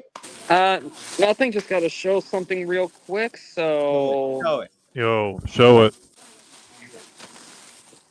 So this is my cell shirt. Well, I'm wearing one, but this is one of my other cell shirts. Okay. And I can't get this thing to actually. Oh, yeah, I see where she signed nice. it. Yeah. That's nice, bro. Yeah. Awesome. You met Sophia Botella? Yep, it actually just got out of a. Well, I did 2 panels, but one of them was actually with Sophia Botella talking, and I took a video of most of the panel. I would have taken all of it, but I forgot to hit record. So I should have recorded the one I was at, because you're at a fan expo, Bat Dan. I was actually at a fan expo in January where she was up there as well. I was thinking about taking some pictures and record, but I don't know. I was kind of scared because I feel like, are they gonna kick me out? Are they gonna throw me out of there just because I'm taking pictures? But I saw others doing it, so I'm like, if others are doing it, then it's probably fine. Usually at panels, you should be able to video. And I did ask a question too, which I'll tell you what I asked, but I'm not going to answer yet because I'm going to upload the video of the panel with some photos. But I asked her if she had a chance to work with any actor from Zack Snyder's Justice League, who would she work with? Oh. And I said, aside from ones who are already in Rebel Moon. And Right, so, smart, like, yeah. you know, no raise because That's epic, Bat Dan. That's cool. That's amazing, Bat Dan. So tell me in your experience, I don't know how many conventions you've actually been to, but I have friends from Comic-Con who are actually at that convention. They've said it was kind of a mess, actually, in terms of organization. Yeah. Okay. Yeah, I'm hearing bad stuff about it right now. Yeah, it's, From the not, fan and they're at expos? this one, the one in Chicago. The one in Chicago right now. Yeah, or technically Rosemont, but it's suburb of Chicago. But yeah, it's like you think they'd want you in a line, but they kind of want you in clutter. So, but yeah. Well, hey, at least you got to meet who you went to see. Bat Dan, so if you don't know, Bat Dan, early in the morning, Central my time, I was like, hey, when are you meeting Sophia? He's like, I'm already in line. I was like, oh, yeah, crap. Central my time too. Well, I was actually first in line. VIPs had to come in front of me, but I still waited about 2 hours because she had red eye apparently, so she was real chill. She was late. But once I met her, though, it was great. I wish I wasn't so nervous looking in those pictures, but Hey, tell us. Okay, Oh, so tell yeah. us.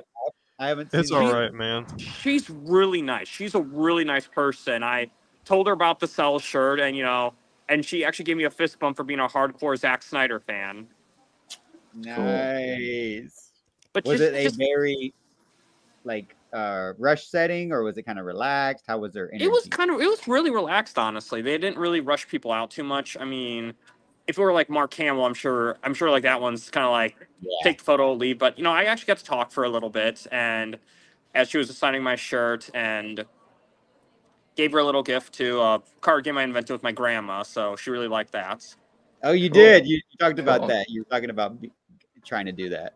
Yeah, she loved it. So what was it? Is this like a little dice game? yeah, it's a card game with dice I invented back in 2013 when I was visiting my grandma. My grandma actually made sets of it, so. But yeah, got her. Do you mind if I show I see the photos now for the first time? Go ahead. Or do you want to? Okay, I didn't know if you wanted to They're save public, them for so you. go ahead. All right, let's see. Bat Dam himself meeting Cora Arthelaus. Check it out. Nice. Yeah. Gorgeous. Gorgeous. She's so beautiful. Awesome. That is, you look so happy, Batman. Yeah. You don't And look nervous. You look happy, in my opinion. okay, good. Yeah, that's what Let's I'm see. going for. There's one where I Maybe. look kind of. I there's one photo I don't like so much because I kind of put my head down because I'm trying to show off the Rebel Moon hats. Oh, okay. Yeah, you have to that's a better view of it, I guess. And here's the third one. Yeah, like that one. Like it's like my face doesn't look good, but Oh, you're fine.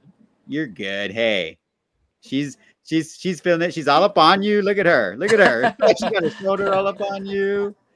Did you get a signature too, or just a photo?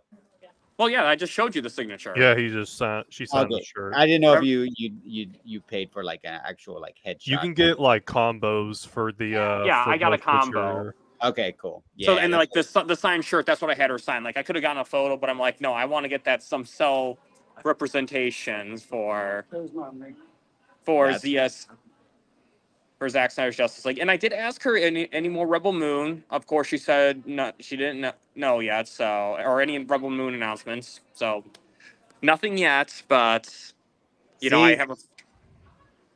I have a theory. And Hayden, since you were there, you tell me. I mean, Mm-hmm. for those who don't know, Sophia Boutella was in attendance for the Q&A of the Rebel Moon Director's Cuts. Right. And then during the Q&A, they didn't have her on the panel, which I think was the intention, right? Like, why would she be there and not, right? But then DJ, the VFX supervisor, ended up getting picked for a question. And was like, it was pretty much like Zach was like, oh yeah, ask DJ. And he was like, hey, Netflix, like green light, you know, 3, 4, and 5, and 6. Right. And then he's like, Zach's like, he gave the diplomatic, he's like, it's above my pay grade. But I did talk about when Brett and Mrs. Commander Colbert were here, that there is an event coming up, which you know about, Curly Ray, right? Happening on September 16th. Yep. And what is that event called, Curly Ray? Do you know what the name of it is? Let's see. It is called Geek Week. Geek Week. That's what it was. I was like, there's so many. I know there's like Tadam and certain ones. So Geek Week has Rebel Moon listed, right, Curly Ray? It sure does. And Twilight of the Gods.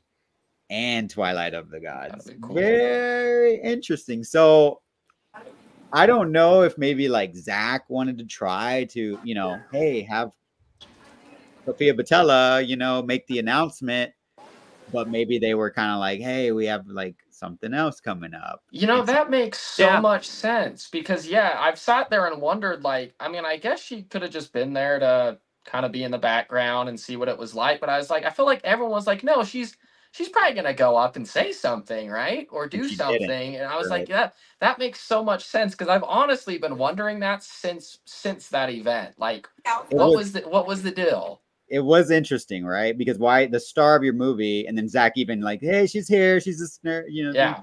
The only thing is that maybe like she was like on her way, and then she was like, oh, you know, I got nervous or something, you know, because she does seem to me like somebody who sometimes, you know, maybe like depending on her mood and temperament. But then I thought about it, and I was like, no, she seemed like in good spirits when I saw her. Right. I was on the side where she came in, so I noticed her right away when she sat down. And then she ended up taking a picture with Chris Brown before she left. And then I was talking to people, and I was like, so what do you think they're doing? They're like partying? They're like, yeah, they're probably like doing something separately, like, you know, private meeting, private little after party to talk about stuff. So who knows? I just thought it was interesting, right? Well, I think something else will be coming before Rebel Moon. I definitely think ZSJL 2 and 3, especially because that's the one I think that's the most time sensitive at this point. That's the one where people have been waiting for a longer time. That's the one where there's a lot of actors getting older. I mean, yeah, obviously every actor's getting older, but not like not like as much as certain actors are. So, because it's been a while is my point. So, yeah, I definitely think we'll be getting a lot more we'll be getting an announcement of some DC movies soon, because that's the one that really needs to be finished. So, like Rebel Moon, I think there's time. I think there's time. Plus, I also think that Zach can produce, not direct, but produce a spinoff for Rebel Moon in the meantime to keep the hype up for it. So that's the perfect way to do it, in my opinion. Get the ZSJL 2 and 3 out, and then do a Rebel Moon spinoff produced by Zack Snyder, and then that way, it's keep Rebel Moon hype up and finish Zack's DC story. So I don't got long because my phone's about 30%. I still need to save it. I'm actually have one more panel I'm going to go to, and I'm going to go home. Technically, it goes till 10, but I'm going to stay till 6. I'm going to do the Gina Carano panel, and then I'll probably head back home. Nice, man. Well, I appreciate you popping in and sharing this awesome reveal. I've been so busy right before. I'm always last minute to streams, including my own Batman. So I didn't see your picture until you said it. I scrolled up and I was like, oh crap, there it is. So thanks for sharing that and revealing that. It's amazing you met Cora herself, Rebel taking down these hawkshaws right now. So amazing. I hope you have an amazing time at the event, man. Thanks for having me on. All right, we'll see you later. See ya. See you later, Batman. There really is. There's got to be a reason, like when Zach's like, "Hey, pick DJ for a question." Like, yeah, he's like, Did you see the Q&A, Curly Ray, by chance, of the Rebel Moon director's cuts? You talking about the one you recorded? So I haven't posted mine yet, but I know Leon did post it, and there's some, of course, other people have as well. But yeah, that's what I was talking about, the recordings of the Rebel Moon after the director's cuts were shown. Zach picked, like, he could tell he was friends with the moderator, right? Moderator worked on the movie, and so he was like telling him who to pick, and he asked him to pick DJ. And DJ's like, hey, they should green light 3, 4, and 5, right? Yeah. Zach gave a diplomatic. It seemed to me kind of like can't say nothing yet is what I got. Right. That's like whenever I saw Sofia Boutella, like there were some questions I did have for her. One of the questions I did ask, I asked her 2 questions actually. One of them, I asked her if she's seen Zack Snyder's CG trilogy, which is Man of Steel, Batman vs Superman, Ultimate Edition, Zack Snyder's Justice League. She said yes, but I did ask her if Zack Snyder had any plans for her in her DC universe. She told me that you might have to ask him. So that I was like, that's pretty interesting. Yeah, pretty interesting. If you do you have any theories, Curly Ray, on who you think she might be appropriately cast as? I was thinking Hawkgirl, but I do believe that I think Skywalker the Jedi was talking about how that she could be one of the new gods. Mm-hmm. That'd be interesting. Which could be a possibility. What about you, Hayden? Do you have any like fan cast that you think she would be perfect? Well, I mean, first, I'm sure you guys might have seen these photos, but there are photos of her being with Jason and all them during the shooting. And Henry. So, like, yeah, exactly. So, like, but I never thought about any of the new gods. That's a great cast. Hot Girl makes a lot of sense to me too. I think some people even said this, and this is random, but like in another universe, she would have made a badass Wonder Woman too. Like, without Gal, of course, but a hot girl makes sense to me. It does. I don't know, but yeah, that works. But him, it could have been someone we would have never guessed before too. Like someone completely out of the ordinary. Are you familiar with, because he's talked about how I believe in Justice League 3, even though we haven't really seen them, but of course, Granny Goodness being revealed against Darkseid, right? Mm-hmm. That's obviously the leader of the female Furies. Right. So the most popular theory is that Sofia Boutella would actually, in Darkseid War, in the comic book, Darkseid's daughter, Grail, was revealed. And so most people think that she would be Grail. I kind of think that or hope that, but I also kind of feel like that maybe that might be a lot of lore, right? It could happen. Right. So I was kind of thinking Lashina. I don't know if you're familiar with Lashina, but she's the one with the with the wraps, like the electrified, I don't know what you call them, whips, I guess she has. Yeah. So I was thinking, you know, to see her fighting Amazons on the mascara, you're right, like That'd be cool. or even whoever, like Mad Harriet, I know is one of the crazy female Furies as well. So I would just love to see her be a badass because I'm seeing her right now. Right. As she's sliding like a badass, doing her Right. Indiana Jones with the gun just to fucking tear up Noble. Like, how did y'all feel about this uncensored version of this fight? Because we saw like the Bro, chicken cheese, like you said, version of it. Yeah. Well, dude, I always like I have no issue with like gore or anything like that, like heads getting blown up. But in this final fight, for some reason, when she pops his arm and his bone sticks out, like that stuff like that is just where it's like that stuff is like, damn, like that. Like I don't care if anyone gets their legs chopped off, but I was just gonna say, I've been meaning to say this the whole time though, with this final fight, dude. Noble is 100% one of my favorite villains of all time in a movie. Like his whole performance with this, like, dude, I would love to pick his brain around this because, like, I love Noble's little, like, he has very theatrical and very over exaggerated mannerisms sometimes in the way he like talks and reacts and moves. You know, like one of my favorite things is in the second one right before he jumps down to the bunker, you know, for that one shot of him he like perfectly walks up and perfectly like straightens his body out almost like he's about to perform a dive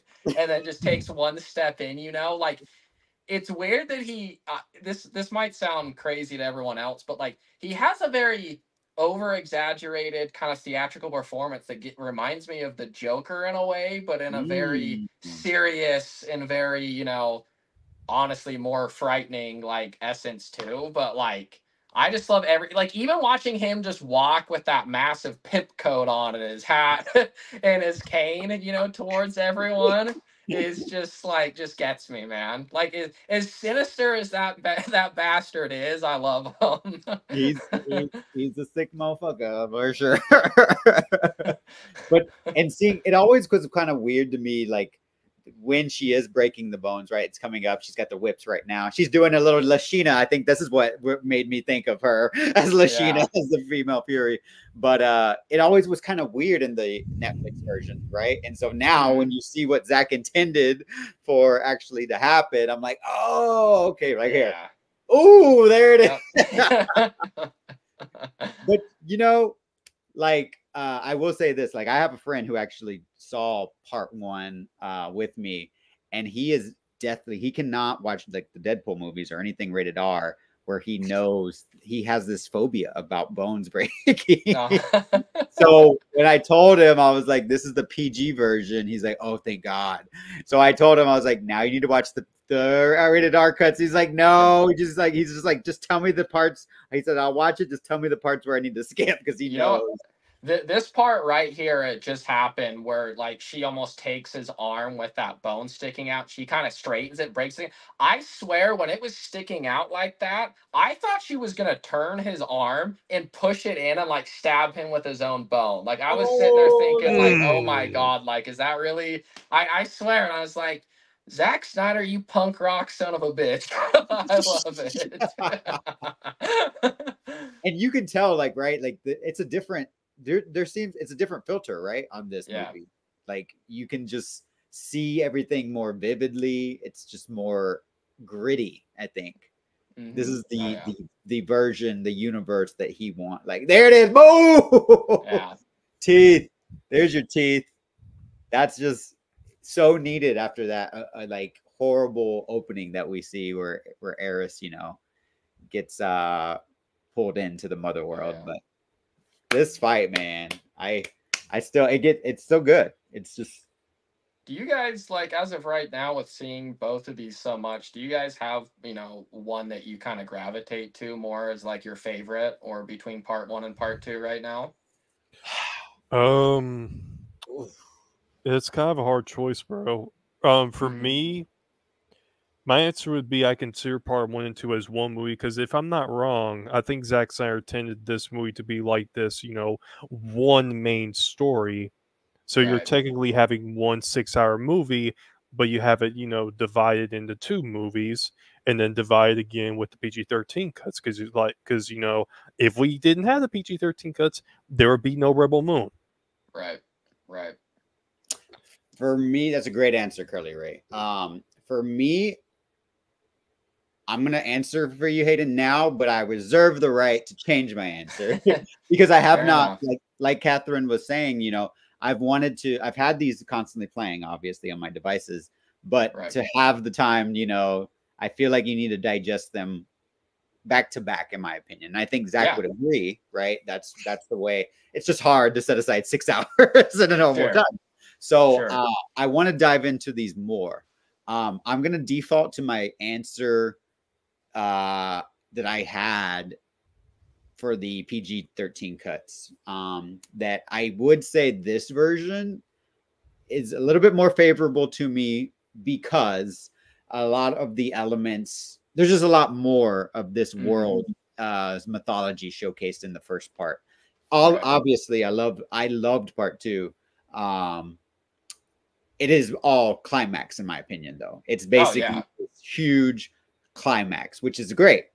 I just would have liked, seeing that poster of Sophia riding the Banu. I was like, I could have wanted that, right? Yeah. So I wanted some Banu. I wanted some, crazy brothel. I just a lot of things that were opened up in part 1 that there's obviously more movies coming. So for me, I would say Chalice of Blood for me right now is that, but I would say also the action is just overall better in part 2. So no, that's fair. Like I would say for me right now, I gravitate towards part 1, especially from a story perspective. I enjoy that build up a lot.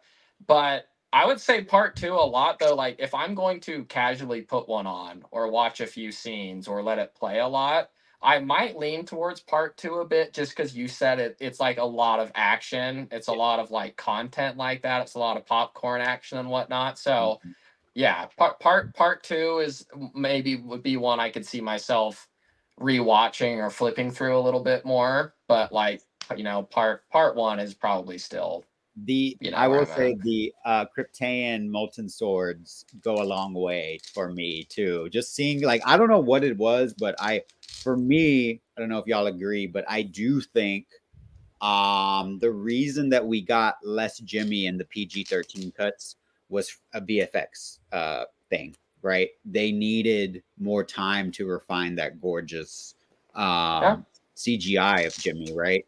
So I did notice, and I told Sky, to me, the Kryptonian swords, we got a very small glimpse of them in the PG, but they just look different in just the part 2 of Scargiver, in my opinion. And now watching it, they seemed a little bit just more refined in the director's cut to me too. Right. And this, when we see Sindri's wife be chopped in half, which is freaking crazy. But then also in Curse of Forgiveness, because I don't know, it just pops. Everything just kind of popped more. So I think DJ and Marcus, I think it's, what's his last name? I forget his last name. But I think they just had more time.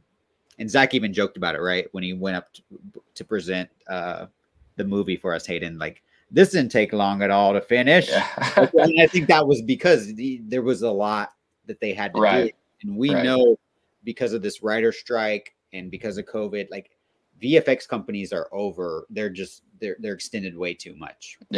The way Marvel does their movies, as if behind the scenes, it's all pretty much VFX movie, and then they just insert the actors when they need to.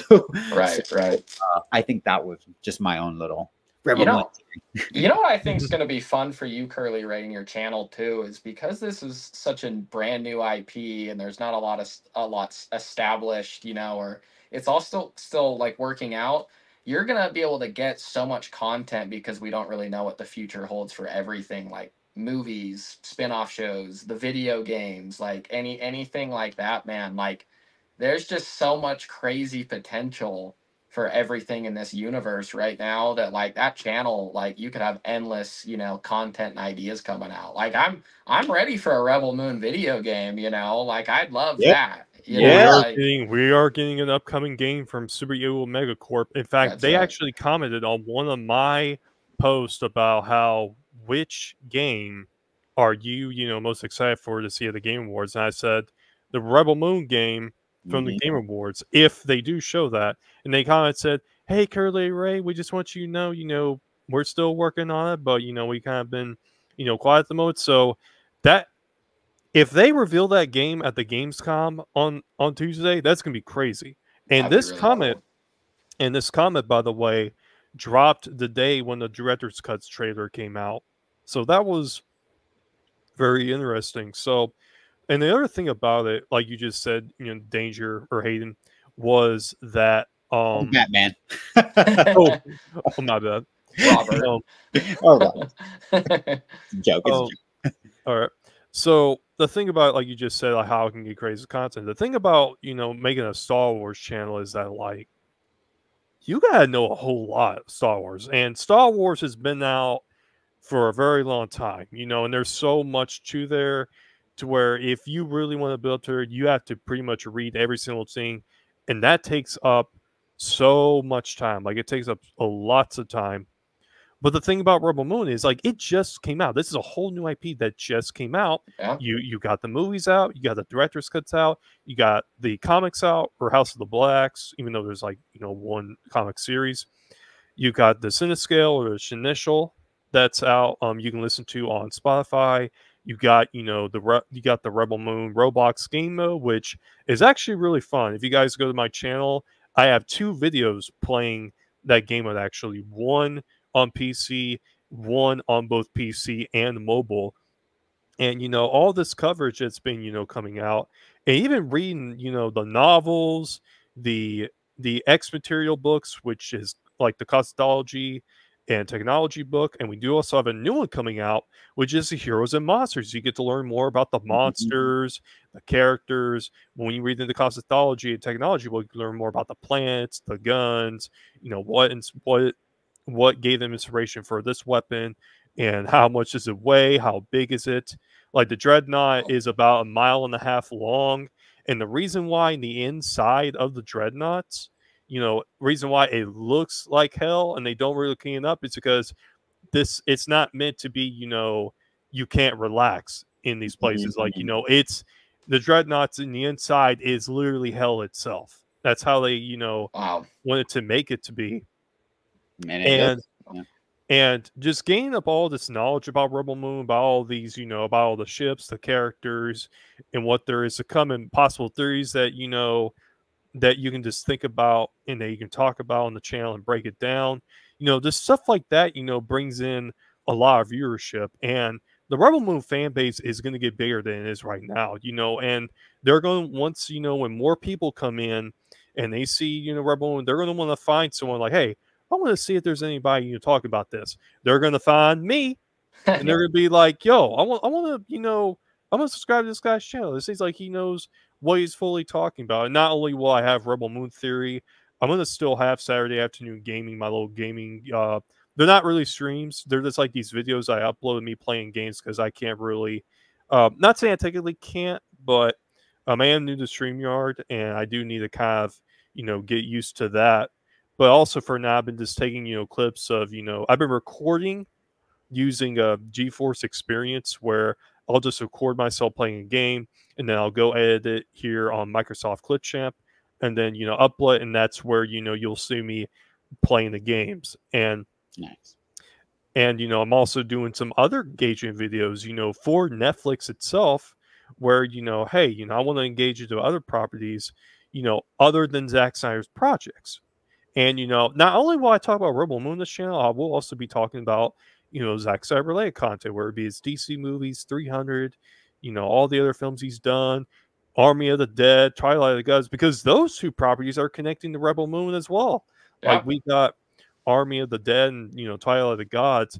I've been thinking about this theory about how the zombie virus is connected to the Rebel Moon universe, like, you know, where it came from, you know, who gave out the entirety of, you know, of the entire virus, like who is Princess Issa, what is she? Is she some kind of supernatural being that, you know, that was brought into the universe a long time ago? Like, you know, what could she possibly be? Just theories like that, just topics like that I can bring into the channel. That way it builds in that interest and builds into the structure of having someone have full interest in the Rebel Moon universe. And I cannot wait to show this channel to you guys. I cannot wait to show you guys, you know, the videos I plan, because I think, you know, from what, because I've been going through, because when part 1 came out, you know, I've been doing a lot of research, you know, doing some studying, and I think, you know, there's going to be certain things you guys may not know about yet, and you can gain a lot of knowledge from it. So I cannot wait to start this channel, bro. I think you guys are going to absolutely love it. That's cool. I mean, we need it, man. Like we were just, I don't know if you saw earlier, Curly Ray, I think you were with your friends, but I was trying to explain this, how everything was kind of connected with Hayden to Brett. And Brett has no, like, him and his wife, they have no idea about, you know, a lot of these things. Like, I had to tell him about the website, the Tadum website. He didn't know about that. When we were networking and meeting each other, he was like, yeah, can you send me? I don't know any of this stuff. So the actors, like you would expect, right? You would think, oh yeah, like Zach tells them everything. No, they're, you know, they're just kind of like, of course the star, like Sophia Boutella knows all this stuff, or, you know, Jimon Hansu and Ray Fisher, you know, I'm sure those people do, but the side actors, you know, they don't, they don't know Yeah. They're just there to do like certain scenes, and that's pretty much it. Like, they don't really know what's, you know, really going on. And so you could help them, right? Understand. Absolutely. And this is not only a help to them, it's also a big help for Netflix and Zack Snyder, because I really am curious, like, if Zack Snyder, because I really do believe that Zack Snyder does watch our streams. I fully believe it. I'm just thinking, like, you know, if he's going to be seeing that I'm starting Rebel Moon Theory, he's going to be like, interesting. Yeah. We need more channels. Like, I think, I don't know, correct me if I'm wrong, Curly Ray, but I think you were on Zod Writer's late night Q&A, and he was kind of trying to encourage you to move into that direction from what I saw on Replay Crew. And I think that he's right, dude. Like, we need more fans. You know, you are so, just from my interactions with you, you're so dedicated to this universe. You know, you love Zack Snyder's art, but particularly Rebel Moon, you're all in. And I think that, you know, when we see these narratives, that's what we gotta fire back with, is actual genuine love and passion for this universe.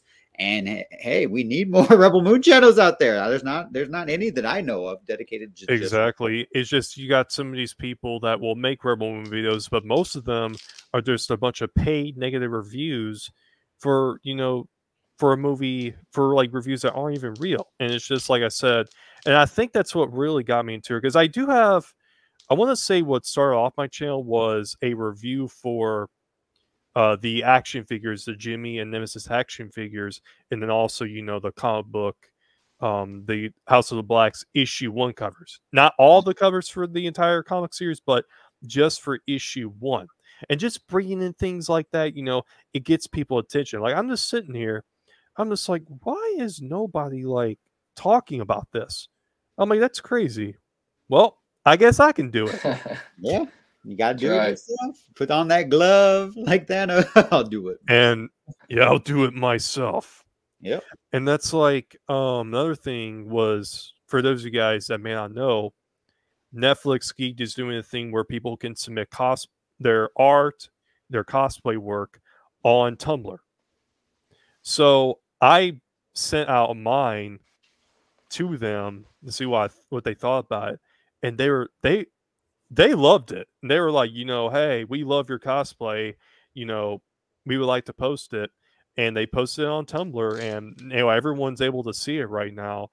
And I was just thinking about it too, Josh. I don't really want to go to a whole lot with some of, you know, the, you know, real Snyder fans, but, you know, they'll talk back about how, you know, they'll just kind of sit there and talk crap and not really do anything.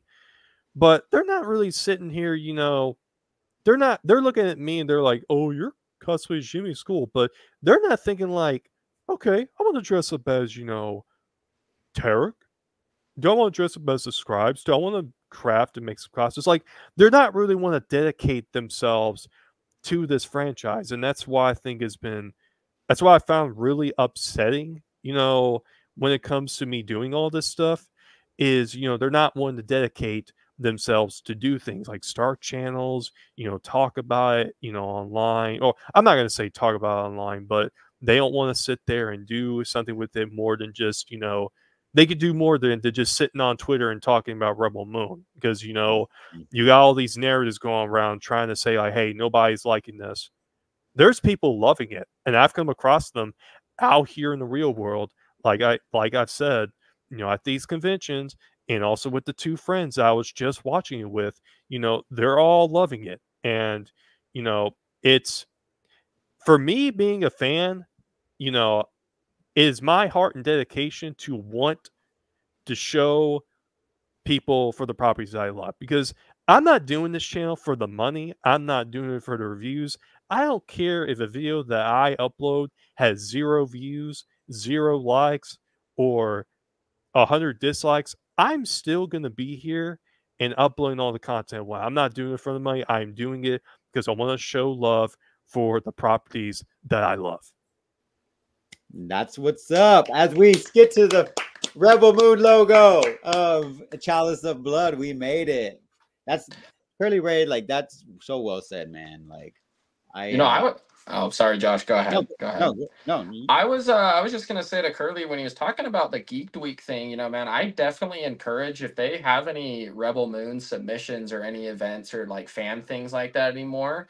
I definitely encourage you to do it, man. I was fortunate enough to be in their Geek Week thing last year for Rebel Moon when they did like the audience Q&A thing. And dude, it's like it was just one of the coolest experiences, and it's like would be a great way to get your channel, out there more and kind of introduce it too. And so I would just like, and you never know, especially if you start submitting things to it from a channel named Rebel Moon Theory or whatnot, Zach might see it too. Like I definitely, man, I think it would be a phenomenal idea for you to try to get involved with that as much as you can. Yeah, absolutely. Now, the one thing about that is when they tagged me, because I had them, hey, how do you want to be tagged? I had them tagged me as the Curly Ray. So I'm not sure if I'm going to name my channel Rebel Moon Theory immediately, but I might make a second channel over there that way I can upload over there. Or maybe I might make it here on my channel, like, hey, this is the Curly Ray here, and welcome back to a new episode of Rebel Moon Theory. If you guys get what I'm talking about. Yeah. I mean, just what Hayden said. Like, Hayden, I don't know how much longer. I'm gonna just go ahead and roll into part 2. I did want to ask you something. If you have a minute to stick around, I don't know how long you have. Yeah, I got a little bit longer. Go ahead and in the chat put. I'm just gonna roll in. This is gonna be one huge long stream. I think, like I said, Zach wants it to be a, epic scene back to back, and we already finished part 1. We saw Atticus Noble's missing teeth. Question to y'all: did y'all ever notice? I didn't even notice that it was an inconsistency that she knocks out his teeth, and then when he's like resurrected, he has his teeth, because I was like, oh, he's alive, so his teeth would have regenerated. And I guess some people were like, no, there shouldn't have been teeth. See, that's what I always figured, because when they showed that with him missing the teeth, I was like, oh yeah, so in this one, like even if it was like a rating deal, which I don't know why it would be, but I just figured like, oh yeah, when he came back, it must have just healed his teeth back. Like I never really thought of it as like some weird issue or inconsistency or anything like that personally. Yeah. Did you notice that, Curly Ray, in the like the teeth or anything? Yeah, I did notice the teeth were missing when he got resurrected, but I know in the PG-13 cut they were still. He still had all the teeth in them. Which I was thinking like, oh, maybe they resurrect him, but at the same time, I don't think it would be that quick to resurrect teeth unless if they gave them new teeth, or they put new teeth in him. That's what That's what I was kind of thinking about when that happened. Right. That's true. All right, I'm gonna go ahead and get just rolling right into it. I'm pulling up the Rebel Moon Director's Cut, Chapter 2, Curse of Forgiveness. Getting it on all zeros. We're going start playing it so we can continue the conversation, I wanted to ask Hayden an important question based on what Curly Ray was saying. All right, I'm going to go ahead and do the countdown. You guys got part 2 pulled up? Yep, I'm ready to go. Go ahead and do it in 5, 4, 3, 2, 1. Play. And I will start the stopwatch over again. Oh, crap. Come on. Stop. Reset. All right, cool. It's going. All right. So you said something, Curly Ray, that kind of generated me and Hayden kind of talked about this, about, paid reviewers and we don't have to mention names, Hayden. Okay. But Hayden and I attended a Full Circle event, right? Yes. Dominant streamers on YouTube, right? That were covering that event. What do you mean by Full Circle? You talking about Full Circle, the Full Circle, where we asked Zack Snyder if he could continue over his DC universe at Netflix? So I'll be honest, Curly Ray. I said this. I don't know if you've heard this, but I said this on several streams from Skywalker the Jedi's channel. I had a friend, good friend of mine, who attended that trip with me. He knew who Zack Snyder was, but he had not seen Man of Steel, BVS, or of course, Zack Snyder Justice League. But he was like, hey, you're going to LA by yourself. I'm going to tag along with you and help you. And I'm going to drive you. And I was like, okay, rent a car, drive me, whatever. So he did. But he did hang out with me outside the line of AMC, Universal City Walk, where IMAX, where we got to see the film, right, Hayden? Yep. And so Hayden was in the front of the line. You remember that video? I saw you with the Hayden was in the front, but I was kind of more in the middle version because I got there. I went out with my friend and actually got roofied the night before at a club. So we were both like so hungover and dead. So we got there later than we wanted to. But I rallied as Wonder Woman. I needed to with my lasso. And he was just kind of like really quiet and started looking around. And we both had sunglasses on because we were so hungover. And he kind of like turned to me and he's like, is this what it was like? No, I was like, what do you mean?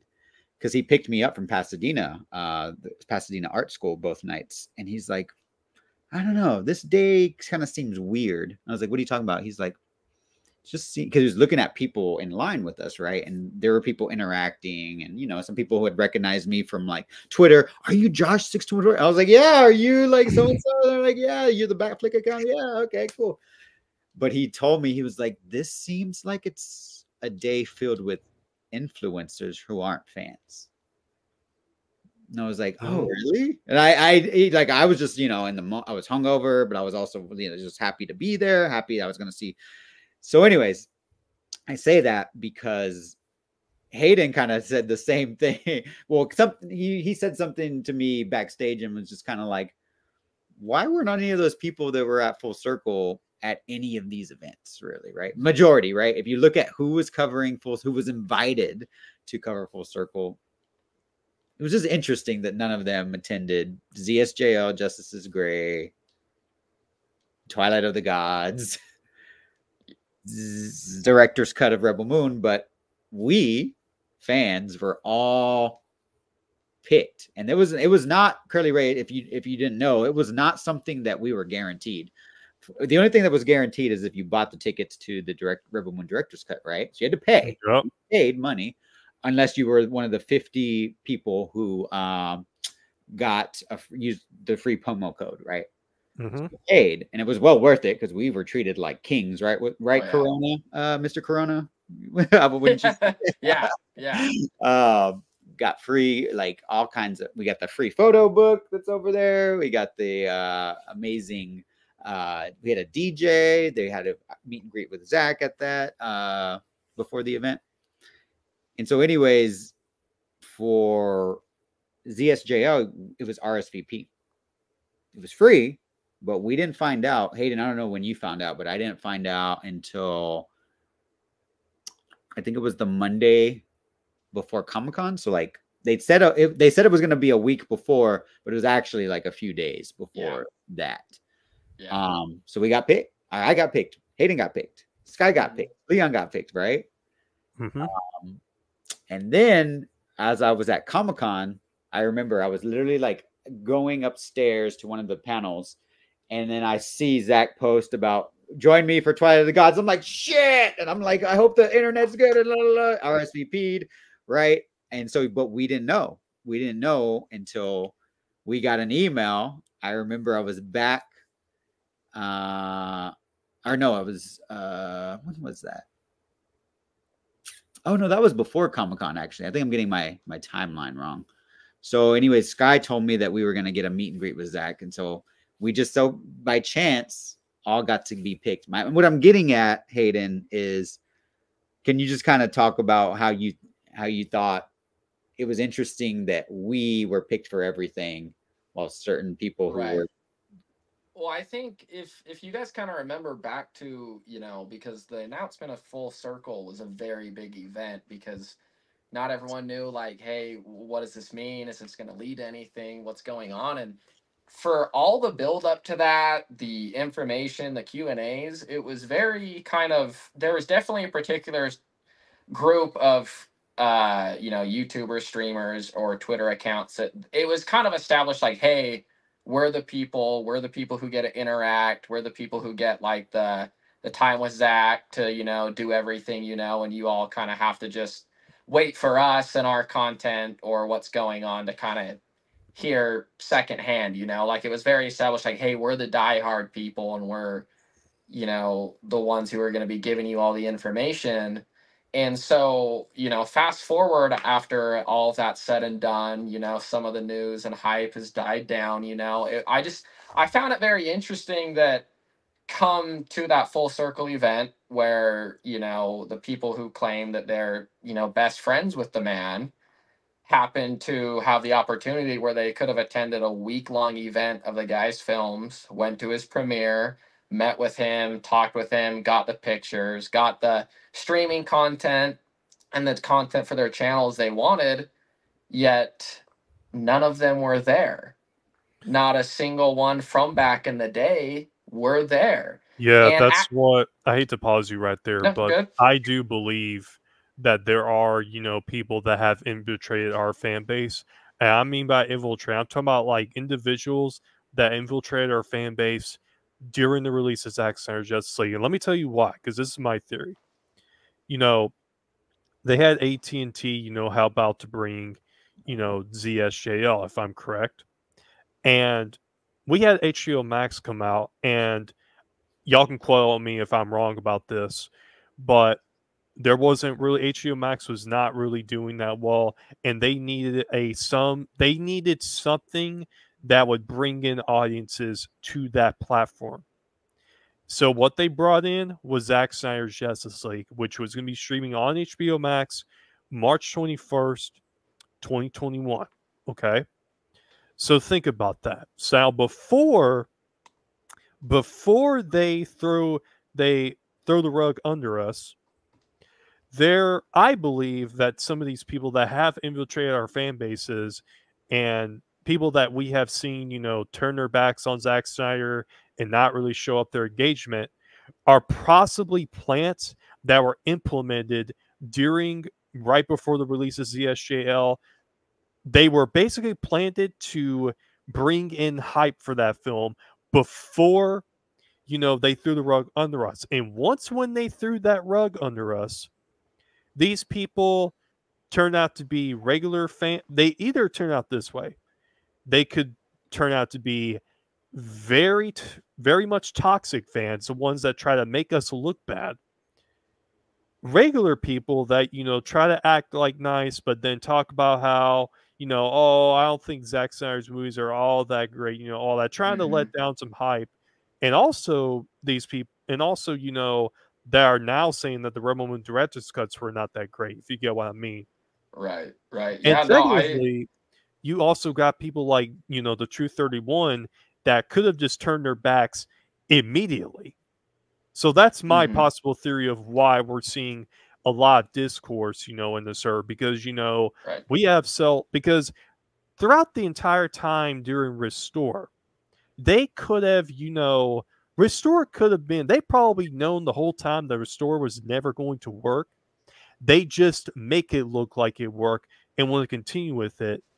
because Right. they know that Cell is the one that's working, and it's the one that's made so much progress, and they're trying so bad to make us look bad, and Zack Snyder's Cell movement look completely stupid, because they know that our goal, like Cell, is actually working, and they know that Restore's not working. They're just trying to make us look bad in a way, which is why we're seeing a lot of discourse in the fan base. Right. So, what were you gonna check out, Danger? Oh yeah, I was just because kind of leading up with that, how like none of them were there. I was gonna say one thing that was interesting is that a few of the people I did recognize from some of those events who would have maybe have said they were like really good friends with the guy at the time. I thought it was really interesting because like we were all there. We got to interact with Zach tons of times. There's our pictures, there's our videos. They all showed up, not a single photo, not a single video, zero interaction.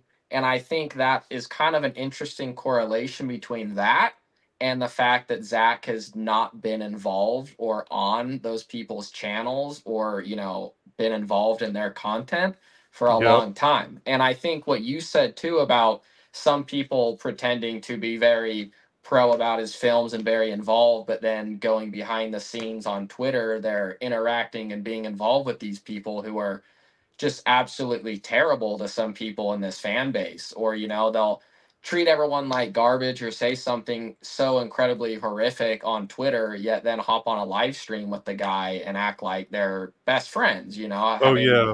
and it's like, I think there's an interesting correlation with how that happened, and then what Josh was saying with who was fortunate enough to get invited.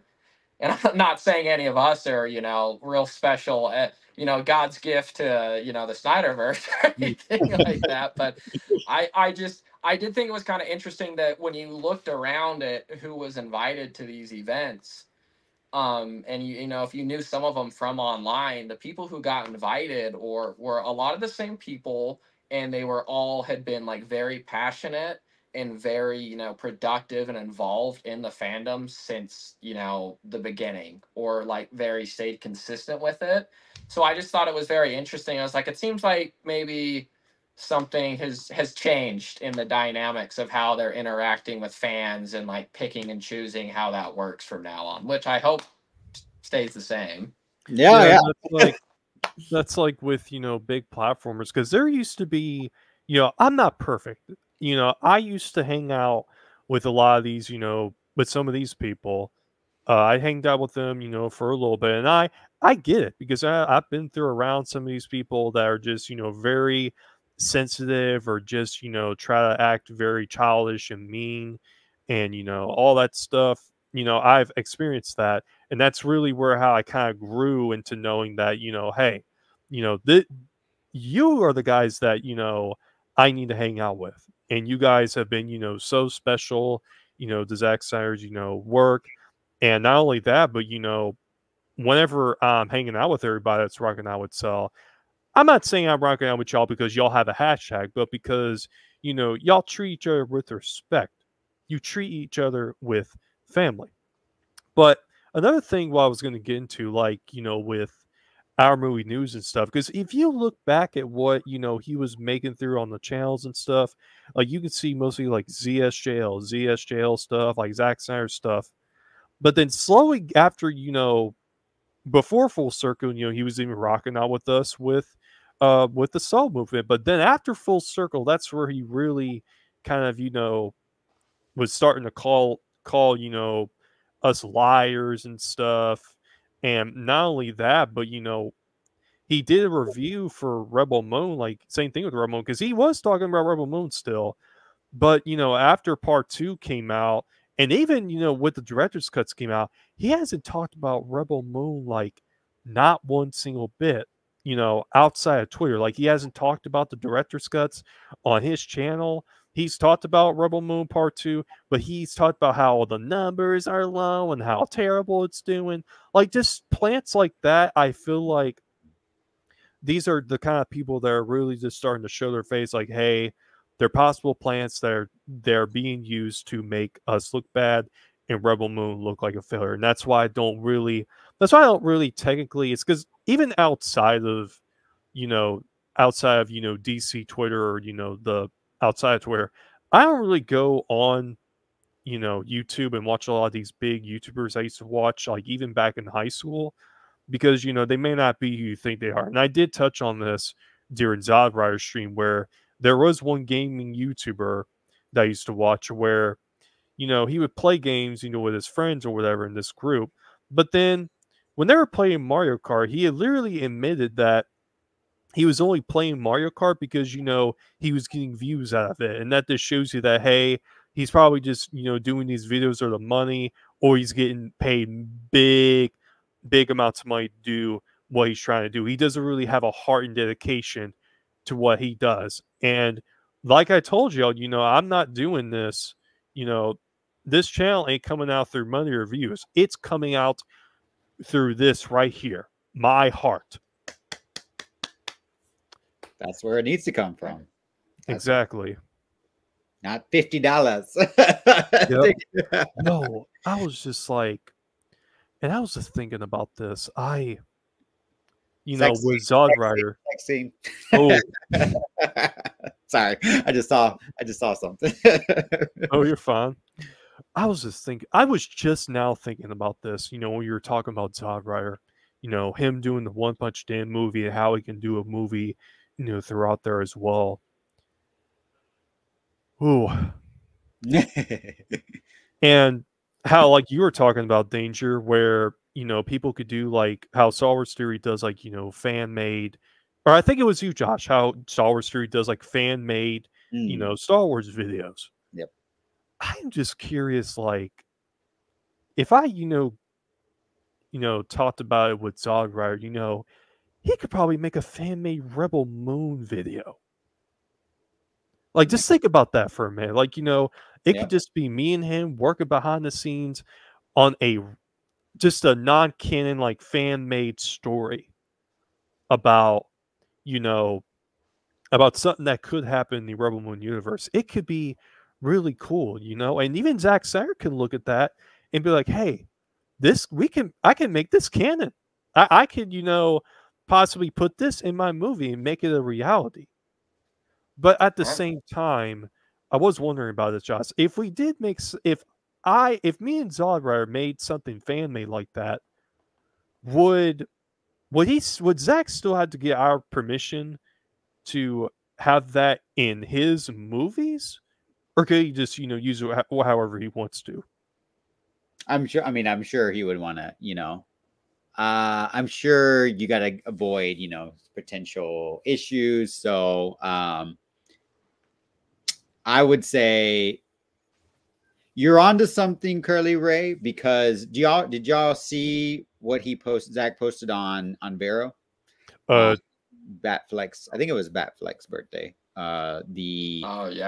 Clearing out my hard drive. Oh, yep. Randomly Star Wars trailer mashed up with BVS, right? And so I think I said this in a chat I'm in with you, Curly Ray. Like,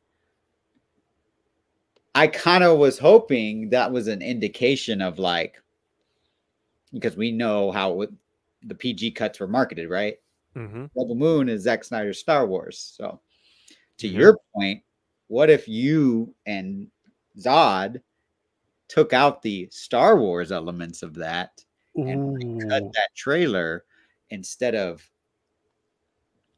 Star Wars ships, you use the King's Gaze. Instead of lightsabers, you use the molten swords. Instead of those planets, you use, Velt. Like, so I kind of felt, I was like, maybe I'm reading too much into this conspiracy theory, like Hayden's mind. I was like, maybe he's trying to say, like, oh, just clearing this out, right, on Ben Affleck's birthday when Cell Snyder burst to Netflix was trending all day, and we got an article from Brad Curran that was posted. I don't know if you saw that, Hayden, that article. Yeah. And I sent him a message, and I just thanked him for the coverage. And he because I looked at the comments. Of course, he was getting tons of bot hate, but he did get positive, and he's like, "Thank you so much. I really appreciate it because, people who he works for Screen Rant, from what I understand. Ever since Full Circle, he's been following me, and he'll like a lot of my tweets, and including the sell hashtags. And so I have always kind of looked at him sideways a little bit. I'm like, okay, you work for the industry, but he works for several, like, right? And he's always been, from what I understand, just pro Zack and not really feeling what's coming from DC coming up. So I think that Zack knew what he was doing by putting out something with DC and his Star Wars, in my opinion. That's just it was just like a Trojan horse kind of thing. So if you, Curly Ray and Zod, were to team up and do that edit, I think that would be fucking amazing. Yo, I would be super activated for that. Like, really. Like, you know, doing fan-made videos for Rebel Moon, like, that helps out so much, you know, in the fan base. You know, you get to show, it's like I said before, you show this people, you know, all these theories and all these videos, it gets them so hyped up. Kind of like how, you know, some people like Death Battle, you know, where they do a character, they'll take a character and have him go up against another character that's very similar, like, you know, Thanos versus Darkseid, Darth Vader versus Doctor Doom, Spider-Man versus Batman. There's all that stuff, you know, just creating videos for the Rebel Moon, you know, universe that, you know, the newer range of audiences can look at and be like, wow, you know, they're really, you know, expanding on this. So, you know, I would be very activated for that, man. I mean, because Hayden, did you see? I know you said you're a Star Wars fan. Did you see The Acolyte? I did not. I didn't watch it. You're not alone, because I think it didn't even really chart that much. So I just think that was a kind of a way to be like, you know, Star Wars is not what it was. And if you rewatch that Russo brothers interview, that Pizza Film School, they ask him, and then he's like, "Oh, you talking about Star Wars then or Star Wars now?" And that's just subtle. There's no way to slice. That's just subtle shade, right? Like, that's just I'm not feeling what Disney's putting out at all.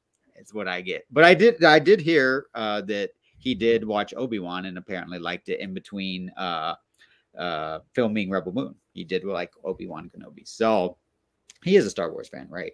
But if you look at the IP, they had a display, y'all, a huge display, which they always have for Lucasfilm, and it was all Acolyte.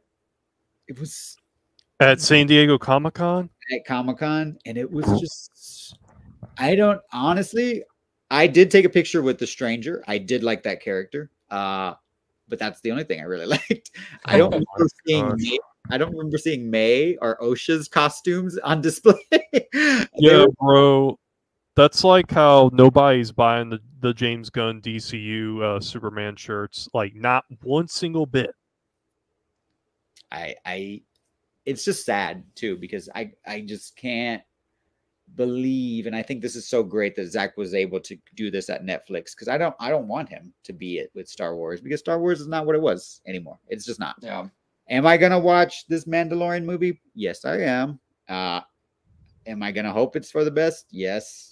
Chances from what I've seen so far of it being, you know, good, I was like, I don't know. Y'all need to fix some stuff. But you're right, Curly Ray. Like, it's the same thing. Star Wars, someone has even said, a predominant YouTuber who I won't name because they don't deserve that shine, but they said, like, now I think DC fandom is so much in the toilet compared to Star Wars even. I don't blame them.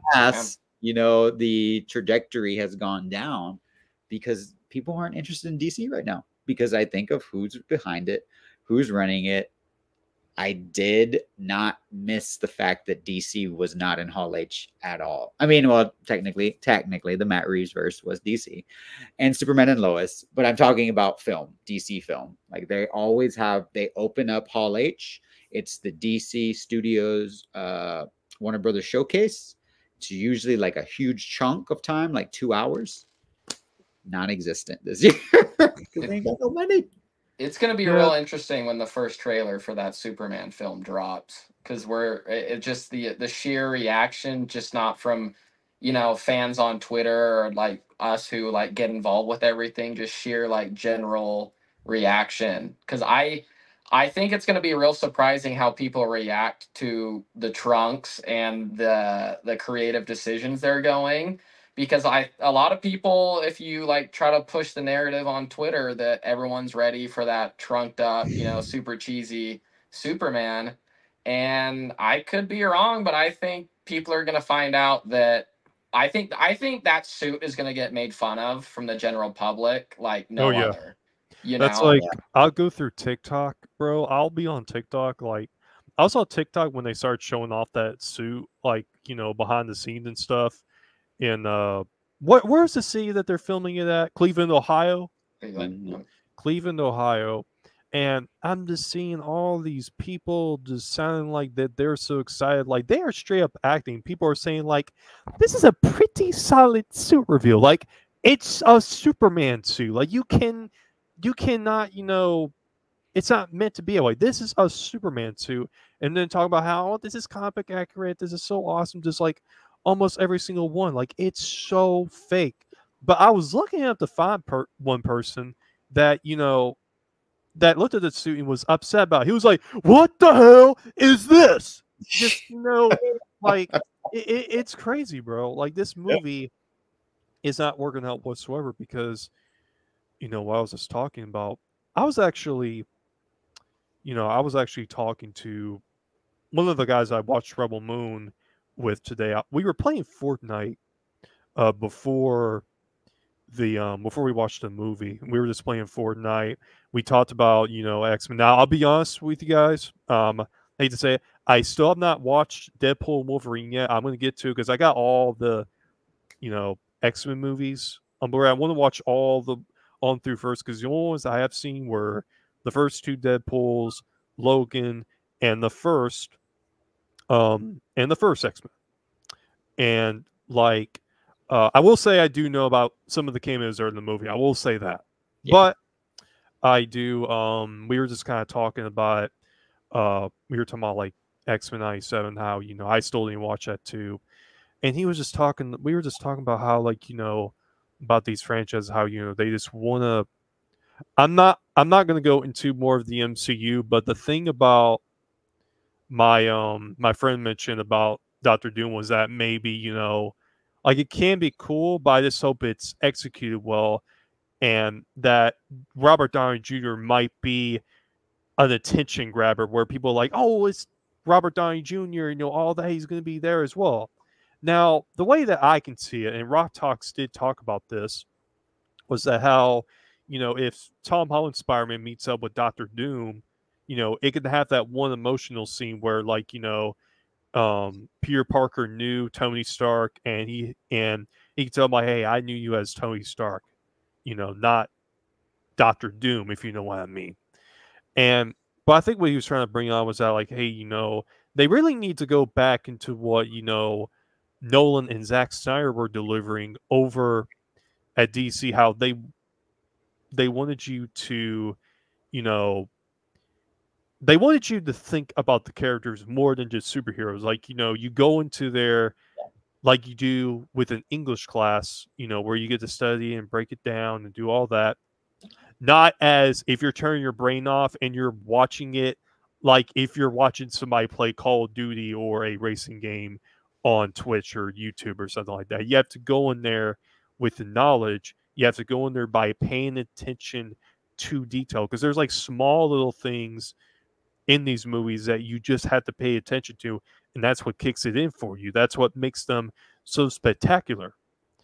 And I think that the MCU has, even though I think they are in a way better state than DC is right now, you know, I feel like they need to also go back and deliver that seriousness that, you know, they were used to, like, you know, X-Men with the original Spider-Man. Like, they need to go back to what they were doing before, you know, they had Guardians of the Galaxy come in and start making everyone look like a bunch of clowns and jokes, if you get what I mean.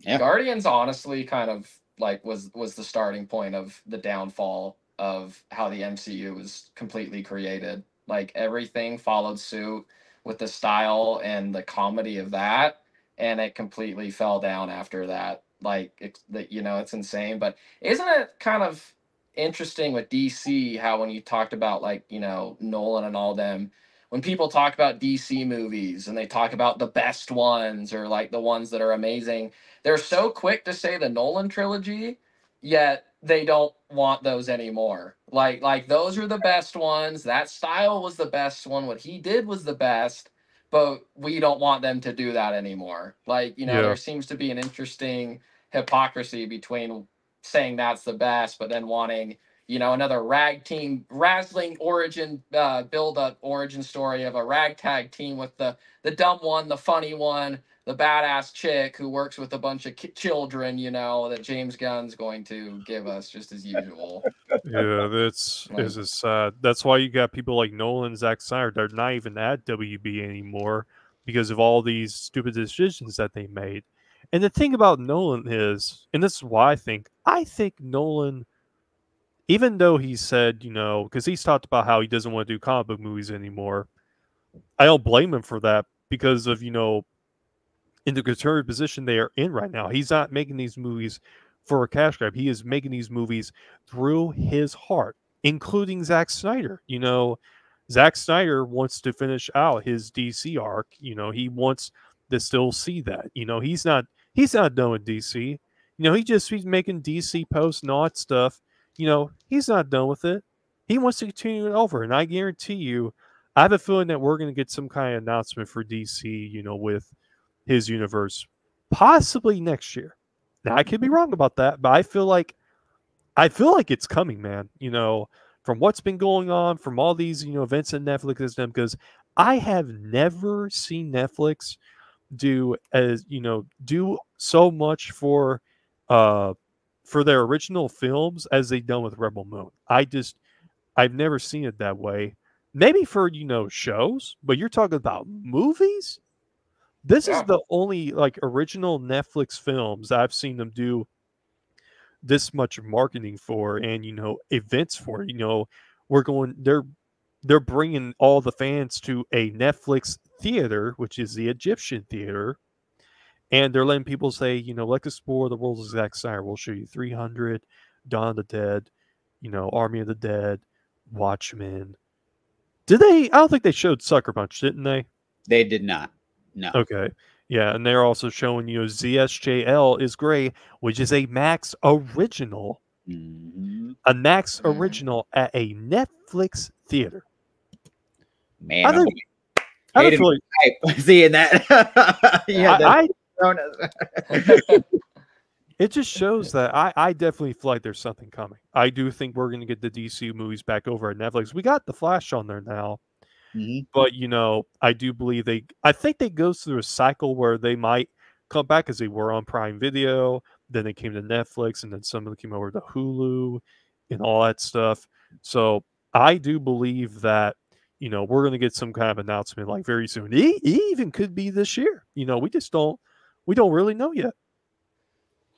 You never know. When me and Hayden were talking, I did talk about we were at Curly Ray during Full Circle. Me and Hayden and several people like Sky saw photographers taking professional cameras, right, of the event, because it was a pretty historic event, because that's the first time Zack Snyder showed his 3-movie trilogy, right? Even though it's supposed to be 5-movie arc, right?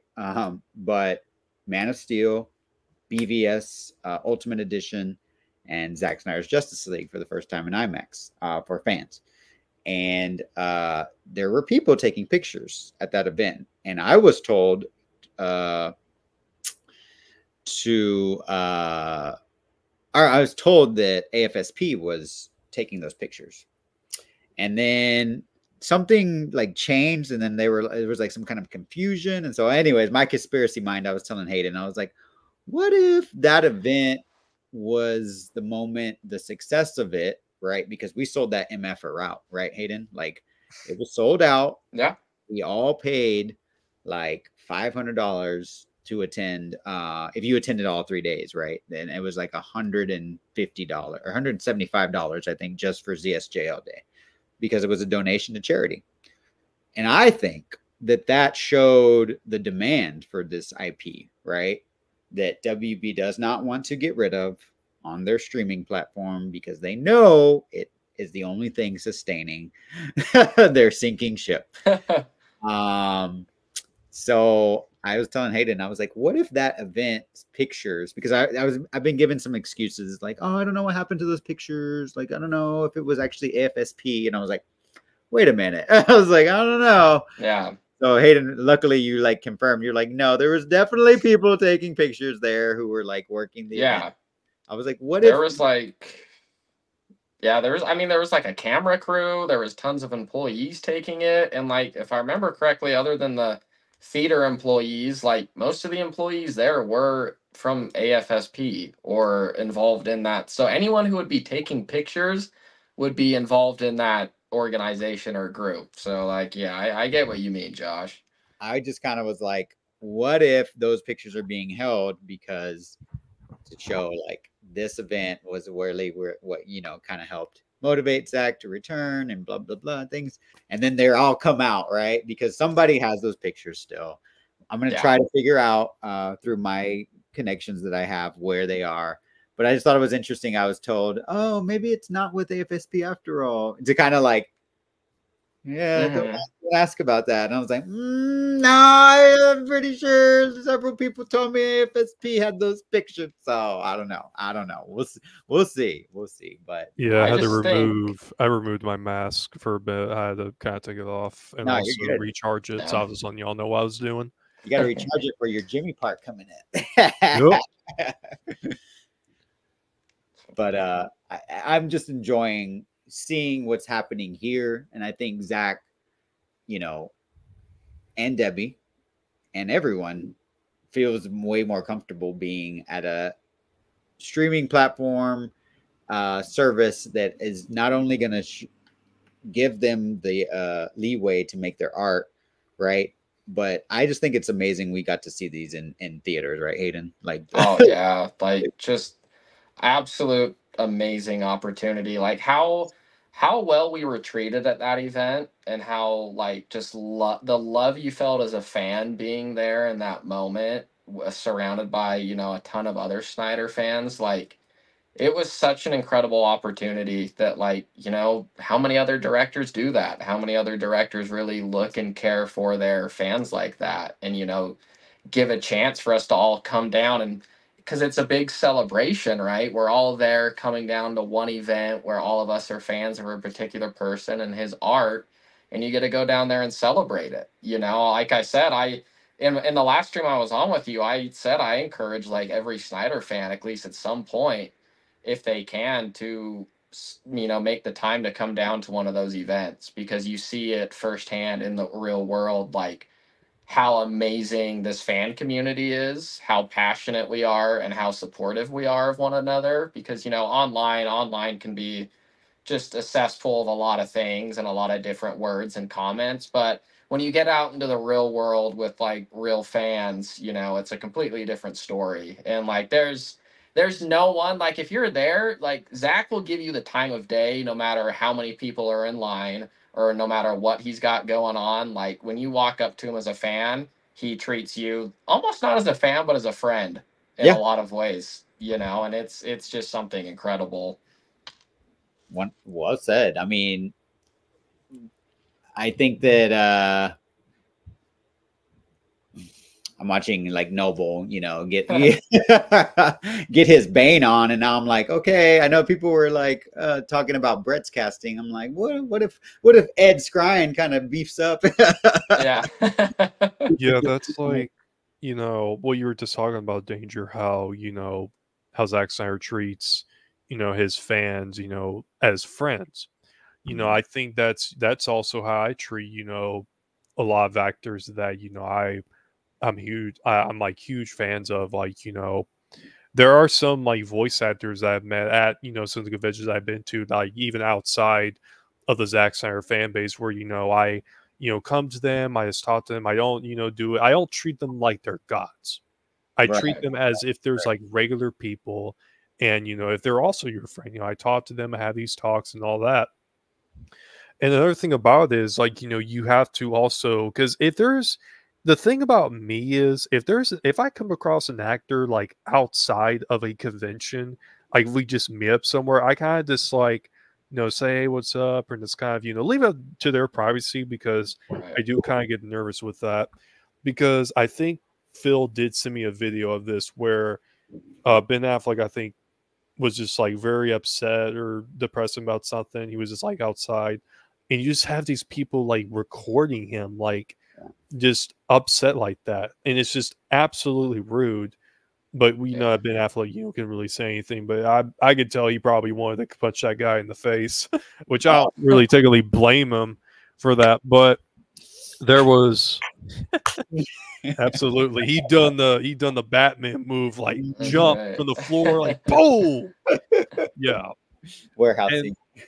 yeah, that is actually my all-time favorite like Batman scene in live action. Oh, yeah. I mean, right? I mean, I think we're all we all can agree on that. Like, I would say it's the truest form of a Batman scene we've ever gotten. You know, like the way he moves, reacts, just everything. Like, you know, just everything about Batman, I think so many people have wanted for so long is just built into that scene, and that's why it gets mentioned more than any other Batman scene now, because like everything gets compared to the warehouse scene, no matter what. Like no Batman fight scene will ever not be compared to that warehouse scene.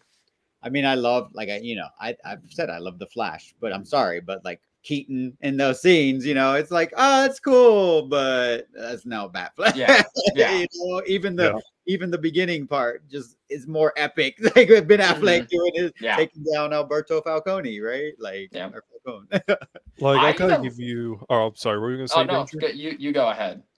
Well, I was gonna.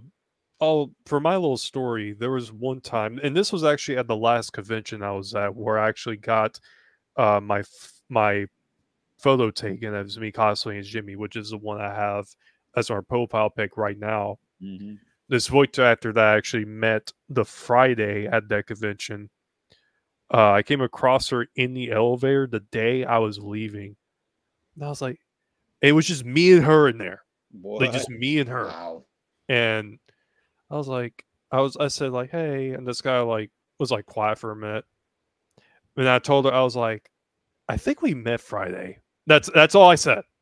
That's all I said. And I kind of just got really, and she told me, she was like, I think we did too. But I just got like really nervous right there, because I thought that may have been just a little bit weird in a way. If y'all know what I mean. I just, you know, ever since after that, I really just like let an actor, unless if the actor's, you know, willing to, you know, actually wants to have a conversation with me, you know, that's fine. But for me, when it comes to me, I usually let the actors, you know, have their privacy, and I just say, like, hello, and that's it.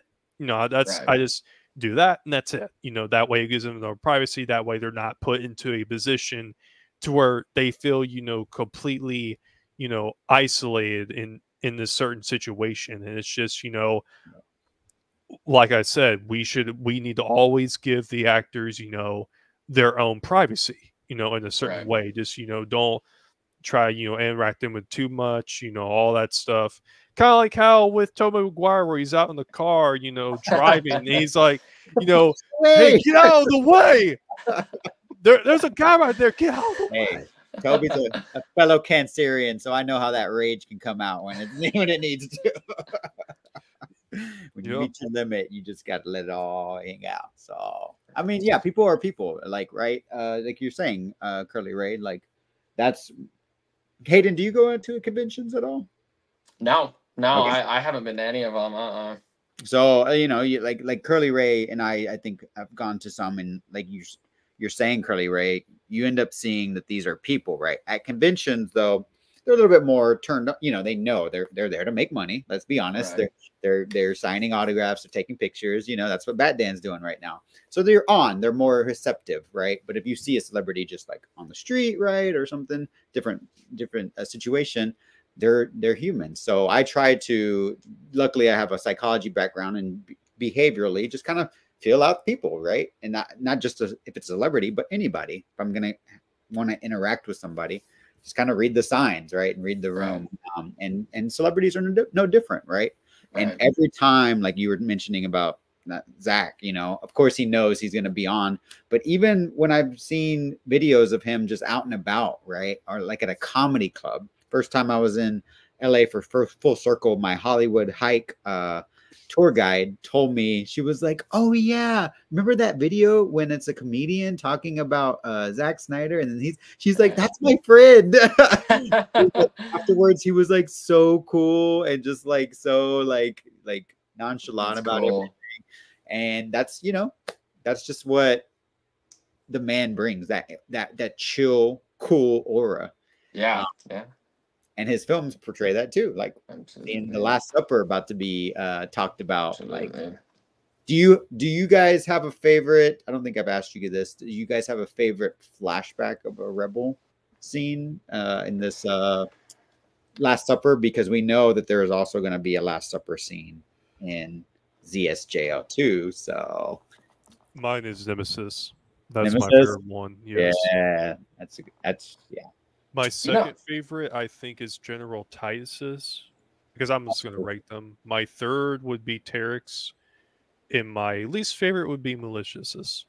Milius, yes. I know I pronounced her name wrong. So what would be your favorite, Danger? You know, I'm sitting here, I don't know if I've ever even thought about that before. I'm trying to decide right now, because... You know, my first answer was actually going to be, but then I realized it's not told at the Last Supper, because it's, you know, Cora's when she's telling Gunnar about it. But from the dinner, it would probably be the Generals, just because of, you know, the whole, especially how beautifully it's shot. Like when he's sitting there just watching like his entire army just get blown up like that, and how like horrific it is. But if I may, with the Cora thing too, the whole like way he integrated, I don't know if you guys are very familiar with like how Julius Caesar was killed with like all the stabbings, how he integrated that to the assassination of the king during that flashback of how she kind of, I guess, fled, I thought was like brilliant. And the violins playing and everything, like it was just so, I don't even know how to explain it, but I loved that. No, yeah, you nailed it. Like, I mean, that would be my answer. I probably framed it too much, but yeah, if you're saying all time Rebels, yeah, of course, like Cora's Arthaleus background flashback scene is like iconic. I will say, I gotta agree with you though, Hayden. Like this one, it's so much Titus's backstory that we're seeing right now, right? With the King's Gaze, freaking Brett Colbert just destroying this planet, right? And the rage that he's like, I love this, seeing him fight back so much more than the Netflix version, right? And seeing this beautiful head pop that's about to come, like, it's just like even more so, like right there, like just gorgeous. Like, how is it that the man films head splatters, you know, headshot splatters so gorgeously? And then right now when he's about to get the gun, so Titus for me in this version, 100%. Like I do love though Milius's scene, the one-shot scene. I just it's probably my favorite scene in the entire movies of the Blood Axe, Ray Fisher. Oh yeah, comes in, that Zach posted on 4th of July with the 4th of July jets, you know, instead of the. I just love. I want to see. I don't know if it's any videos, but I want to see them film that one shot, because I thought it was just executed so well the way that it's about to come. But I'm biased. It was funny, the Adrian guy that we met at Full Circle. He was like right behind me because he sat right next to Brett, and I don't think he realized, but it was actually, he was like, "Oh, you look just like Sam. Are you sure you're not Sam?" And she was like, "No. It was Ilias." It was Ilias. Yeah, she was basically like, "No, I'm not Sam. No, I'm not Sam." And then I was like, "You're Milius," because I took a picture with you back in April. I was literally dying to go to the restroom, and I was like, "Oh, I'll get a picture with her later," but I had to go to the restroom because 6 hours and, and everything. And then they were so I didn't even think I said bye to you, Hayden, because they like rushed us out because they were like, all right, we gotta go. Yeah, they got us all out like real quick. Man, DJ, I was even talking with, I caught him. Did you get to see DJ?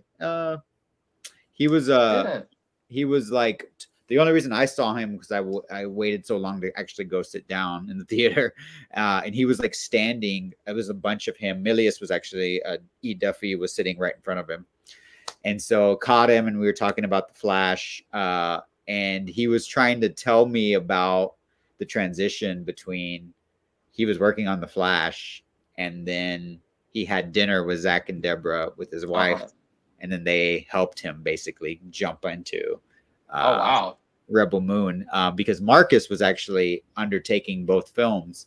But from what, like I kind of said earlier about the CGI needing to be polished and stuff, I think the reason why I have that theory is because from what DJ said is like, it was kind of like hesitation from Marcus, who was kind of like, oh, this is like Zach's like long-term friend who's worked on like all his movies coming in. He's going to like take over the movie. And so you can hear DJ in my video say, you know, yeah, we had to be like, no, we're not going to, you know, we're not trying to run the show. We're just here to help. Like, blah, blah, blah. And the security was like, y'all need to leave. And I was like, no. He made the movie. Like, I'll leave. Cause I think he was kind of like, you're talking here. So I was like, I'll leave. Yeah. But it was cool just to talk to him and kind of get that sense because, you know, DJ is such a cool guy too, just like Zach. Yeah. He's like really cool. He's not there to, oh, here it is. Here's my dude right here. Did y'all think that Ray Fisher was going to survive in the director's cuts? Because I kind of, I'll be honest, I kind of thought that maybe he would, but turns out he didn't. Yeah. Unless if something happens in the future. That's true. You never know. And even like Sky's theory is that, you know, all of the actors that are in this movie are, you know, it's actually Richard Citrone, who was stuntman Batman in the Boy scene. He was the Kryptonian that is gonna be slaughtered by Nemesis coming up. Ray Fisher and Ray Porter, all ZSJO actors, get killed off because maybe they need to be free to film something. Yeah. You never know. Maybe. Maybe that's why we hadn't seen, because I would love to see Henry Cavill in the Roman universe, but now thinking about it, you know, there's a chance that they could be making room for, you know, just possibly for Superman, if you know what I mean. I just looking at that WB tour, looking at both versions, the Man of Steel suit and the one from Zack Snyder's Justice League. It's just like there's no comparison. There's no comparison. I'm just like, I don't know. Y'all are both kind of younger than me. Did y'all watch the Christopher Reeve Superman?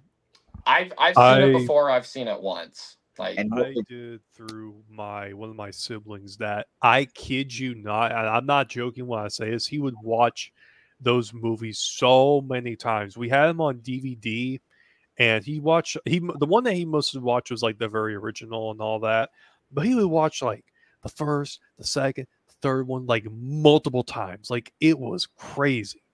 But so technically, yes, I have seen it, but the first Superman movie that I saw I did see Superman Returns when I was young, but the only thing that I will say, the only thing I remember from it was the airplane scene where Superman's saving the Lois, you know, when they're in space and the plane's going down to the baseball field.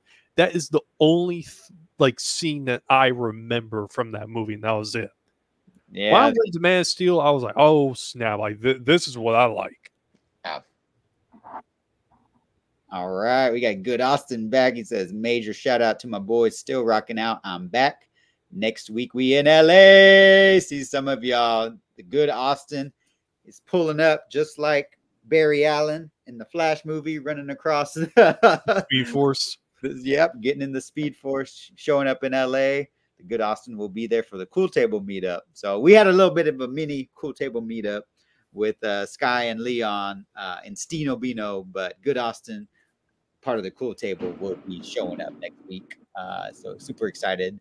that's going to be happening. I will not be there, unfortunately. As I stated, 3 trips to LA or California this year. Unfortunately, won't be able to make this one, but definitely the next one. So super excited to see all the photos. Oh, he's just Froze froze. up. Just right there. The perfect pose too. That's Oh, there he is. Back. Your favorite earlier. Yeah. Oh, yeah. Well, hey, listen, fellas, I actually got to take off. My phone's about to die. But Josh, thank you very much, my man, for having me on. I really appreciate it. Had a good time. Thanks for joining, man. I really appreciate it. Looking forward to seeing more of your podcast. Everyone go subscribe to the Batman Tradition, right? Yeah, I got an Instagram, a YouTube, and a podcast, but I'm still figuring out what all I'm going to do with everything. So it's very, very beginning. Very beginning. Well, hey, we need more actual fans, like you alluded to, Hayden, like to have a voice in this space. So right. Highly encouraged. So keep on doing it, man. Keep on. Thank you, man. Well, hey, so you invite me on the stream anytime too, man. I had a lot of fun. So thank you again. Yeah, man. Anytime. All right. See you, fellas. See you later, Dangerous. Nice talking to you, man. Yeah, he's a cool guy. But yeah, your favorite flashback scene happening. I was always impressed by the fact that we were going to see that happen, Curly. Right? Yeah, with the hand slicing off. I don't recall if you confirmed this. You said you want to, or have you pre-ordered the Molten Swords? I want to. I hadn't pre-ordered them yet. I think they were sold out, but for what's been going on, because I've been paying bills and just paying bills and working and all that. Because the swords are about $300. Oh, now I could buy them, but for that price, it might be a minute until I get those melting swords. But I do have a lightsaber. I have Cal Kestis' lightsaber from from Jedi Fallen Order. Fallen Order, yeah. Which I bought on eBay. That was a lightsaber from Galaxy's Edge, which I don't know if it's still open at Disney World, but I think it closed. But I didn't buy this at Disney World. I bought it through eBay, and the lightsabers itself was on sale through there, so I went and bought that. Got the little separate tube you had to get to put in the lightsaber. And I paid about $300 for that.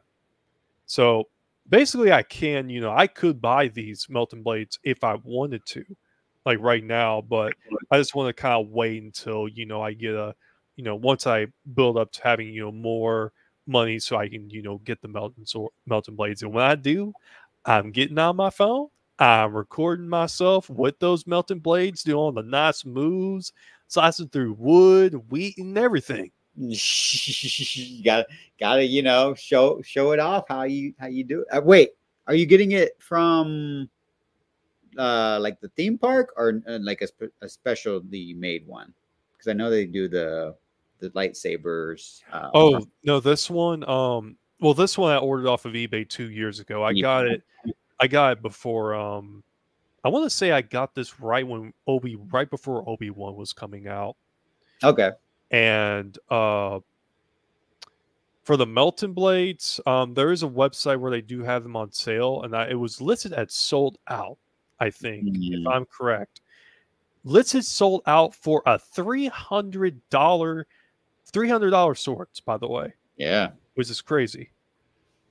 I mean, the power of Zack, right? Exactly. People need these replicas, and they had a whole prop showcase at Comic-Con, so unfortunately, I didn't get to go, but Invictus Prime, who was at the event, did. He was the one you shared pictures of, Chris. So that was pretty cool to see that he actually got to hold like some of the props and the guns. I bet they're like, what is your gun made out of? Is it plastic or is it? It's made out of foam plastic. Okay, I was gonna say this is the assault rifle from Years of War. I was wanting to see if there were any props or custom props made of like the BW-87 assault rifles that the Motherworlds use. That's the name of the assault rifle for, you know, what they use in Rebel Moon. I wanted to get a gun that was kind of like close to that resemblance, but I didn't know which one, so I chose the assault rifle from Gears of War. So that's why, you know, I went with. Yeah, it looks perfect with your cosplay too. And of course, they have to check it and make sure it's all safety, you know, safe basically. So you get a tag, right? What's weird about this one, they usually tag, you know, the stuff I have. They had to tag my, you know, stick, you know, my dual disc from Yu-Gi-Oh, but they didn't tag this one, which is kind of weird. And let me see if this is available for sale. It says it's out of stock on Entertainment Earth. I'm just curious if it's came out yet. We got. Go ahead. Oh, what were we going to say? We actually got another guest who's going to be joining us. Curly Ray, you might not know this individual, but one fan who I got to meet at the event by the name of Matt G. How are you doing, Matt? Hey, how's it going, guys? You hear me? Good. I'm doing great. How about you, man? I'm good. I'm good. Yeah, I went to the event last couple weeks ago in LA. I had a great time. It was a blast, man. Getting to meet everybody and you know, Josh and Sky and Leon and you know, just being surrounded by Snyder fans, man. The energy was insane. I had such a great time, and so yeah, really excited about it. So, wish I could go back. So. Right, and watch the movie in the big screen again. But hey, we're watching it on Netflix, so it's like second best thing, right? yeah, of course. I mean, I've been meaning to rewatch it. It's a long freaking movie, so like you said earlier, you know, you got to set aside a whole day for it. But being able to see this in the theater was definitely a real treat. So I feel really lucky about it. Hell yeah, man! And you pulled up all the way from Virginia, yeah, right? Virginia, yeah, that's correct. I've been a huge Snyder fan since I was young, so you know that was just always a dream of mine, kind of getting to meet him. And I was lucky enough to get the RSVP for Twilight of the Gods and for the black and white Justice is Gray. So I'm getting to meet him at the Twilight of the Gods event was awesome, and that's what I told him was just, hey, I've been a big fan for a long time. Told him about Sucker Punch and Watchmen being a big inspiration, and how much I loved the Bjork song "Our Army of Me." She did a remix, so because she did a particular remix for Sucker Punch, so he didn't just like use that song, like it's a Sucker Punch particular version. So he worked closely with Bjork, and I thought that was so cool. And I wish now now after having met him, you know, in the moment I was kind of just going off the top, but now I'm thinking of all the things I wish I could have said to him, or you know. So I actually have this. I have this Bjork card, like it's like a Pokemon card of her like thing, and I actually had it on me, and I kind of wish I would have given it to him, like, because it looks really dope. I could show it to the camera here in a sec, but yeah, go ahead, Josh. No, I was just gonna say I've done the same thing. I was telling Hayden, I was like, yeah, after I got back like on the flight, I was like, gosh damn it, why didn't I ask him about like something to do with like DC? Like there were so many things I wanted to say to Zach and Debbie, but you don't, you know, when you're just there and you just feel the energy, you're so comfortable, you're just like relaxed, right? And then I'm like, damn, I should have asked him this because he was so cool, right? You want to be respectful of his time, but you're also like, so I feel the same way, dude. No worries. Yeah, so he mentioned like, hey, like that was my favorite. That's one of my favorite parts of the movie too. You know, that's that segment with the Bjork song. And so I kind of wish I would have asked him about the Snyder, or what the fans have called the Snyder Punch. Release the Snyder Punch, right? You know, I should have asked, hey, is there any update on the director's cut of Sucker Punch? But I kind of just I was just like smiling and just kind of just complimenting him, and he just kind of didn't say like a whole lot. He was just, oh, thanks, man, like, you know, just like, hey, like, you know, and mentioned that was one of his favorite parts of the movie. So he was such a nice guy, and it was really a treat. So cool to actually see that one of your heroes, right, is actually just a cool ass dude, right? Not for sure or anything like Curly Ray. This man got to get his photo book, that big photo book that Sky got from. Yes. There he is. Hey. Do you have it by chance? Yeah. Oh. Let me put you. Look at his beautiful signature. Yeah. Let's move this. He got that signed from him. So he actually brought that heavy ass book to Twilight of the God.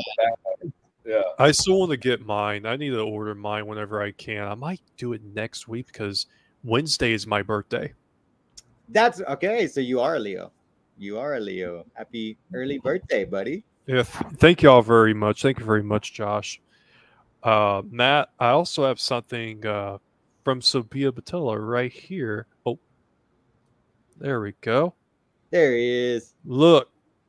All right. Much love. Love at that. That's awesome. Great picture, man. That's so cool. That's awesome that you got to meet her too. I love that pose, man. I do have a picture with her of me cosplaying as Jimmy from Rebel Moon. Oh, really? I need to see that one. Let me I can send that real quick. Oh, nice. Let me put you. So I'm not a Funko Pop guy. This is my one and only Funko Pop. I do not collect these, but I had to give in for that. I just thought I was all right with the antler crown and everything. I had to give in. So Yo, all those Rebel Moon Pops they are absolutely amazing. I got every single one of them on my shelf. I got Tarek, Liz, Jimmy, Gunner, Cora, Kai, and all of them. There's a few that I would give in for, like the Dark Side one of the Snyder Cut. I think that one's a little unique. Maybe a Batman one or something would be cool. I kind of want one of Zack himself, and I've seen a custom edit of it on Twitter a long time ago, and I'm like, they should make that. If they made a Patty Jenkins one, I think that's long overdue for a Zack Snyder one. That's just kind of how I feel. I'm just he kind of helped make Wonder Woman the way iconic. So I feel the same way, man. I actually, you're talking about the Funko. I think I have the Dark Side. You're talking about the Dark Side holding the spear. I don't know if he's holding anything. I think I've just seen it where it's just a Dark Side Funko Pop from the Snyder Cut lineup, and they got a Man of Steel one in the black suit and everything. I've seen that, and I'm like, I debated it, but this is my first one. I just got it the other day too. Nice. Rebel Moon merch. Yeah, this G Fuel cup thing. Nice. I haven't gotten that yet. I'm going I got that exact same one, Matt. Except it's still here in the box. Here, let me. Yeah. Show you.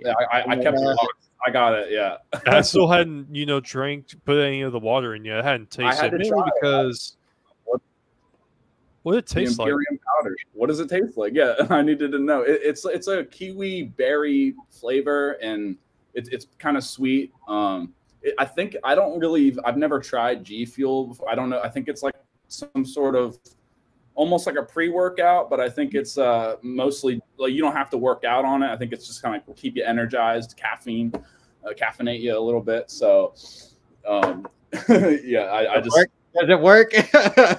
Yeah, exactly. Just it's like a coffee. Maybe a little healthier, I suppose. Not only that, pretty good. Let me show you some stuff I've actually been buying through Hot Topic, and these are the Rebel Moon figure bag clips.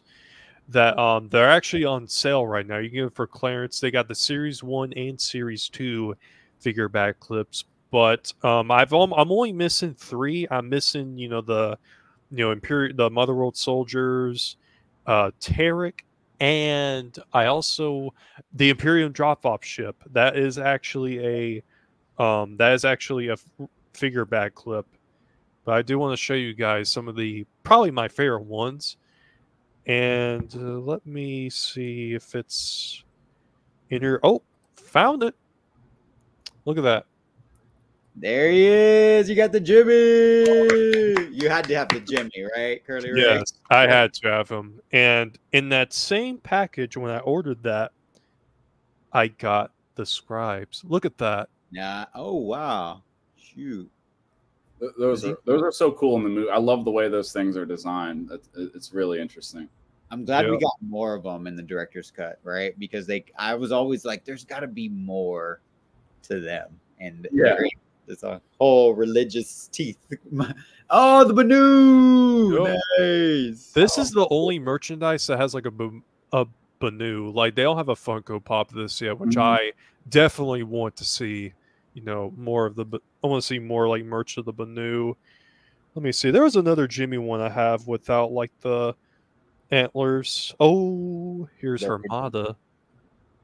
Oh shoot, that's so good. The eyes. Yeah, the eyes on her sides. Yep. And this is the back right here. Like it's like the way that these are detailed is, you know, really good. And I'm gonna turn on my flashlight because I got my lights off in here. But there was another Jimmy I have in here, and that's right here.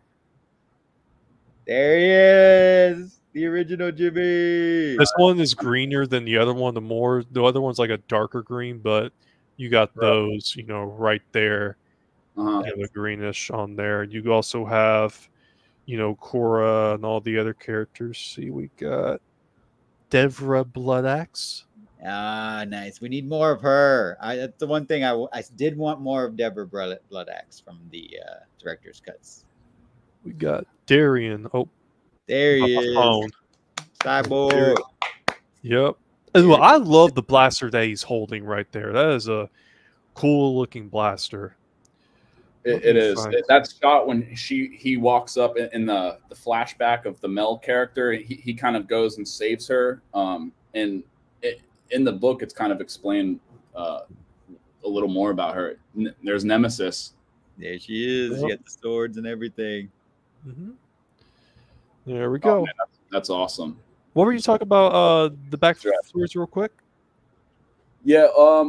Well, she kind of mentions that that's her like as a child, and they're in the Imperium are kind of coming down and rounding up the eldest child, and that's the only one they're saving. They're kind of putting them on the ships to go, and her family's like, go, like it's you're the eldest, like you gotta go, and she doesn't really want to, and they kind of stumble upon you know, just she sees the horror, she sees her sister there, you know, dead, and it's tragic, and then Darian Bloodaxe kind of arrives heroically and kind of like saves her there, and it's really awesome. So just seeing it described that way, and you know, there's a lot, like the whole mythology that's into the book is really interesting. So I ordered the Cosmo book and the technology to kind of understand a little bit more about it. But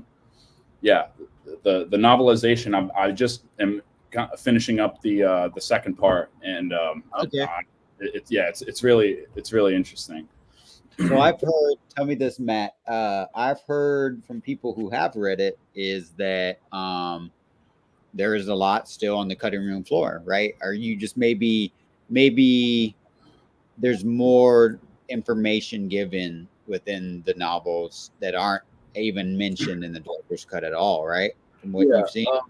I think one of the things I noticed, which I was like, I didn't remember if it was in the movie much, but how Noble kind of becomes who he is, right? He learns from this other society who's just fucking. Oh, sorry. I'm not. No, fine. You're fine. We're R-rated here, so. Okay. He's just They're just ruthless, and Noble's like shocked by it, and like just like, you guys are really ruthless, and he's like, but he sees how they keep order in their society and how nobody like gets out of line. I forget the name of. I'd have to like. I was kind of trying to take notes. I listen to the audio book, nice. And so I kind of like clip it at parts and bookmark it. But he like learns like this is how you have to do it. You know, you got to be even more savage, and they were like they were like kind of on equal terms with the the Imperium. Like the Imperium didn't mess with them, like, because they were just like, look, they were more partners, kind of. So I don't think that was much mentioned or flat alluded to in the movies at all. So I that's something that could be explored. Yeah, because they're talking about the prequel we mentioned earlier about Belisarius. So it would be interesting if he's somehow involved in that, right? Like you see his rise to power maybe as a partner of Belisarius, or I don't know, some just background. He's like sharing the show with him, essentially. This scene, Matt, when Tarok wakes up with the lady, the old woman, got a huge reaction. I got a good cheer in the auditorium from us. I think we were expecting that from Tarok, but hey, everybody's got to celebrate right before the big battle, right? That means we're or they're preparing their defense, I guess, first, and then the battle. Yeah, but it could be the last night of their lives, you know. Yeah. So who knows? It's just got to go out. So Matt, I don't think I asked you this, but you said you were a Zack Snyder fan from a young age. What was your first, like, what was the Zack Snyder movie or project that made you kind of pay attention? I remember 300 coming out and just being a big deal. Kind of seeing that when I was young, I thought it was awesome. I guess I think my brother had gravitated toward that a lot, and he was just he had this story of kind of like fighting his friends with like sword poles, and like in the parking lot of the movie theater, kind of just like swinging stuff at each other, like just acting out 300 because they were just so excited. But for me, like I wasn't like entirely hooked on it. Like I thought that was awesome. But I've been into movies since I was a young age. Like that's my thing. Like I'm a movie guy. So really it was a Watchmen. I remember that was coming out. I remember the big posters in the theater, and I was just like fascinated and just seeing that. I remember seeing that in the theater with somebody. I mean, I was definitely maybe too young to see it, but I saw it. So Watchmen was the one that really got me hooked, and I'm like, oh, this Zack Snyder guy, he has a style, he has a particular way of filming and everything, and so I just always thought that was awesome. And then Sucker Punch, when that came out, I was maybe in middle school age, and I just remember like going to like football practice, listening to the Army of Me Sucker Punch remix, and what is it, like the Beatles song? They do a rendition of that of what's it? Well, I forget the name of the song now, but like there's a couple like cool versions of like that whole soundtrack. I was just listening to on my way to the football practice every day. So back then, and then with the whole Snyder Cut situation, I was kind of in college when BVS came out. And I was kind of busy around that. Like I just had so much going on that I wasn't really like worried about like what was going on in the movie theaters and stuff. And so I didn't even see BVS in the theater. I saw it a little bit after, just on like pay-per-view or whatever. And I was just like, oh, like I thought it was fine. Like I didn't understand like the chaos like that was going like surrounding the fan base or whatever until a little bit later, 2019 was when I realized, whoa, like this Zack Snyder is so this controversial figure, and this whole background, you know, thing that happened on set of the Snyder and there's this whole other version of the Snyder Cut that exists. And I started really following the pictures that he would release. Like I thought that was so interesting, and piecing together like, oh, this is from a scene that we didn't see this in the movie, and like we would kind of just like just being wow, I can't believe he managed to shoot that all of that, like just, you know, and have it the fact that it's a cohesive 4-hour movie as it is just incredible to me. So yeah, I'm a big fan. Yeah. Hey, we all have our journeys and our stories, and so I just love, you know, I didn't get a chance to. We just kind of immediately just kind of was like, hey, you're a Zack Snyder fan. I loved your shirt, your ZSJO shirt you had on, And so we just kind of like started talking and bonding. And so I didn't get to ask you. So thanks for answering that. Because honestly, I've said this before, but Watchmen, I mean, of course I love 300, right? And loved, I actually didn't see Dawn of the Dead all the way through until after, like years after. So Watchmen for me, that trailer that was cut by Duty Dorn, who is Zach's editor. She edits his movies and also his trailer. I was blown away just from the Watchmen trailer, dude. I was like, oh, for sure. Snyder. Like that's when I started to pay attention. I knew he had done 300, right? And I loved that film, but I was just blown away from Watchmen and then actually seeing the film, right? 2009 was when it came out. Yes. And so I'm older than you guys. So I was about to graduate college a year later. But I remember that graphic novel was, I worked on campus and my friends knew I was a nerd, right? And so they were like always interested in like comic books because of me.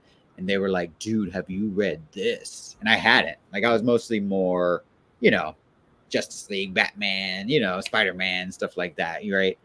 And then when I was in college, my mind started opening to actual like graphic novels. And I remember reading that and being like, fuck, he actually did it. He did the whole thing and put it on screen pretty much, like immaculate, right? Yeah. It's insane. And I thought did you know about the controversy of Watchmen at all? Like the changes of the comic book source material at the time? Well, first of all, just like I agree. The marketing for that movie, like I was saying about the posters, you know, just seeing just this tall like heroes in their suits, like kind of at the theater, like, and then you were saying about the trailer. It was a well marketed movie. I think, even though I'm not sure the box office, I think it did relatively okay, you know, but I think it did well. I'm pretty sure. I don't know, but so as far as the changes from the comic and everything, I think I read into it a little bit. I didn't read Watchmen until way like later, so but I kind of understood like, hey, there was supposed to be like a giant squid or whatever, and that always seemed to me like, well, understandable thing to change, you know, and then all the critiques about, Rorschach fumbled the landing in the comic book, but in the movie he lands it perfectly. Oh, he made them look so like he's hyping them up or whatever when they're supposed to be like clumsy. Like they weren't clumsy in the comic as far as I've seen, and I've read it since. So like they're definitely not, but I just think that like those are silly kind of arguments to make. Yeah. I mean, there's always silly arguments with Zach stuff, right? We know this. We know this. That's man. Even like we're seeing now, we're at Jimmy, Batman, looking like Batman with his antlers and his bat cave. I remember, you know, criticisms when the part 2 came out. Oh, they just pulled out the ship for no reason, blah, blah, blah, blah, blah. And now, since we watched part 1 of the director's cut, we saw the ship actually got pulled out in part 1 and that it was actually Jimmy who fixed the ship, right? Like Jimmy is the whole reason the ship works. So MFers, if you actually wait and watch the movie, as exactly it intended, you know, you'll actually see. And I'm sure Zach probably knew. He knew. He was like, they're gonna complain, but you know what? Let them, because then they're gonna look stupid. Exactly. Like he doesn't care what the internet says. WB cares what the internet says. You know what I'm talking about? It's crazy. You know, if there's, because here's the thing, a film's going to have criticisms. The thing is, the studio isn't going to really care. They're going to make these films for the fans, and the fans are going to be pleased with the work. You know, if there's one guy, only one person on the planet criticizing a film, having one criticism about it, you know, hey, who cares? If everyone else likes it, hey, you know, that's all really matters. And even if it's making, you know, if it's making them a profit, just like what Rebel Moon's doing right now. like just getting all these views. Like we just got the numbers for the director's cuts, and I believe they combined them, if I'm wrong. But they, combined them because we got 4 movies out of one movie budget of $163 million. And those 4 movies are the PG-13 cuts and the director's cuts combined. So Rebel Moon is a global phenomenon. And I think you're right, Curly Ray. And I think by combining those budgets, that's why they're able to combine the numbers. I think, I don't know, maybe not. But I think it was smart for Netflix to do that, probably knowing that this was kind of going to be, the reaction. I think Netflix knew. They knew from the Child of Fire reactions what these critics were doing, as they've always done with Zack's project, right? And if people had like legit criticisms, that's fine. You're supposed to critique film, right, and art. But a lot of the complaints were just that I heard from Child of Fire were just stupid, right? Just stuff like the ship, stuff like that, like dumb stuff. And for the people to say that, oh, the director's cut should have been the definitive versions from the very beginning, they're stupid for that, because these critics would be doing the same thing, but they can't really say anything because the PG-13 cuts exist. So that's basically a counter to that. See, and I have a different perspective. I have same perspective as you, Curly Ray, but a different perspective because I have nieces and nephews who love Justice League, right?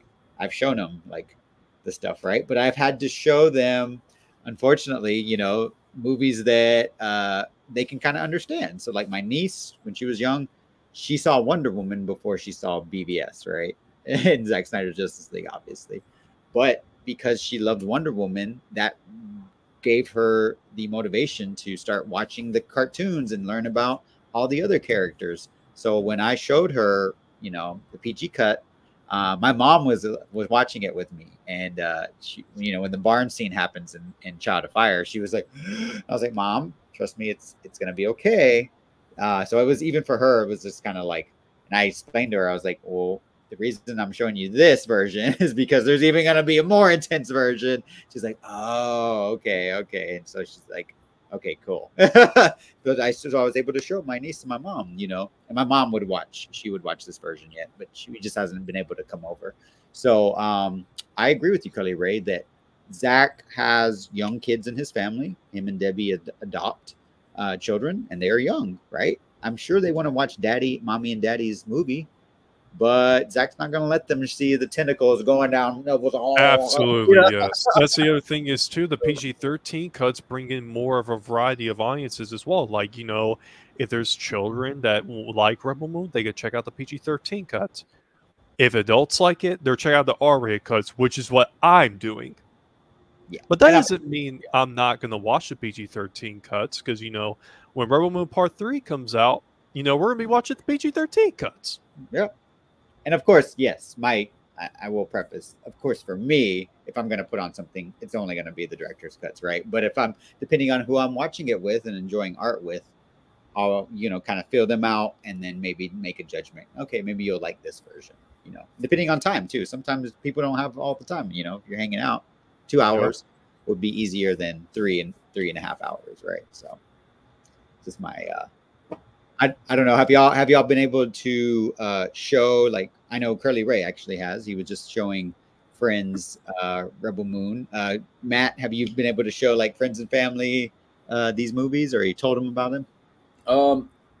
So far, I haven't gotten anybody to watch the director's cuts. My friend at work, I recommended it to him, and he's like, "Yeah, I'll check it out." And he's like, he was telling me, "Hey, man, I went to check out that movie, and I saw it was 3.5 hours." And I'm like, "You didn't tell me that part."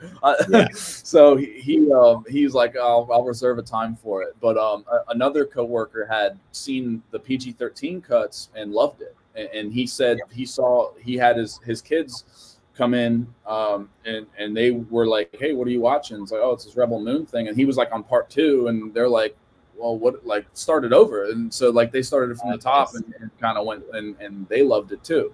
So from what I've seen, and then my brothers, they had seen the first part one when it came out, and they loved it. And so, and then I was telling them like about how I'd met Zach and everything, and they were like, I was like, yo, you got to check out the director's cuts. And my brother's, you know, he's a big photographer, really into film and everything, so he's really excited to watch it as well. That's awesome, and just spreading the word of rebellion right there. Curly Yes, Ray sir. been doing it. You're doing it. That's what's up. That's what we need these rebels to know. And that's it's great that you know, like your friend, you know, with the kids, they were like, start it over. You know, I need to see this, because I think it's good to see. Yeah, for young people too. It's good to like, you know. You're cutting out a little bit, Josh, I think. Oh, sorry. At least for me, it might be my connection, but there. No, I was just saying that, you like, for young people, you know, there's some themes that are very important life lessons, I think, in this movie. So, you know, gotta be able to expose them to these good life lessons about rebelling against authority when appropriate, obviously. And Matt, you were talking about your friends, you know, watching these movies.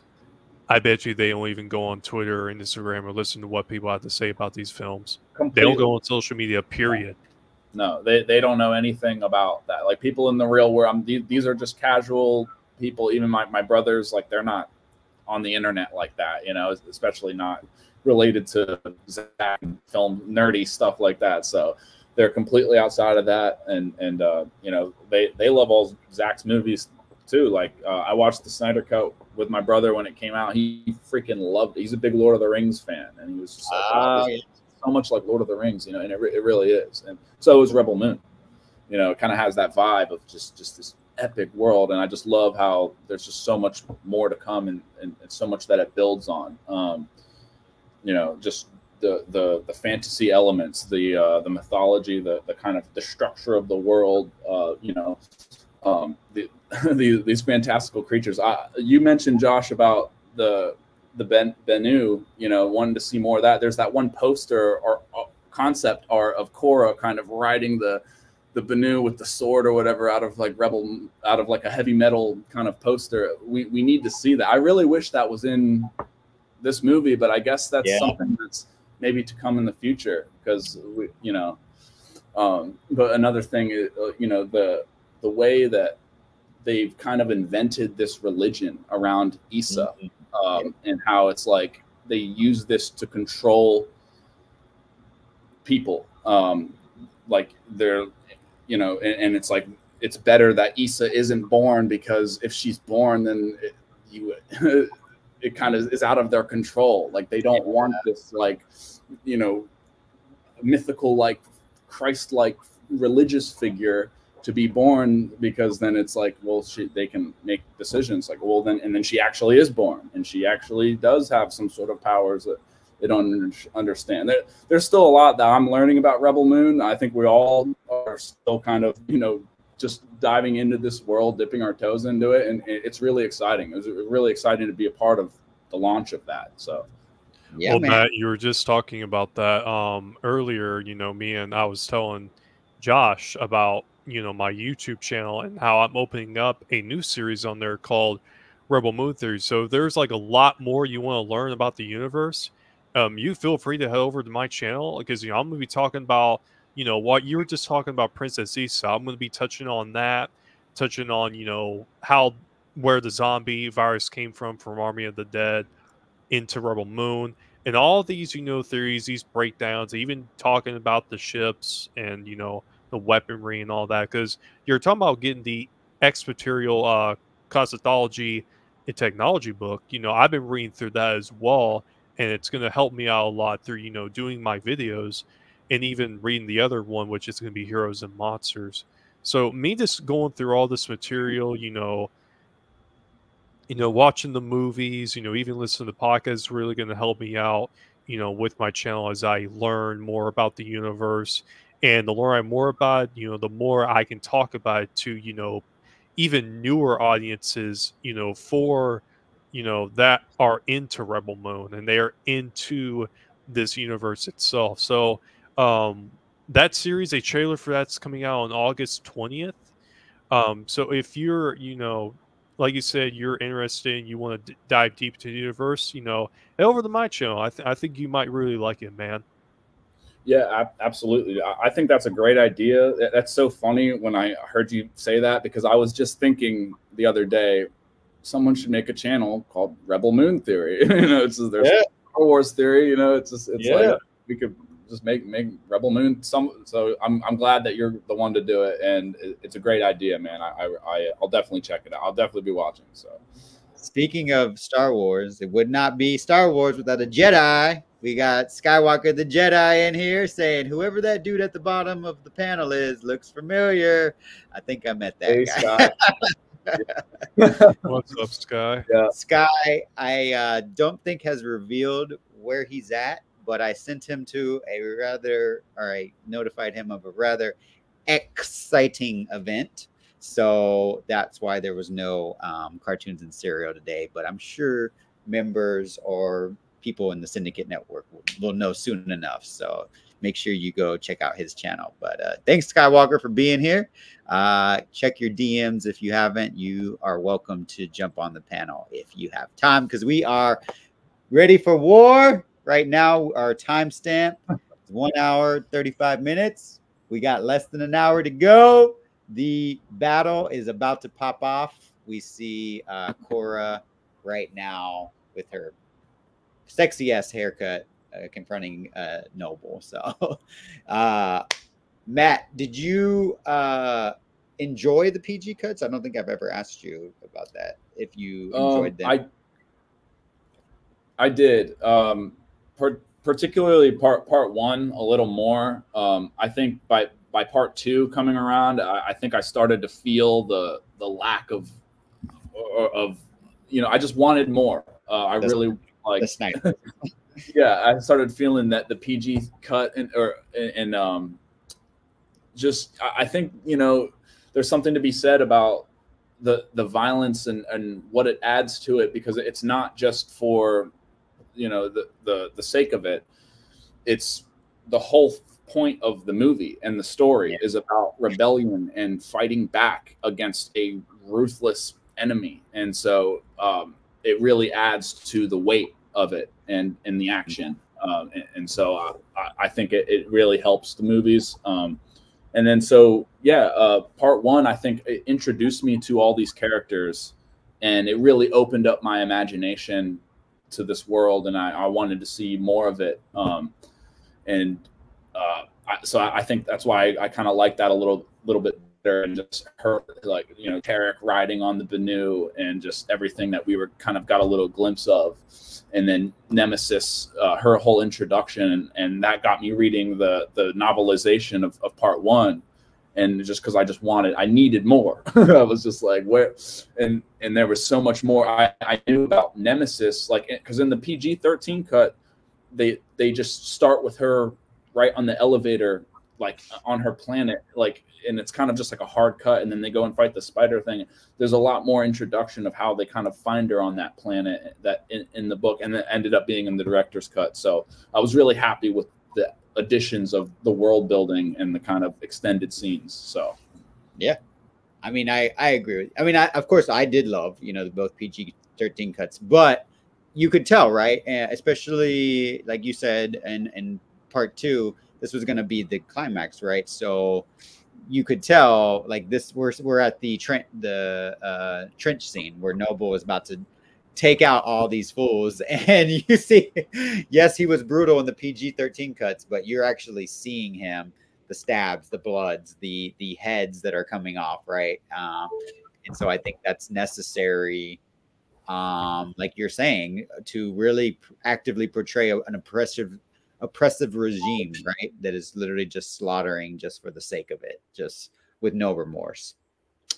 For me, I actually have not. I don't think I've asked you about this, Curly Ray. If you feel comfortable answering me, and you too, Matt. How did y'all feel about the sex scenes? I think Matt dropped out, but he'll be back. How did you feel about the way the sex scenes were in Rebel Moon, Curly Ray?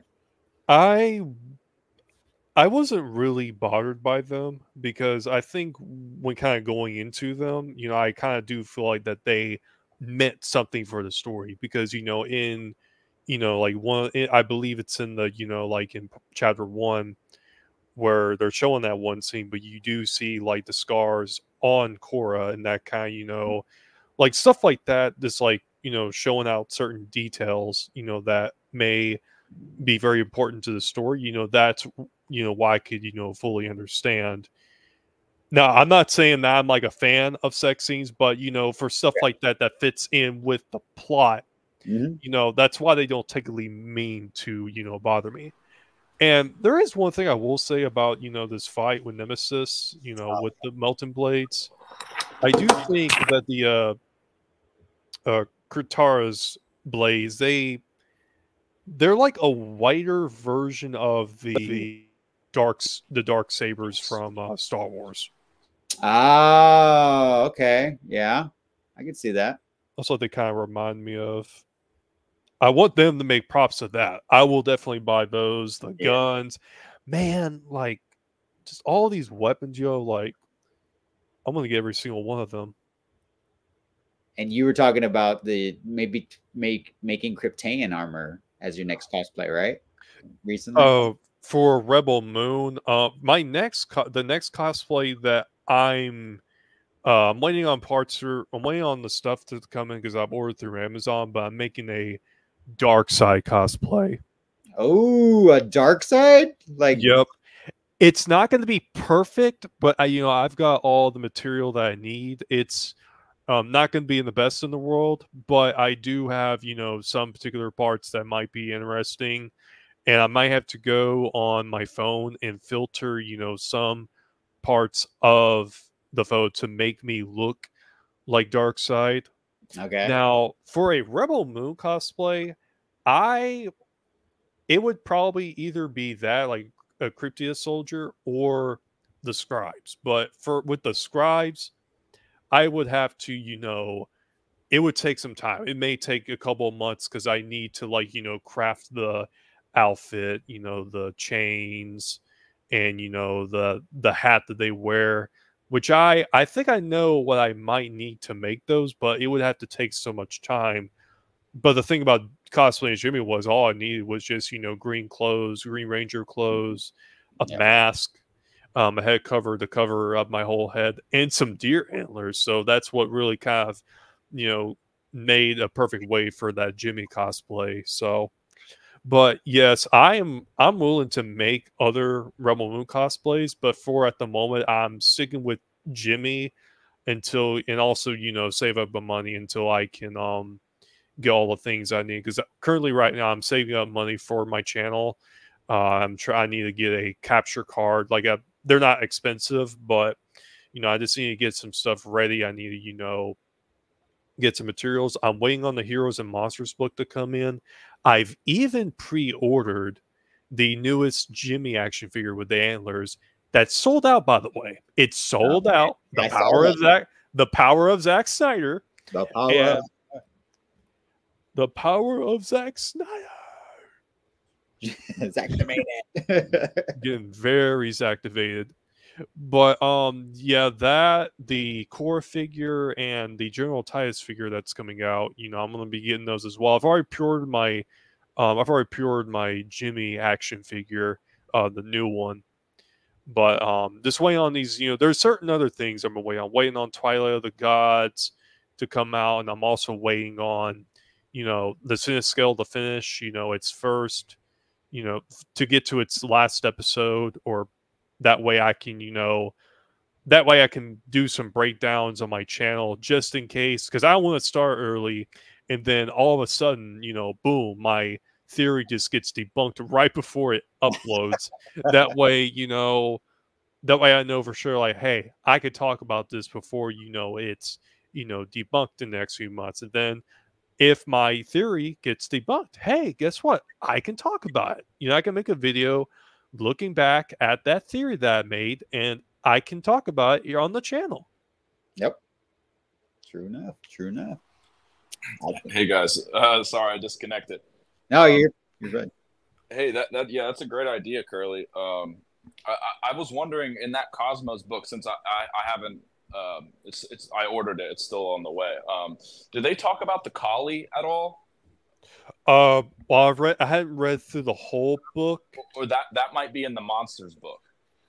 That could be. I could actually look through it right now. Let me turn on my you don't lights. have to do that, but I was just curious because, yeah, that's we're talking about the mythology and everything that Zach adds to these movies. You know, in the world building of this whole new universe, that's definitely a fascinating aspect that is going to be built on in the sequels.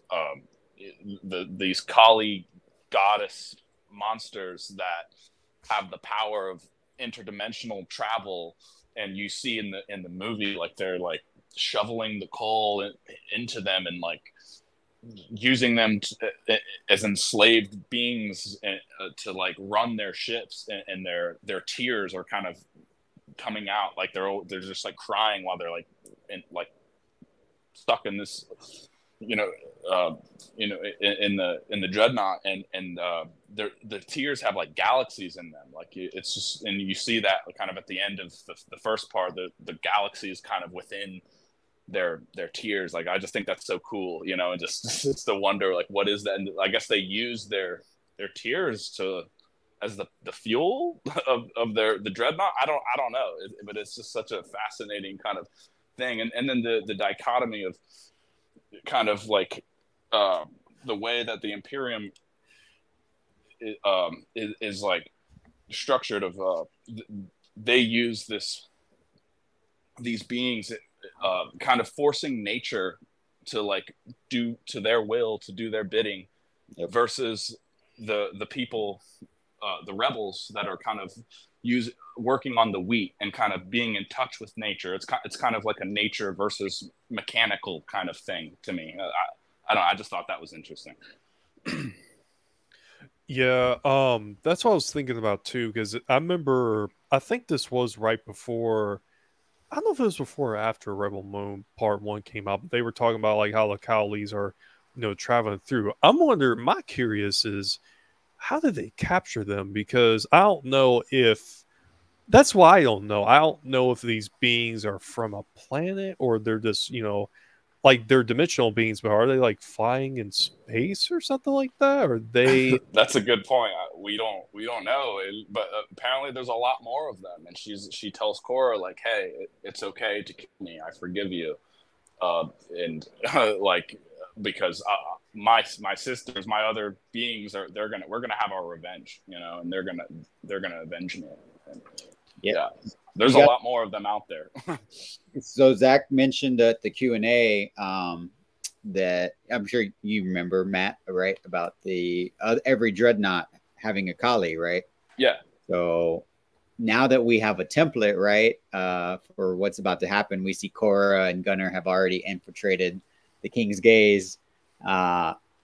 They are going to have to take the Kali out, right? That's just kind of what they need to do. And so I think that there was an animated series that Zach even mentioned. Do you remember that, Matt? That he talked about? He's like, I don't know if we're going to make it, but we're working on it. So there's a Rebel Moon series. Yeah, he's actually talking. He was about the part. It's all about the Kali. So he said he basically doesn't know if they're actually going to release it, but it's being worked on. Because Zach has a whole mythology about these Kali who are essentially giants, right? And that painting, glass portrait that you talked about with Issa kind of blowing some giants up, I think somehow is connected to the mythology. So I don't know if that's like the male, right? If the Kali are just the females, if the males were kind of subjugating them, right? Yeah. But that's just selling them out or something, like maybe allowing them to be enslaved or something. Like who knows? Like there could be a whole greater mythology to these beings that we don't really know. That is interesting though. I wonder because so in the painting, because I'm not sure what you're talking, like the painting's her blowing them up, like destroying, and they're male looking Collies? I don't know if they're like, I'll need to relook at it, but I just had like I will kind of, too. because there was a lot of talk, you know, when we see the opening, right, of A Child of Fire, it makes like this shape, right? And people were like, oh, that's we know what that is. And there were jokes about the female anatomy, right?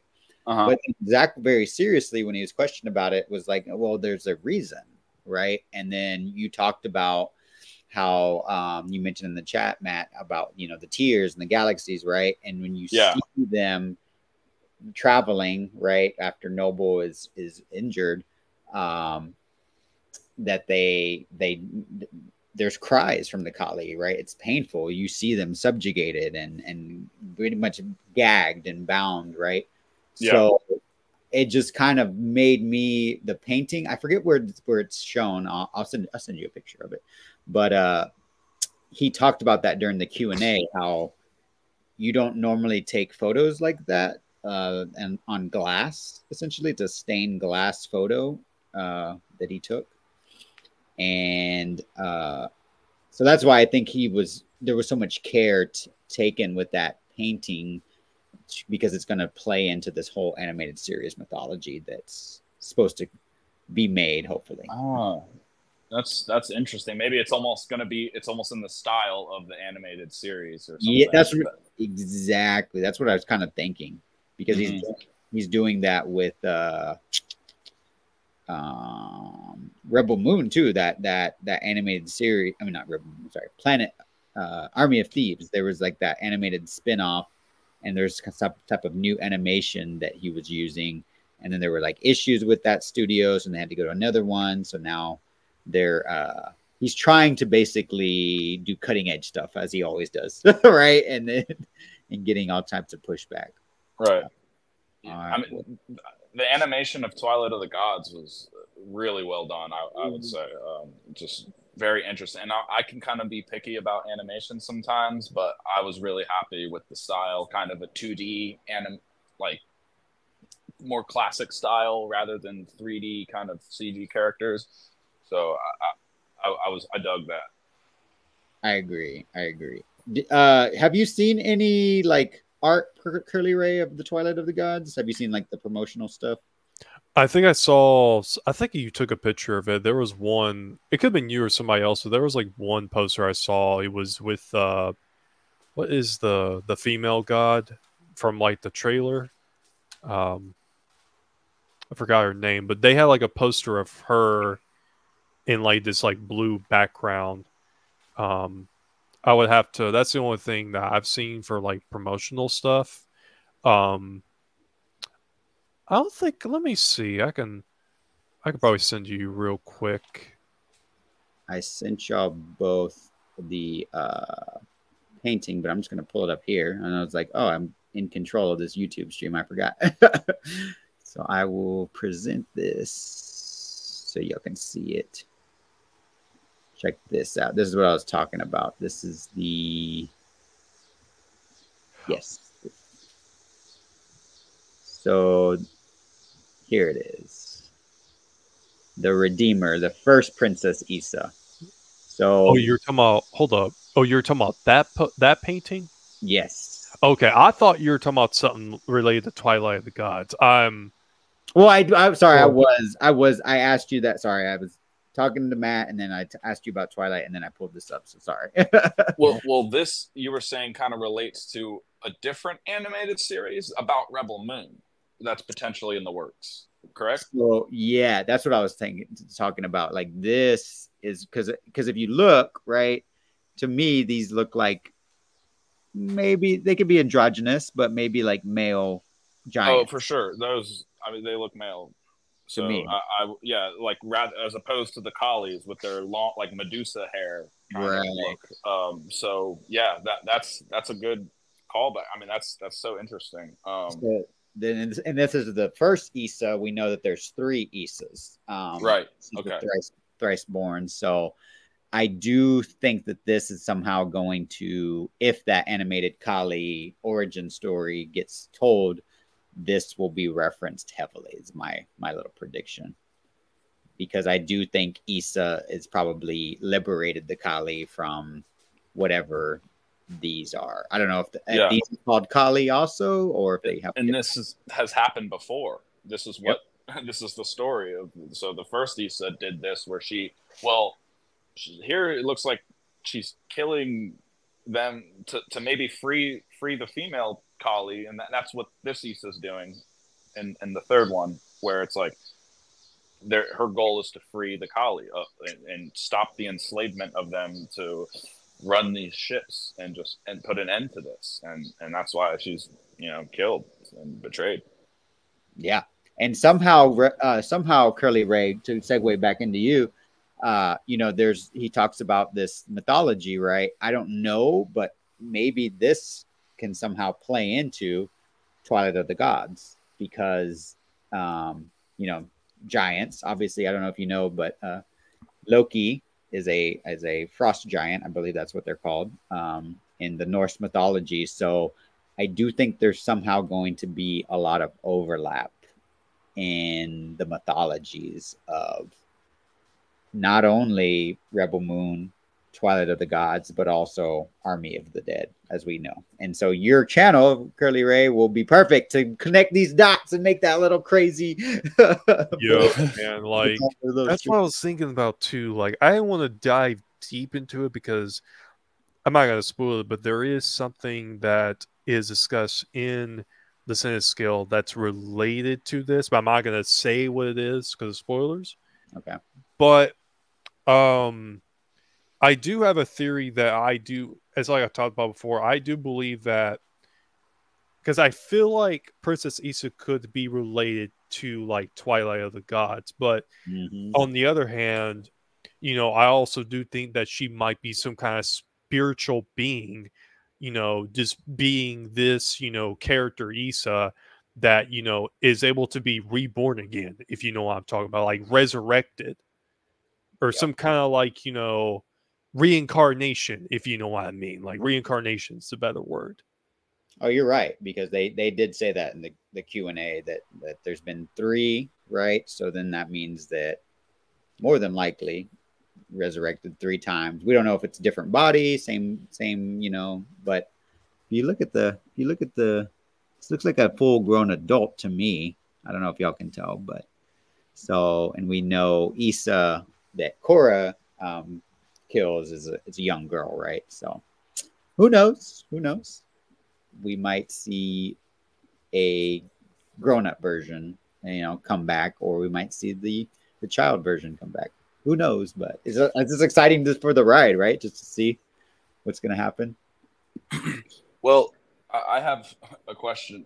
When I first kind of watched Rebel Moon, my assumption was that Sam was somehow connected to Princess Issa. I mean, she has that same structure, like she's blonde girl, I don't know, like, and and she's talking to Jimmy, and he completely like he like that triggers that Princess Issa response to like, I have to protect her, like, and so I thought that like in his mind, so he's a robot, like he thought that she was Princess Issa. Well, like he either thought that, or like for one reason or another, maybe he's wrong, maybe like, but I'm not sure if that's the case. But yeah, it'll be interesting if there's a 4th Issa. Is this Issa that Korra killed somehow still alive and now she's an adult, or maybe she was reborn again as Sam? But that wouldn't really line up in the time, because it's only been what, like 6 years since Issa was killed. So unless I'm not sure, but yeah, like it could just be a coincidence that she kind of looks like Issa, but that's just maybe a little theory. It could be nothing, but that's just my assumption. So Zach did say I'm trying to remember. I think I'm remembering this right, but he did say at the Q&A that there's 2 years from the time that she, I think, fled and arrived on Velt. So there is story that he said could potentially be told from the time that we see the flashback with the Julius Caesar type, assassination, and her, beginning in this movie. So there's a whole, we don't know like what she came into contact with, and if any mythology could be fleshed out. So it sounds to me like he could even tell a prequel story of Korra, right? Just on the run if he wanted to. That's what it sounded like to me. So Zach is just full of ideas. It's just like endless, just like Rebel Moon mythology, and that's what's exciting about it, right? Is that it's like Star Wars used to be. You would just, barely tap the surface, and it's just like endless because of the expanded trilogy. Are you a Star Wars fan, Matt? Oh yeah, I'm a huge Star Wars fan. Okay, cool. I grew up loving all the movies, the prequels, particularly Revenge of the Sith. Yeah, my man. Episode 3. I mean, as a kid, like that was just the shit, just fighting in my backyard, dressed up as Anakin Skywalker with my friends. That was epic. So, and I had all the toys and everything. So, I definitely, and when I would watch the old ones as a kid, I would mostly want to fast forward. I really liked Return of the Jedi because that's where and I would want to watch the end. I would like fast forward to the end and watch Luke fight Darth Vader. And, it just that was my favorite part. But like the prequels, I think I liked a little bit more as a kid. But now it's like, I really like Empire Strikes Back and Revenge of the Sith. So, and as far as, and I don't know if get into the Disney stuff goes, I'm not too big of a fan of it. But I love Andor. I love Rogue One. Those are brilliant. But a lot of the other shows, I'm tapped out at this point, Yeah. So. It's same here. I'm not watching anything Star Wars related. Yeah. To Disney. Same. That's why we need your channel, Curly Ray. We're waiting. Yo, Matt, you were talking about Star Wars. I actually do have a lightsaber that is from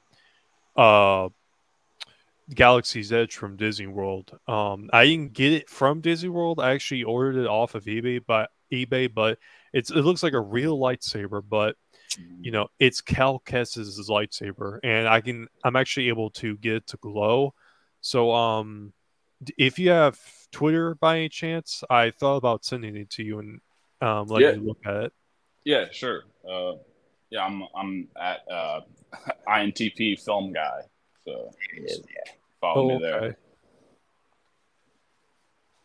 Got you right here. I don't know if you saw. Sorry, I'd sent it to your Twitter actually. The link. I don't know if you had saw it there. And then I was like, oh crap! I think I talked to him on Instagram instead. So sorry if I sent it in the wrong place.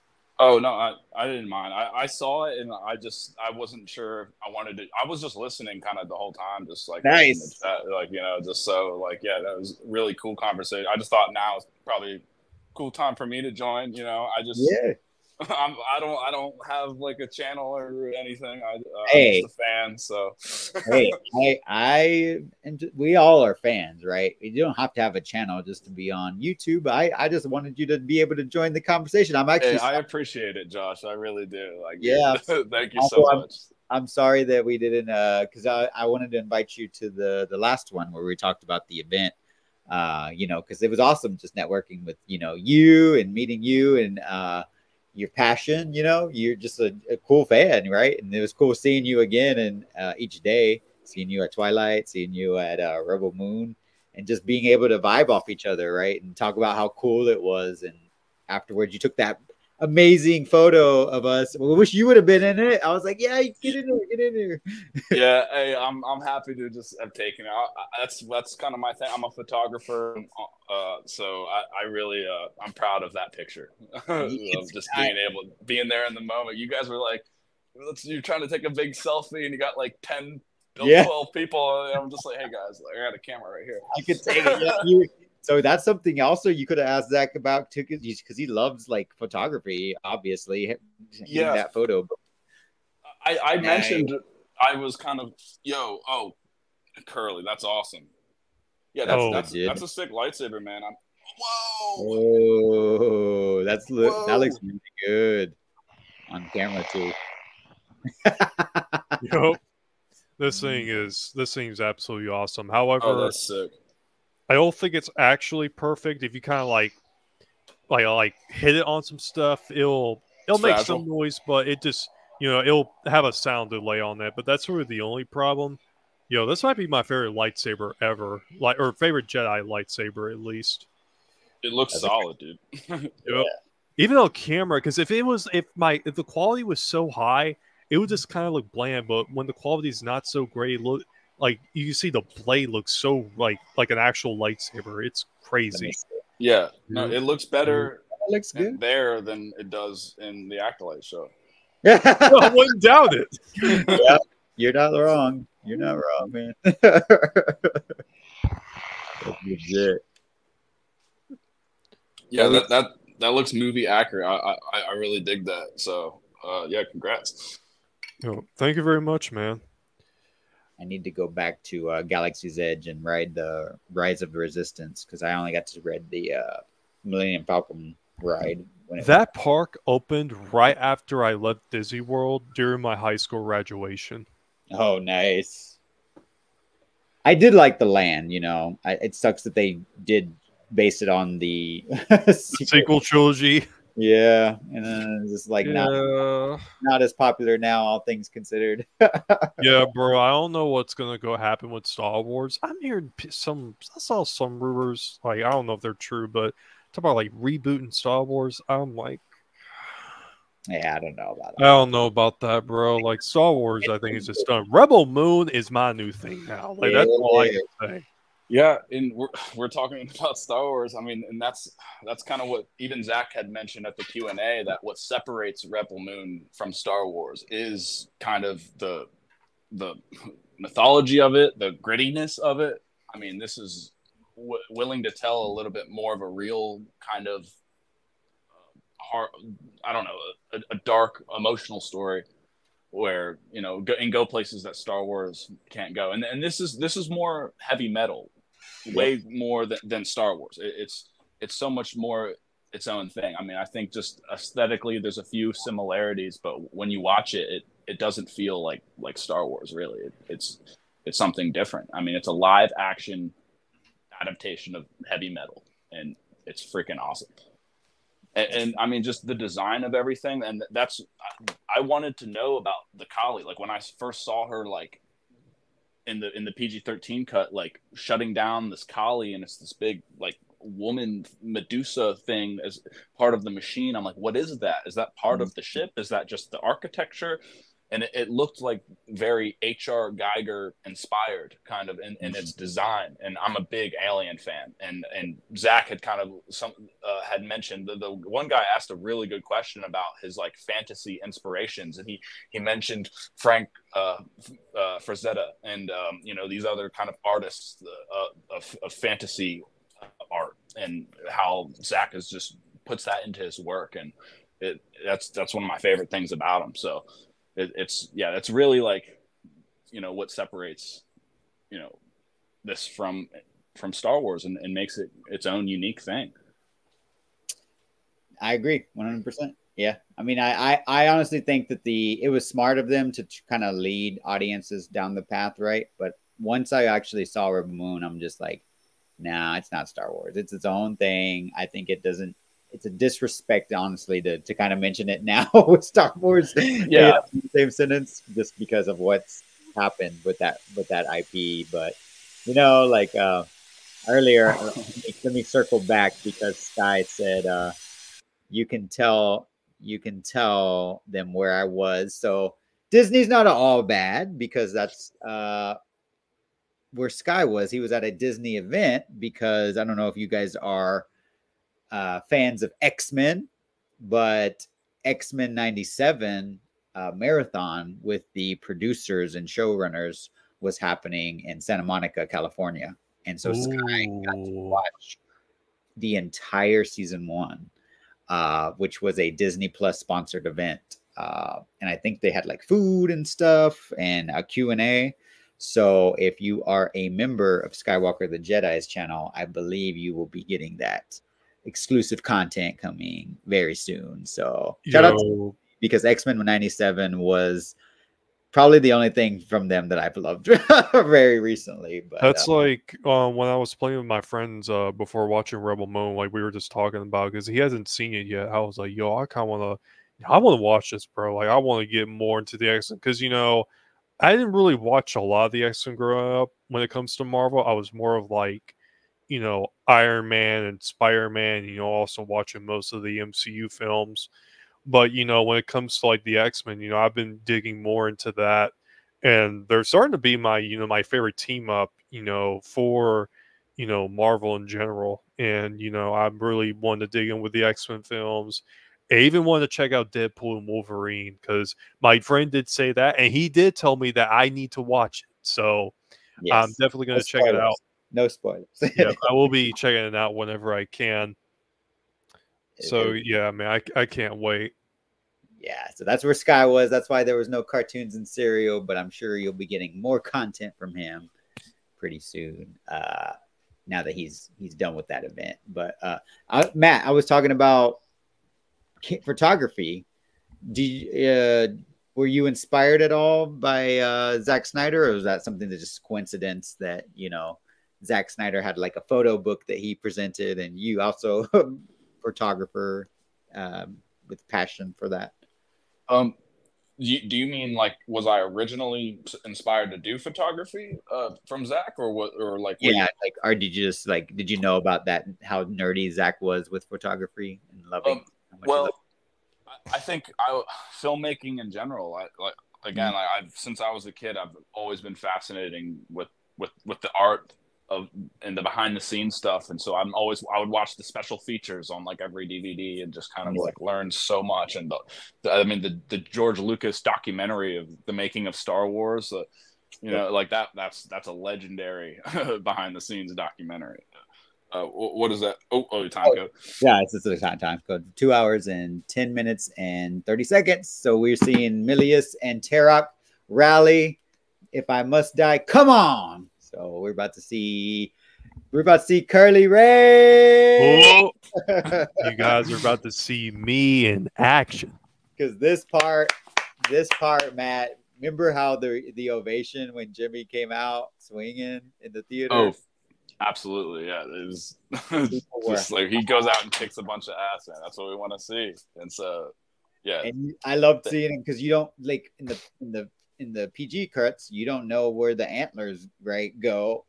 He has them in his hand and they're bloody, but here we get to see why they're actually bloody.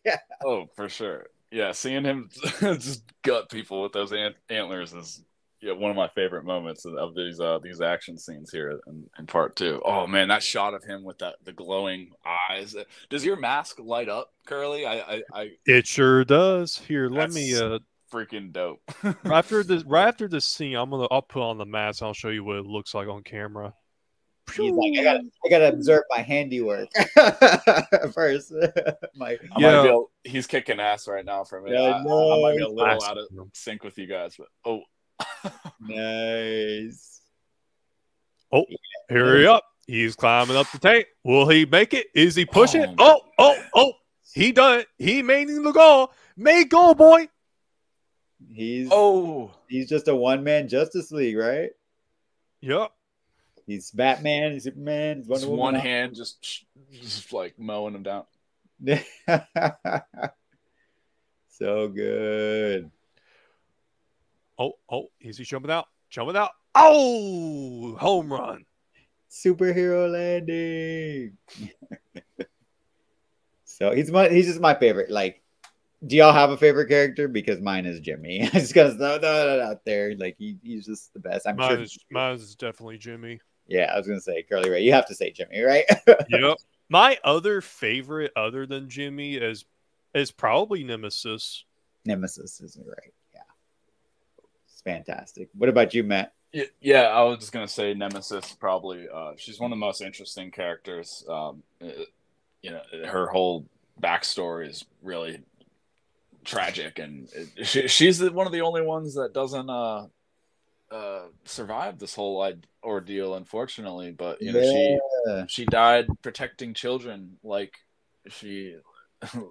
that's her whole passion. So it was a good way to go out. My second favorite is Cora, obviously. The only reason is Jimmy. Getting to see Jimmy unleashed, I was just like, yeah, that's my that's my dude right there. But and that line delivery from Anthony Hopkins is just everything he says is just freaking awesome. Chef's kiss, right? Like I like iconically cast. I have not started this Shinashal yet, but I do intend to, because that was those voice actors who are playing those Jimmies. There he is. There he is. There it goes. Yeah. Get him. And now we have the commander of the King's Gaze, who graced our screens earlier, but now just back in space, wanting to relish in his turret right here with the sword of the king, right? Curly Ray. Yep, sword of the king. So that's the name of the turrets that are pointing towards the Belt Village right now that we see. But you know, that's fire, dude. You got to wear that at a Comic-Con or something. You said you wore that at something, right? You got a picture with it, right? Or with, with one of the actors or something? I sure did. I got a picture with it with Sophia Butella. Right. You were saying, oh man, that's epic. And I've also been to other conventions, and I also have a video of me at a cosplaying contest. I have it pinned on my Twitter. It is the Curly Ray. There's a video of me walking on the stage with the Jimmy cosplay, you know, doing some poses. So you should check that out, man. Oh, I will. That's epic. Here's Brett Cobert's iconic death scene. Oh no!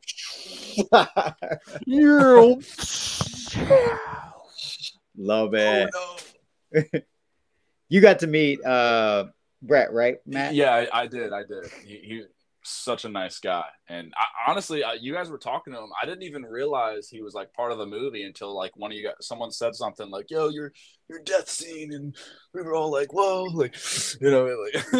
And I think I heard some cheers from like parts of the crowd, and I was like, "Why are they kind of cheering right at this particular moment?" But it was epic. Yeah, Brett's awesome. Yeah, Brett actually met Skywalker and Leon at the Child of Fire premiere at the Egyptian, and they were just outside. Him and his wife were marveling at the poster, and Sky and Leon noticed them, and they were like, "Oh yeah, have y'all seen the movie?" And they were like, "Oh no, but I'm in it." And they were like, "No way, you're in it!" So they were able to network with him, and that's how I ended up meeting him and had him on my YouTube channel. And he's just a cool guy. Just a cool guy, down to earth, and you know, even though he's an actor, right, in this big movie. When was that, Josh? So that was, they met in December, I think, when they originally premiered, and then I had him on my YouTube channel. I think it was in January or February. I got with him, and just a cool guy. We kept in touch, and then we got to meet in person for the Scargiver premiere at the Egyptian. So I got to meet him and his wife, and just super awesome people, both of them. And they both have like theater backgrounds together. So that's why she was able to come on and give her unique film fan perspective. And I loved hearing from people who, worked on the actual movie, but also just enjoy art like us off screen. So it was a pleasure for them to stop by and give us their little opinions on this crazy epic that we're seeing about to be blown. We're seeing the King's Gaze about to be blowing up itself, which is iconic. I think this one death of Cassius kind of made me mad, because I was like, Alfonso Herrera is my last name, so I was like, you killed my relative. Yeah, Noble really left him hanging there too. He just left him to the dust. Just like, no, I'm just gonna get in this escape without you, and with this Kryptonian, like, right? Yeah. But it makes sense, right? It totally make sense from what we saw from the beginning of chapter 1. You had to kind of have this Noble character be consistent with that. So now I'm be interested if Belisarius finds out what happened with the King's Gaze, right? If they try to put little some kind of like hold so that the King's sword or whatever the turrets are going to be called do not target themselves. I wonder if he's going to try to like stop that, right? Or he has the ability to. I would be interested to see. Well, that scene when Noble meets up with Belisarius, is that through like his dream sequence, or is that like? Because I was kind of confused on that. Well, Matt read the novel, so maybe he might have some. Yeah, I don't know either. I'll tell because I was watching. Yeah, I'm not sure. He goes to some sort of mental conscious, like a place of consciousness where like it made some sort of dream. I think where they kind of can just communicate in this space because they're just out standing in the middle of nowhere on ice, right? Or like it's. So I think it's some sort of dream location, but yeah, I might have missed it in the novel if they explain that. So yeah, I'm not sure. I think it's interesting the crescent moon that you can kind of see. Where is it at? Right here on this shirt is seen in that scene, right? And it's used on the Rebel Moon logo that Brett had on, the hat that you have, Curly Ray. So whatever that area is where Noble and Belisarius are speaking, I feel like there's a showdown or there's something leading up to that, right? With Korra and Belisarius. And I remember Sin Havoc in one of the chats put something about, you notice the fish are underneath the ice. Yep. Something about the age of Pisces has to do with that. And that's Zodiac. So if you know all that. So there's some breadcrumbs to kind of help, piece together the clues. So I don't know. We'll find out, right? In Rebel Moon 3. Yep. But that's what I love about this. Like Zack's art is just like with Justice League, just like with anything. Like let's talk about it. Let's debate it. Let's figure out what's gonna happen next, because that's the most exciting part for me is seeing how it all plays out. And now we get the showdown. Arthur is back. Versus Edward Atticus Noble. Or some call him Francis. You've seen Deadpool, haven't you, Matt? I've seen it, yeah. Okay. I was like, I'm pretty sure we've all seen it. Yeah, I mean, I didn't really want to be honest. I wasn't that interested, but I was hearing some good things, and I was just kind of curious, and mostly, I mean, Hugh Jackman. Because I didn't like the first two Deadpools, to be honest. Like I'm not crazy about them, but just seeing Hugh Jackman as that character again is pretty awesome. So, and there were some clever kind of twists in it, and some things, and yeah, I won't spoil anything, but you have to let us know your reaction, Curly Ray, once you do see it. Yep. There's the Kali. Damn. That the Kali had to be sacrificed, though, right? Yep. It's the curse of forgiveness, my friend. Yeah.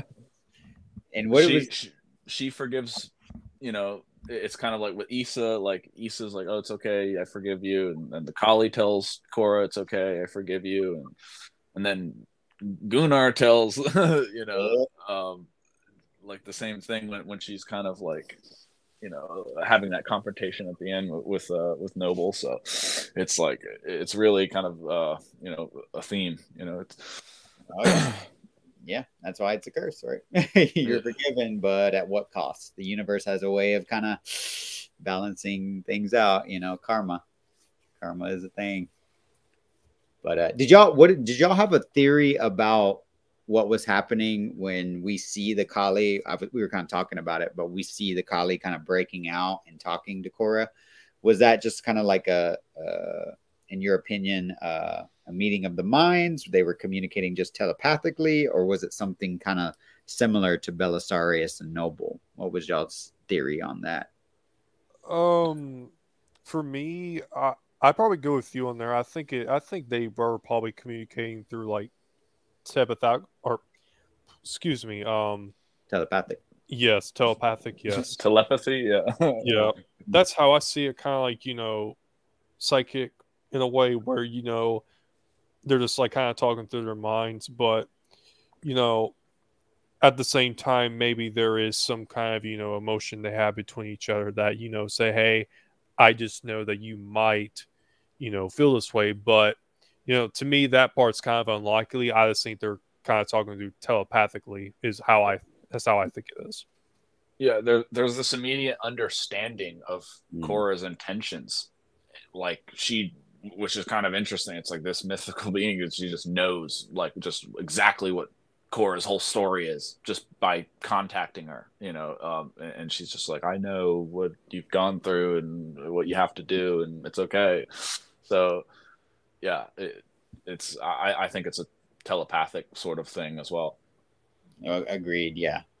And because I think Korra has grown, right? We know Korra she says she would go and like visit them, right? So there's also not only telepathic, you know, connection, but empathic too. I think empathically, Korra relates to that. She says she related to that you know, that not character, but that being subjugated and bound and not being able to be free, right? Yeah. And because of that, a weapon of war. Yep. A weapon of war, a weapon of, you know, forced to be it, you know, to be a machine, you know, like, again, like kind of forcing nature into this machine where it doesn't fit, but you're like, that's just the cynical, evil nature of the Imperium, and they're unstoppable, they're unforgiving, and they're ruthless. Oh, there he gets his comeuppance. Yeah, I just saw that. Yeah, of course. Seeing it, we all cheered, right? We all cheered. Yeah. Exactly. And of course, the head coming off is just the icing on the cake. Just had to happen. That slice does look clean, though. I won't lie. Oh yeah, Korra, if she does stuff, it's gonna be. And I love how you can, if you really just slow it down, you can see all the gears and the machinery like within his like skull just kind of slide off. Oh man, yeah. I was watching this. I was trying to, whenever I was watching this with two of my friends, we were watching it through our PCs, and like apparently the hertz didn't go completely 4K on my monitor, so you know, it literally just. You know, I was comparing it to, you know, to my actual like TV, my 4K TV I watch my movies on. Man, this movie looks so much better in 4K than it does watching it at like 1080p at 30 hertz. Like, it's crazy. Oh yeah. Like DJ and Marcus did and everyone who worked on the VFX. It's not just them, you know. They're just the supervisors, but they did immaculate. Like just seeing like the ship kind of skidding across, you know, like the metal, the smoke, the falling fire debris. You know, it's all every little detail. Even like Zack Snyder's Justice League, when we saw the gray version, right? Matt, it was for me. I don't know how you felt, but I always said this is that those images are so vivid in my mind that. Seeing it in the black and white, I can close my eyes if I think about it and see those images now. It's beautiful, man. Like you were saying about, you know, asking me about my photography inspirations. That movie inspires me literally in like every photo I take. I think like that is what I like. That is my goal. Fabian Wagner. Yeah, I think he did a phenomenal job with his photography work with that movie, because they're really, Justice League is shot in this slow, methodical way where every frame is a portrait and it's one of the best, most well photographed movies I have ever seen. So I adore like the way that movie's shot, and so seeing it in black and white, I mean, I dig that so much because the contrast of the lighting just like is so crisp, and it really stands out in the black and white version. So yeah, like you close your eyes, you can just see those images again, and seeing that on the big screen was a treat, man. I wish I would have taken the whole week off. I should have. Like just week to week. I really, because I took 4 days off anyways. I should have just took 5, took that whole week. there were some things I regret about that trip. It could have been a little bit more well executed, but hey, you did what at the same time, I don't regret going to it and having the experience that I had was priceless. So, and somebody else who was at the event is actually joining us straight from Gotham City. The man we know as Apex Leon is here. What's up, homie? What's up, man? Got Yo, your mic. yo, I hope that I'm coming in clear. How y'all doing? Doing good, buddy. How are you? Doing well. I just wanted to pop in and show some love to everybody, man. Shout out to you, Josh, holding it down as usual. Shout out to everybody on the panel. Hey, thanks. Thanks very much, man. Hey, for sure. Man, How are you? I heard y'all talking about the events, man, at the Epic Worlds of Zack Snyder, and you know, even if you're able to pop in for a day, it's better than nothing, right? Like, great stuff. Oh, wait, it wouldn't be Full Circle Syndicate without Superman himself. What's up, Snyder? Yo, what's up? Yo, what's going on, everybody? Hope you're having a great Scott, how time. you doing, man? Doing wonderful. I'm chilling. Shout out to the homie Josh for shooting the invite. You know what I mean? Oh, I can hear a bit of an echo. I don't know if that's me or not. I think it's the homie Batman. But just super quick. Yes, I've been like hella busy lately. But I'm gonna be making my return to YouTube very, very soon. So be on the lookout, cause man, it's been a lot, y'all. Like I just got back from Las Vegas, and then I had this. Wait, I literally got back from Vegas at 5 o'clock, and then was in the theater watching Alien Romulus at 7. No, at 6, and then had to get up at 10 to go watch the X-Men 97 marathon, which I just got out of. I just dropped the homie off, and yo, man, it's been a lot. But shouts out to all y'all, and thanks for the invite to the panel. How was the event, man? Was that your first time seeing X-Men 97? Yes, because I had started X-Men, but I didn't get to watch it for very long.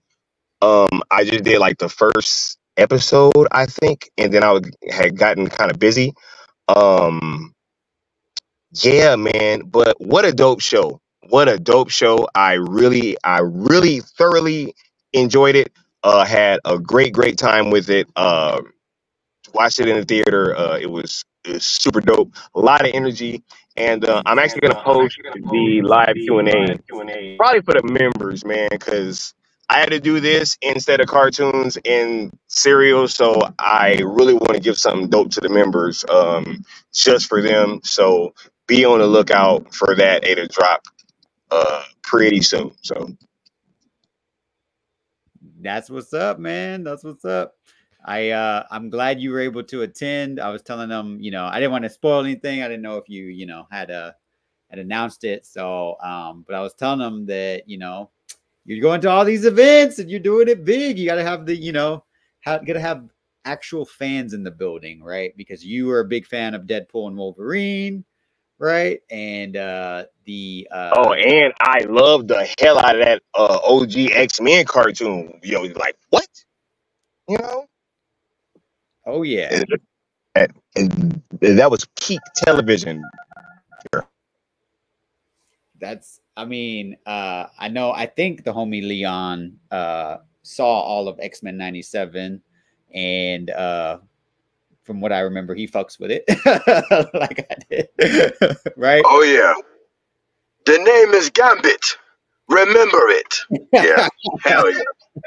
I love that fucking show. Like, That was crazy. It kind of elevated itself to like top 10 easy without even blinking an eye. You know what I'm saying? Oh yeah, I mean that's what hey, and like we're finishing up, you know, this amazing, you know, epic, right, part 2.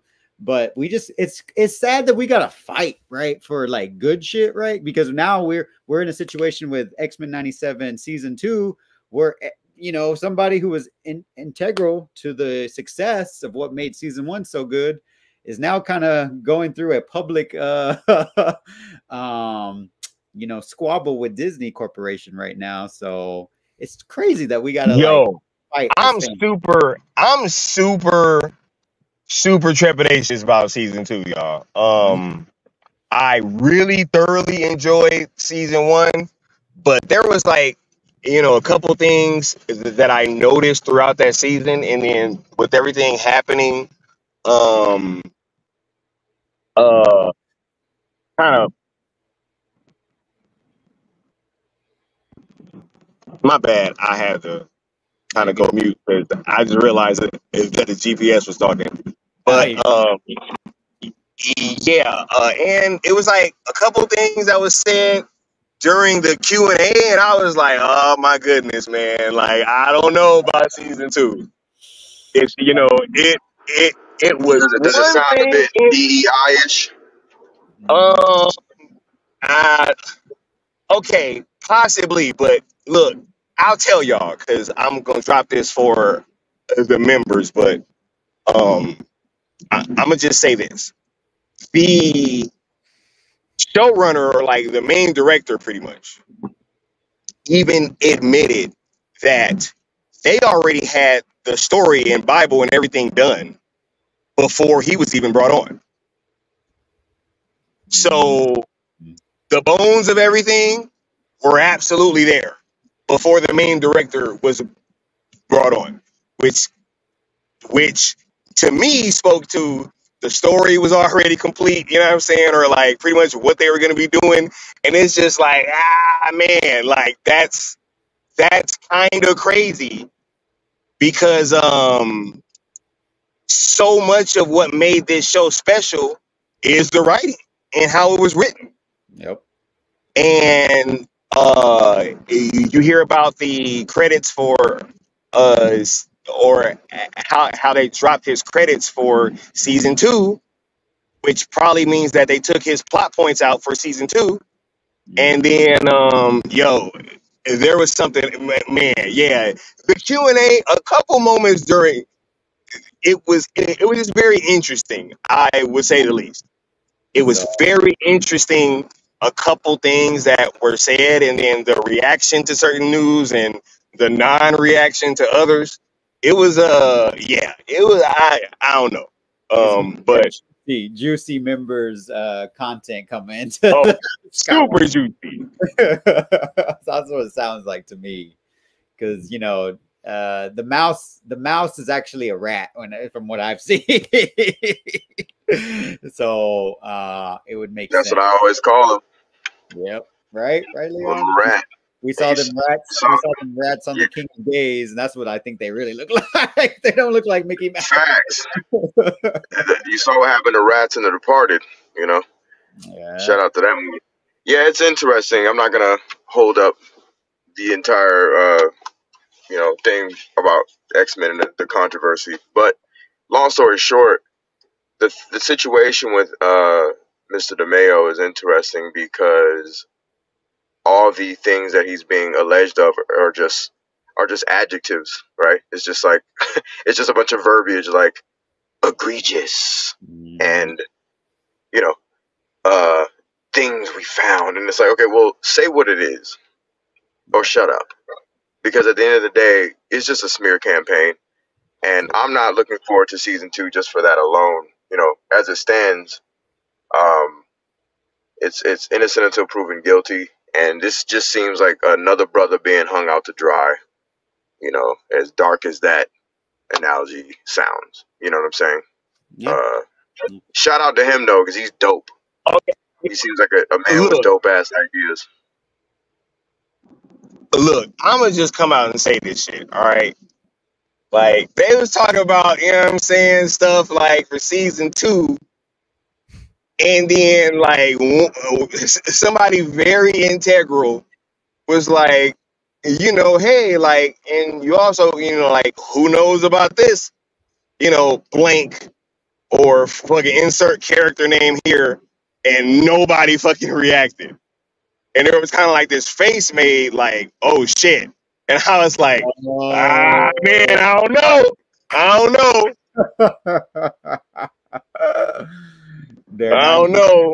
They're not. It was like hey, are there any fans of blank here? And it's like, nah, bro. They're pushing their initiative.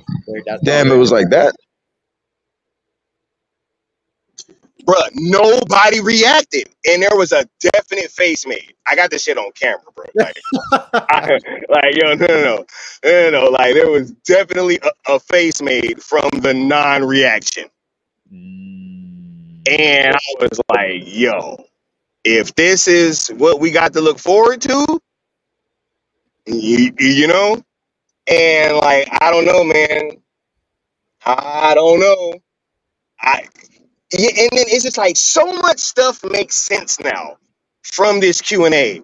The fucking morph controversy makes sense now. Like, oh my goodness.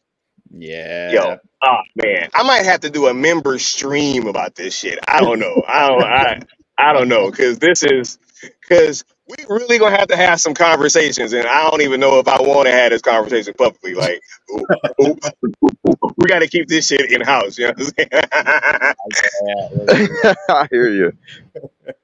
You know, I mean, I'm seeing Belisarius come out with his crown on and with his staff. So, you know, we know how, you know, certain corporate, like most of the stream, actually, we were talking, like me, Matt, Curly Ray here recently, we're talking about like Star Wars and the fumbling, right, of that. And it's funny how we're over here eating good, right, with this content, but you have corporations thinking that they're Belisarius, right, and they're gonna rule everything with an iron fist, and it's gonna be their way or the highway. But when you got rebels over here propping up good stuff, we're the ones who are actually gonna be the ones with the last laugh, I think, because what you're saying, Sky, what you're alluding to, you know, it just goes to show that we got to fight for to get stuff powerful like this, like what we're seeing. And we directed by Zack Snyder. We have finished our marathon. Amen. Speaking of that Belisarius ending, what a fucking Justice League ending, right? Like, oh yeah, they hang on like a fucking cliffhanger to end all cliffhangers. It's like, what? Like, cause yeah, you almost forget that shit is just one ship. Yep. And you see like several fucking dreadnoughts and this big ass army, and it's like, oh my god. There's a lot more to come for sure. Matt, absolutely. Matt is going through the novels, Sky, and like Zod has said, there's a lot in actually the novels that's not in the director's cuts even still. So Matt kind of has he's finishing. You're finishing part 2, right, Matt? Yeah, and I read part 1 back when it kind of came out, so I might have to refresh there. And again, I do the audiobooks, and they're kind of short. They're only like 6-7 hours, so it's kind of a quick a day at work. I can get through them. So, but yeah, they're super interesting, and I had already known about. For me, like, I think there are a lot of things, or at least a few things that I noticed, but that weren't alluded to in the director's cut. But a lot of it was covered from what I had remembered. But I might just be missing some things. But like I had said about how Noble learned from this other culture about how to be a ruthless badass, or just just to control these societies, and that was one of the things I noticed that wasn't in the director's cut yet. That's something that Sky would love, because that's one of his favorite characters, right, Sky? It's Miss General Atticus Noble. I'm gonna go back to that Noble, bro, part of the book and figure that out and learn what that culture was called, because I forget their names. He's got a whole little origin in the book, apparently, Sky. So you got to check that out. Speaking of Belisarius, Oh yeah, here he is right here. Oh yeah, you got him too. Yep, I got almost all of them. I got Three 3. guys. The only ones I don't have are Tarek, the Imperium drop-up ship, and the Motherworld Soldier, and that's it. Nice, man. You're doing it. You're doing it big. Yep. So, Mr. Skywalker and Leon. Actually, I'll start with Leon first. Thank you for joining us. We are gonna wrap up, but we've continued to engage with this epic, and I know you and Sky have done some amazing streams on the hero's journey that Zack Snyder's career has taken on. Shout out to that stream too. That was masterful stream from Leon. Yo, much love, bro. I was so happy to be a part of that panel as well. I agree. Oh yeah, that was great. Yeah, I appreciate the shout out too, man. You definitely were a highlight, and you added much needed details and passion. You know what I mean? As per usual. And I agree. I was just glad I came back. It needed, Say word. it needed it, and I appreciate that both of y'all. Hey, you respectful of other opinions, right? And you're gonna give that.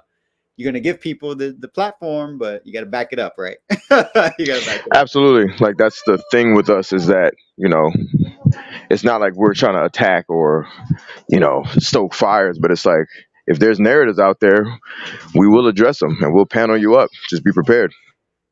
And to piggyback off what you just said about the narratives, you know, you kind of were pushing back on those streams about certain narratives, right? But now look at all this stuff. We have new information. I don't know if y'all saw, but now we have numbers for Rebel Moon, right? And being one of the top 3 and 4 originals debuting on Netflix. We have information that shows that Zack Snyder's Justice League will be added to Netflix España on August 28th. We are seeing. Wait a minute. Wait. Whoa. Pump the fucking brakes, Josh. I forget you've What been did you say? you've been at an event. I forget. My bad. Breaking news. According to shout out to South Cali guy, who was the one who broke the news to me. But apparently, according to Netflix Spain, they will be adding Zack Snyder's Justice League on August 28th.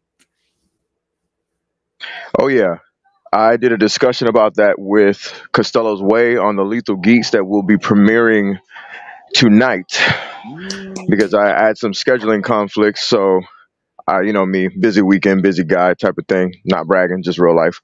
And so I was like, look, let's just do something when we can. So we did a special recording that'll be premiering tonight. So that was dope. And yeah, we discussed that, man. And it's pretty dope because that is #SellZSJL right there. Yep. In your face live, the flag planted. So all the naysayers can eat a fat one, if you will. So shit is popping off right over here. Wait. So y'all already shot it? Oh yeah, for sure. Everybody tune into that. It. Okay, cool. Yeah, I had to, bro. Scheduling, you know what I mean? Like, you know how my weekends are. No. I got you. Yeah. So exciting stuff. So knowing that, Leon, we'll definitely check that out to get your further thoughts. But what about seeing the numbers of Rebel Moon, being in the top and while this other company flounders? How are you feeling? It's great news, man. It's not surprising at all. What is funny and hilarious to me, me and behaviors, I'm just seeing the reaction from what are presumably bots, but it's just comical because we watched Super Mario Brothers stay in the #1 spot for Netflix, God knows for how long, in the top 10 for how long, because it's a cartoon and we're talking streaming. Children sit down, they watch this thing, they don't go away, right? But then you see other originals outside of animation that are thriving, Rebel Moon being one of them, and it still remains in the top 5 to this day, along with the director's cuts. That's just called business. That's big business right there. point blank. And this points to nothing but a success that you can remain in the top 5 and be this kind of niche but incredibly epic, hardcore science fiction film. You know what I mean? Yep. Well said, man. Well said. I mean, like we knew Zach is gonna give us a Snyder steak, Papa Snyder, and we eating good over here, while some other people are Facts. doing, going like rats for scraps. So shout out to all y'all over there. And yeah, just touching on the whole, I call them SF Studios now. I don't even know if I'm ever gonna utter the W and the B without it being, something of reference. But yeah, SF Studios, man, they got no choice but to abandon ship with all their pieces and parts and license this stuff, sell this stuff off. At this point, they have zero choice. If they don't, they're a bigger dumbass studio than we thought. So shout out to them, I guess. Shout out to them. Matt said in the chat earlier, correct me if I'm wrong, you were like, I don't even think that movie's gonna barely cross like 500 mil, right, Matt? Is that what you were saying? Yeah, I'm throwing that out there. Maybe a bold prediction, but I don't see the energy for this new Superman movie. I mean, and you were talking about the merchandise they're putting out. I mean, they were putting those hats of the new Superman logo out on discount for 15% off at Sky. No, $15. They were $45 to $15. Oh, yeah, that's that. Yeah, that's funny. Not 15%. The entire price was 15. That's why they had a big ass pun mark, and I found that paper. I dug through I was like, I sure as hell have it right here. Hey, I'm gonna say this real quick, and I'm gonna hand the microphone off again. Shout out to Josh being incredibly petty and meticulous and incredibly like gung ho about those details. I was cracking up like, yo, Josh is gonna make sure motherfuckers know what's the deal with this with this Superman merch. Shout out to you, bro. It's just because a lot of people, like, I'll be honest with you, you alluded to SF Studios, right, Leon?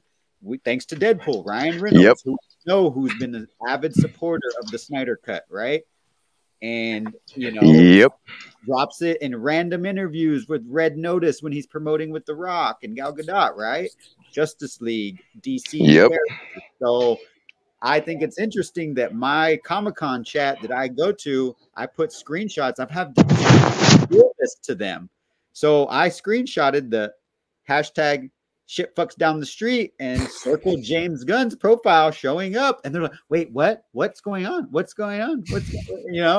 And I was like, you didn't get the, And now everyone, because most of them are Marvel fans, and now they're all clutching their pearls because one of the guys had to admit, James Gunn's passed. And they're like, wait, what? And I'm like, y'all know about this. Don't act stupid. Don't act brand new. These narratives and everything, don't act like what, James Gunn? So it's just very interesting to me. So of course I'm going to be petty because when these narratives come out with anything Zack Snyder, hey, we know how to hit back. We ain't got the receipts, right, Skywalker? Always. Scribes always remember, y'all. They always remember. So I had to, Leon. I had to. But Skywalker, how are you feeling getting this breaking news that Netflix España is getting the Holy Grail over there? Man, look, bro. Look. I don't even know what to say right now, honestly. The dominoes just keep falling. The chess pieces keep getting taken off the board. You know what I'm saying? And it's just like all we got to do is just keep doing what we're doing.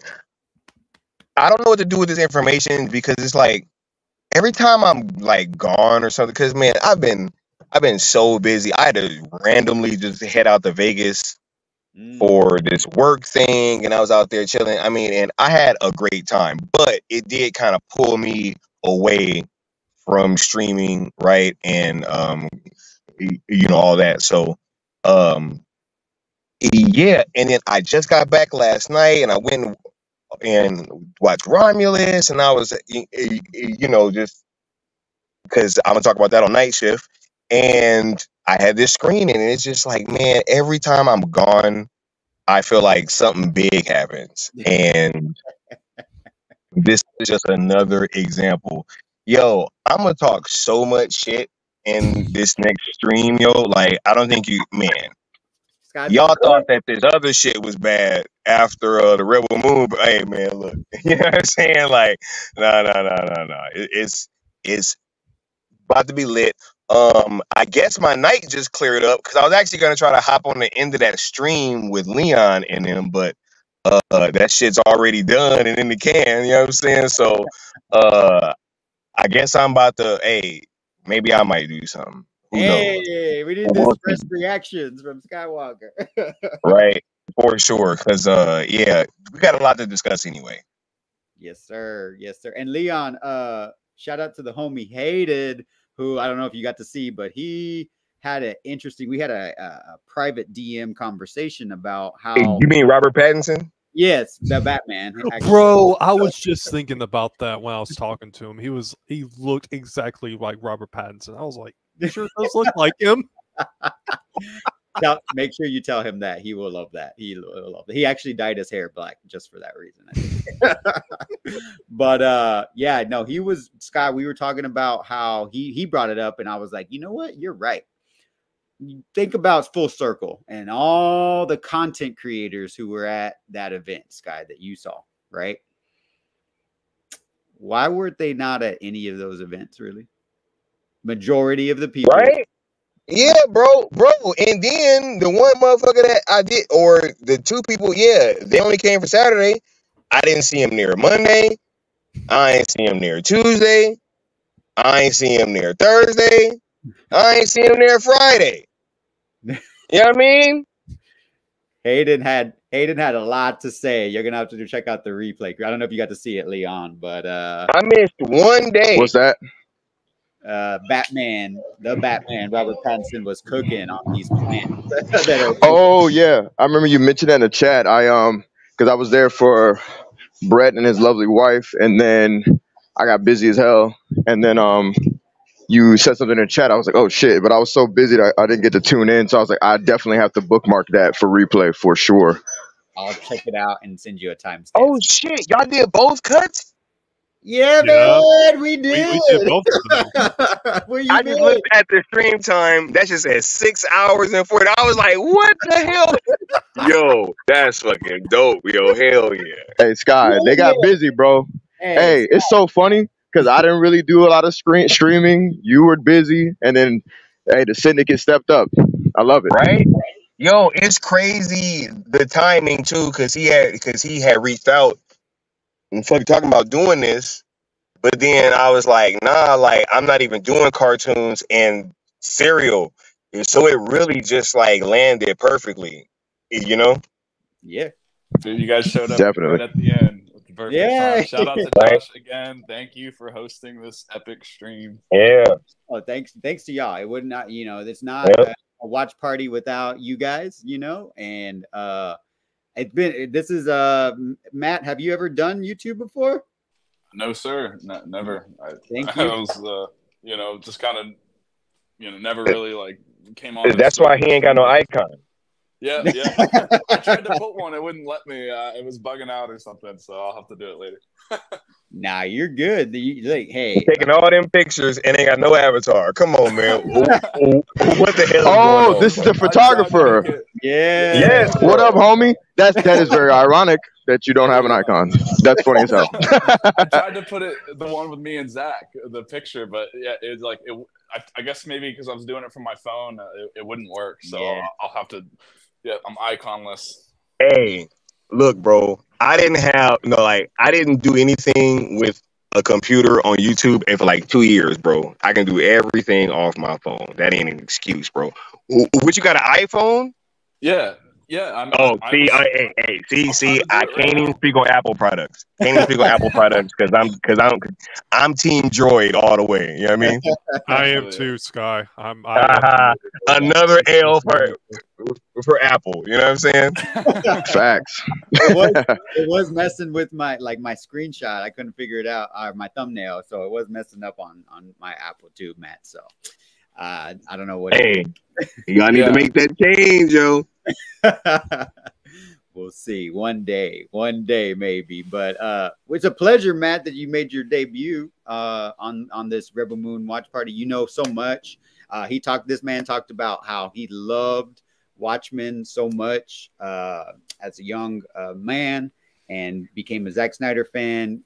Was super blessed to have been at the event, meeting all of us, interacting with us, and meeting his hero. I think Zack Snyder. Weren't you there on Tuesday, Matt? Not Tuesday. I showed up on Wednesday. And then I was there on Thursday. On Thursday, I believe, for the Black. Thursday is when I saw you. Yes, yeah. Thursday is when I saw you. All right, cool. Costume, and I was like taking pictures, and I was just like, "Yo, you look fly as hell." So I know I'm Super Sky. I know I'm Super Sky. Yo, Josh is crazy. Sometimes you got to pop out and be super.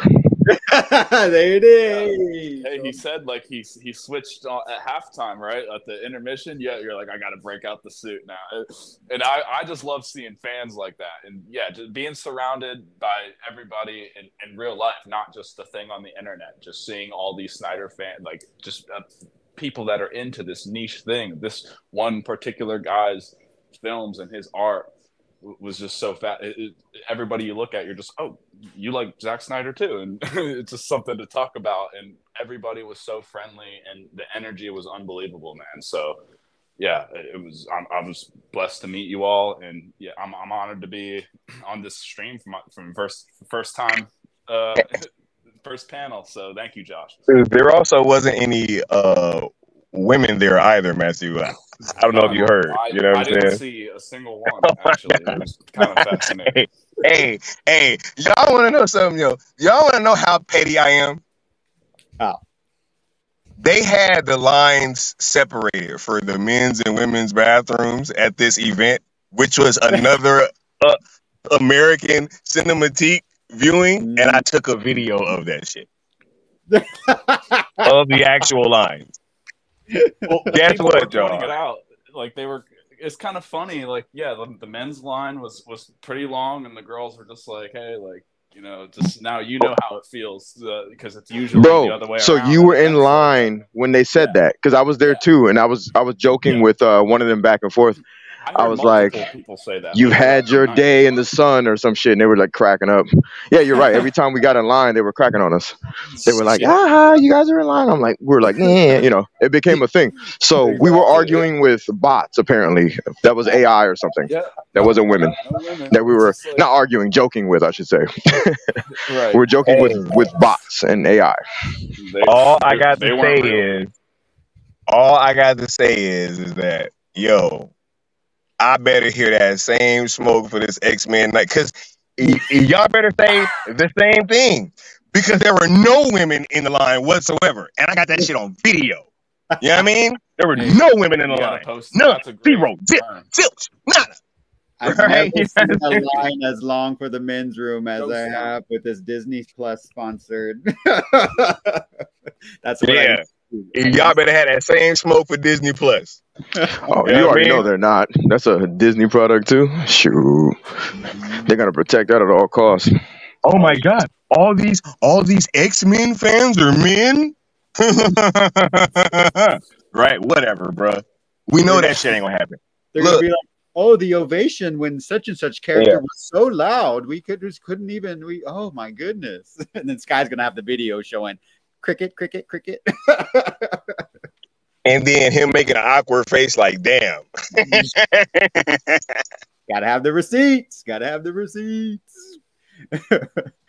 But Curly Ray, we have finished both amazing Zack Snyder epics. You are one of the biggest Rebel Moon fans that I know. shout out to you for joining the panel. This man, I don't know if y'all know this, but he actually was showing 2 of his good friends, Rebel Moon Chapter 1, right?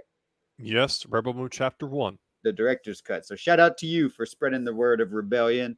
How are you feeling after watching these epics back to back, hearing about all this news that we're talking about, hearing about Zack Snyder's Justice League going to Netflix España? Tell us how you feel, Jimmy. I mean, Curly. I am technically Jimmy.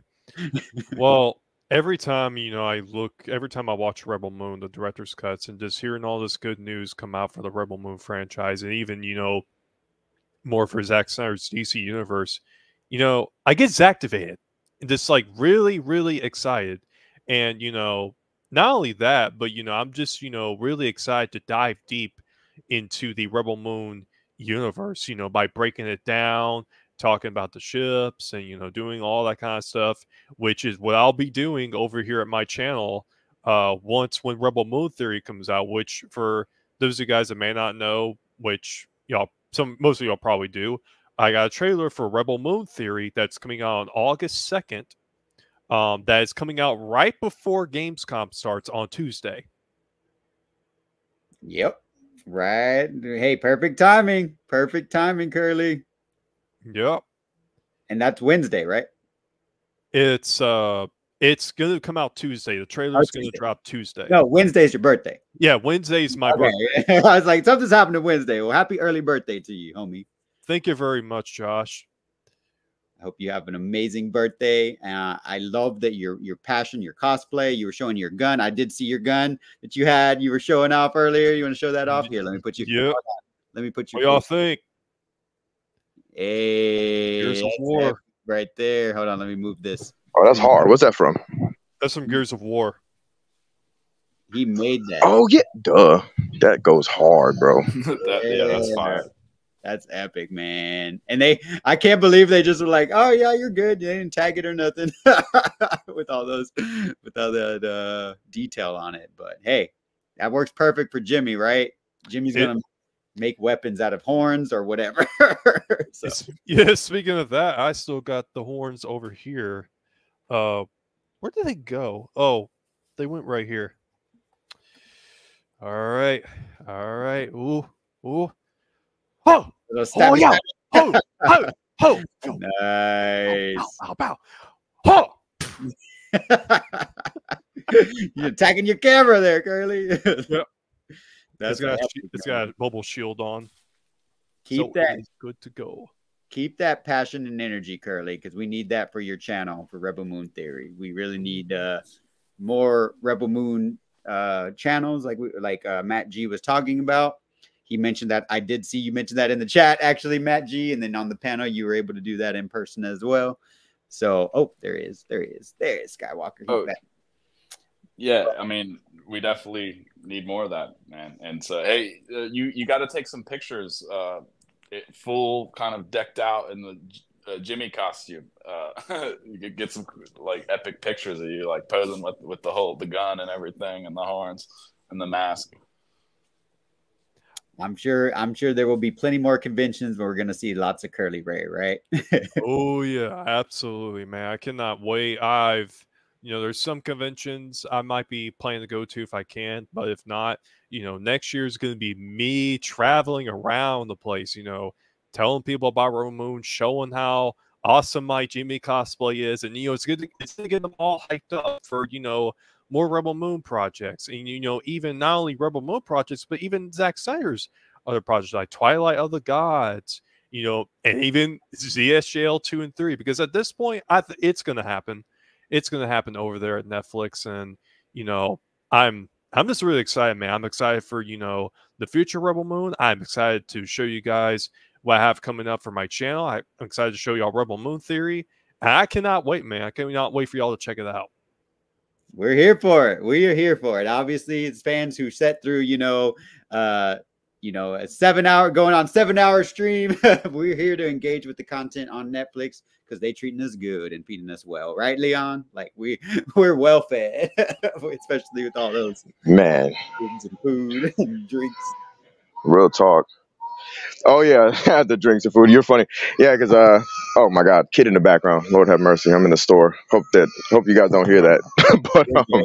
You're good. This is all fun. all right, but yeah, shout out to Netflix for literally feeding us good during the epic worlds of Zack Snyder. Because I've shared this story, but I'll share it quickly. I nibbled and then I didn't get a chance to really indulge because I was streaming and running around and doing all the handshaking and high fiving and all that. And the women that weren't there. Anyway, and then as I turn around, all the food was gone because catering was like quick. And so I was like, oh my God, I didn't eat. And then I kind of said it to myself, but kind of loud enough for somebody to hear, but by mistake. And then catering turns around, they're like, you didn't eat? Hey, come here, blah, blah, blah. They pull me over to the side. This guy can get whatever he wants. And they pulled me inside this room with all the food. I was like, oh, snap. And I was like, I grabbed one thing. Facts. I grabbed one thing, and then the guy was like, no, go for it. They gave me a box and just I started loading up this box, and everybody was just chilling. And I just stood there in the back, and they were just talking to me, and I was like, oh, let me get out of here before I missed the freaking movie, because they were just chilling, man. Like, the Netflix catering, superb. So shout out to them. And we have to say that in addition to everything that was going on, because not only were they accommodating to Zack Snyder, they were very accommodating to the fandom. So all this weirdo talk about what did or didn't happen and what numbers did, it's like, get out of here. There's successes all around, period. Yes, sir. And, I love that this community, just has stayed strong, stayed dedicated, stayed towards the mission. That energy, I think, attracts, so many people, able to meet, so many individuals. Shout out to the homie Chris Brown. He was invited to this event. He did text me. Thank you, brother. My wife and I are on the road on the way back home from a beautiful wedding. Long day. Should be home in 30 minutes, but I'll have to catch y'all next time. So shout out to Chris Brown. We're going to get you on the stream eventually, homie. he was in the chat though earlier. Shout out to Chris Breezy. Yes, he was one of the many MVPs fans. Like shout out to Chris Brown. Yep. Hey, yeah, shout out Chris. Him, Hayden, South Cali guy, Invictus Prime. So many fans, right? And I think y'all's energy is just attracted some legit Zack Snyder fans, in my opinion. So shout out to the cool table. I feel like next weekend is going to be rather cool in Cali because something big's coming up next Friday, Saturday. I'm not sure. Do y'all know? Yeah, Saturday, a week from today. I don't know what you're talking about. Sky, what you got coming up next week? Anything? Man, I had just put some Pringles in my mouth. Once you pop, you just can't stop. Right? Look, no, Josh was just kind of hinting towards something cool happening next week, which will be the Cool Table meetup. You dig? We are meeting up. The first annual will be out here in California. You know what I'm saying? We got some people coming in from all over the place, and I'm so excited to be doing this. I'm gonna be getting to meet some of the longest supporters of my platform for the first time, and just is some of the biggest people that have meant the most to me. So I cannot wait. I'm very much so looking forward to locking in and meeting up with a bunch of y'all, and yeah, can't wait for next week. It'll be exciting, man. I won't be there in person, but I will be there in spirit for sure. And I can't wait to see all the content coming out and just seeing all the love, because that's all it is, right? When you get Zack fans together, it's all love. It's not this drama. There's no this petty. There's no these narratives. It's just all love, right? I've been at several events with you guys, and we can attest to that. So shout out to you guys. Yeah. The Full Circle Syndicate, baby. Yeah, it's gonna be dope, man. Like, so a little behind the scenes secret. I was contemplating whether I could because of scheduling, and I was like, you know what? Fuck that. I'm not missing the first annual, you know what I'm saying, Syndicate Network / Cool Table Meetup. That's no, hell no. I'm not missing that. So I made it happen There for it is. sure. You know Batman, me back to back coming through, you know what I mean? All the way across the country. Batman's real when it's useful, right? 100, bro. 100. Love it. He's got to be Batman and Superman, right? So shout out to the Flash and El Boogie too, part of the Cool Table as well. Sky, do you have anything coming up you want to plug as we get out of here? Because we're going 7 hours and your boy's a little tired, but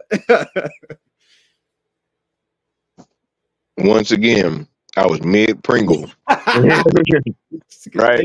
They need to feed y'all better at these Disney. Once you pop, make sure y'all are subscribed to the platform. I am going to be doing a breakdown of and like a review of Alien Romulus. Also got some X-Men 97 content coming for the members, but yo, we got night shifts coming up, way more Rebel Moon discussions. We got some other stuff that we're gonna be talking about. It's like, yo, man, look, just subscribe, hit the notification bell so that you know when something's dropping, and yeah, just look to the platform for dope conversations, and yeah, just thank you guys for all the support. That's what's up. Thank you, Skywalker, Super Sky, as I like to call him. That's Superman right there. He knows he's Super Sky. He knows he's Super Sky. Shout out to you, Hobie. Crazy, bro. You gonna make him choke on his Pringles. That's what I do. That's what I do. Batman. Which I most definitely went right back to eating.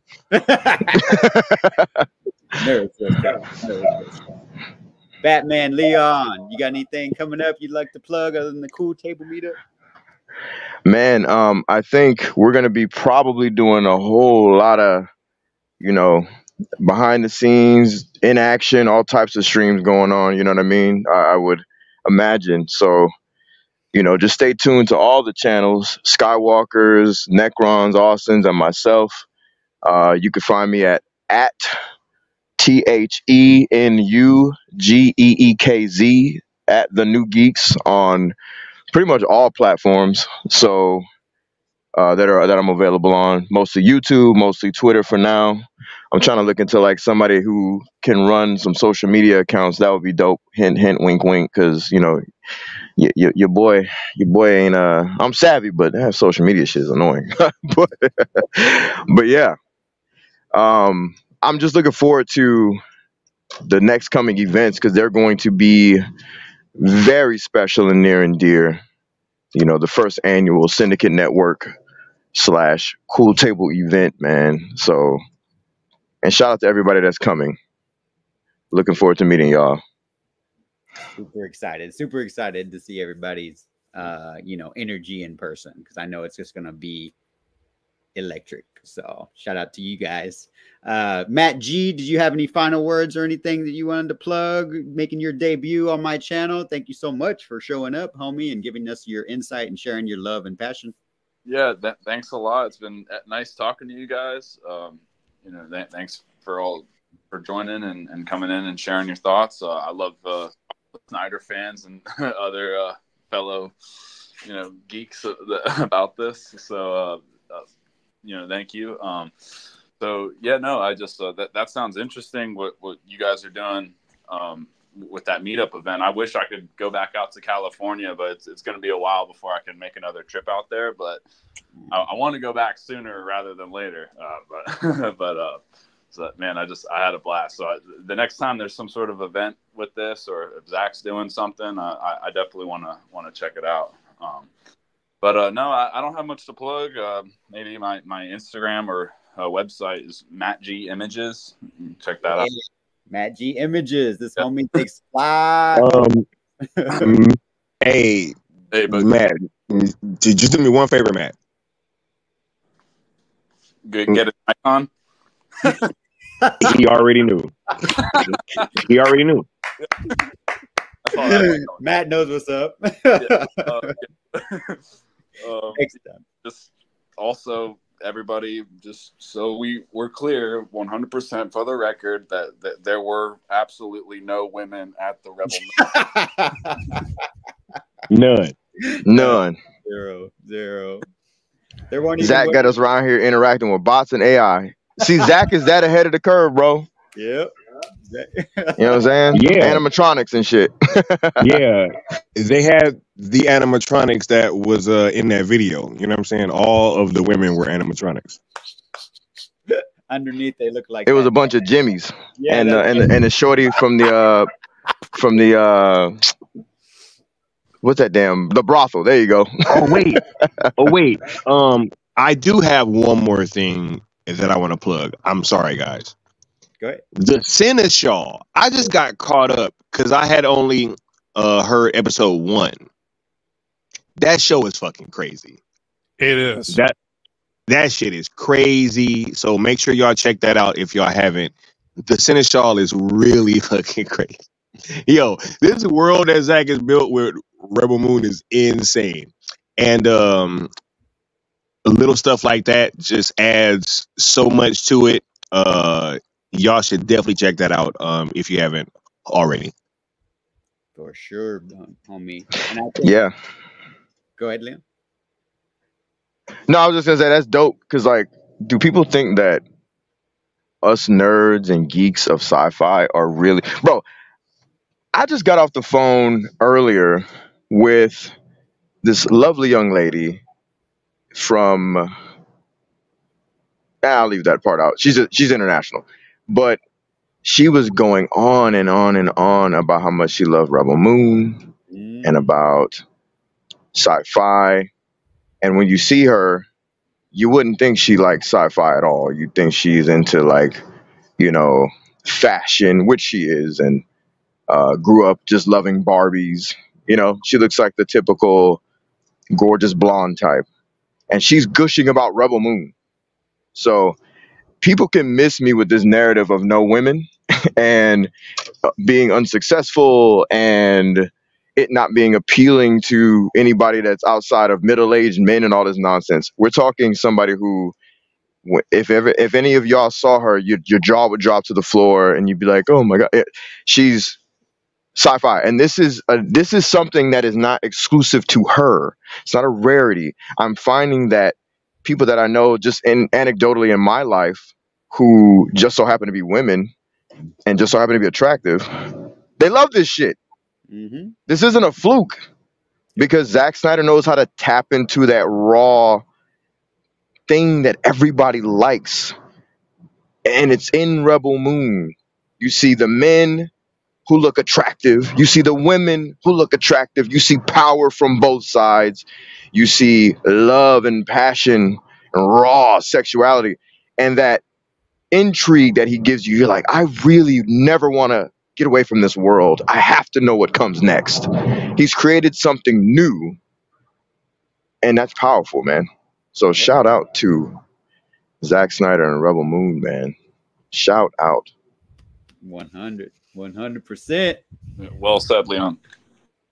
And shout out to Mr. Curly Ray wearing his Cell ZSJL to Netflix. I saw that, homie. Yeah, man, I'm loving these shirts. So good, Austin. He cooked with these shirts. He did a wonderful job with them. Agreed. And in the description, you can actually find.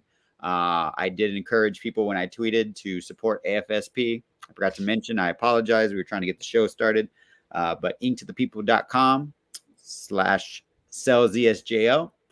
You can get you a fire Zack Snyder Cell Movement T-shirt, courtesy of the Cool Table, Good Austin, El Necron, Apex Leon, and Super Skywalker, the Jedi.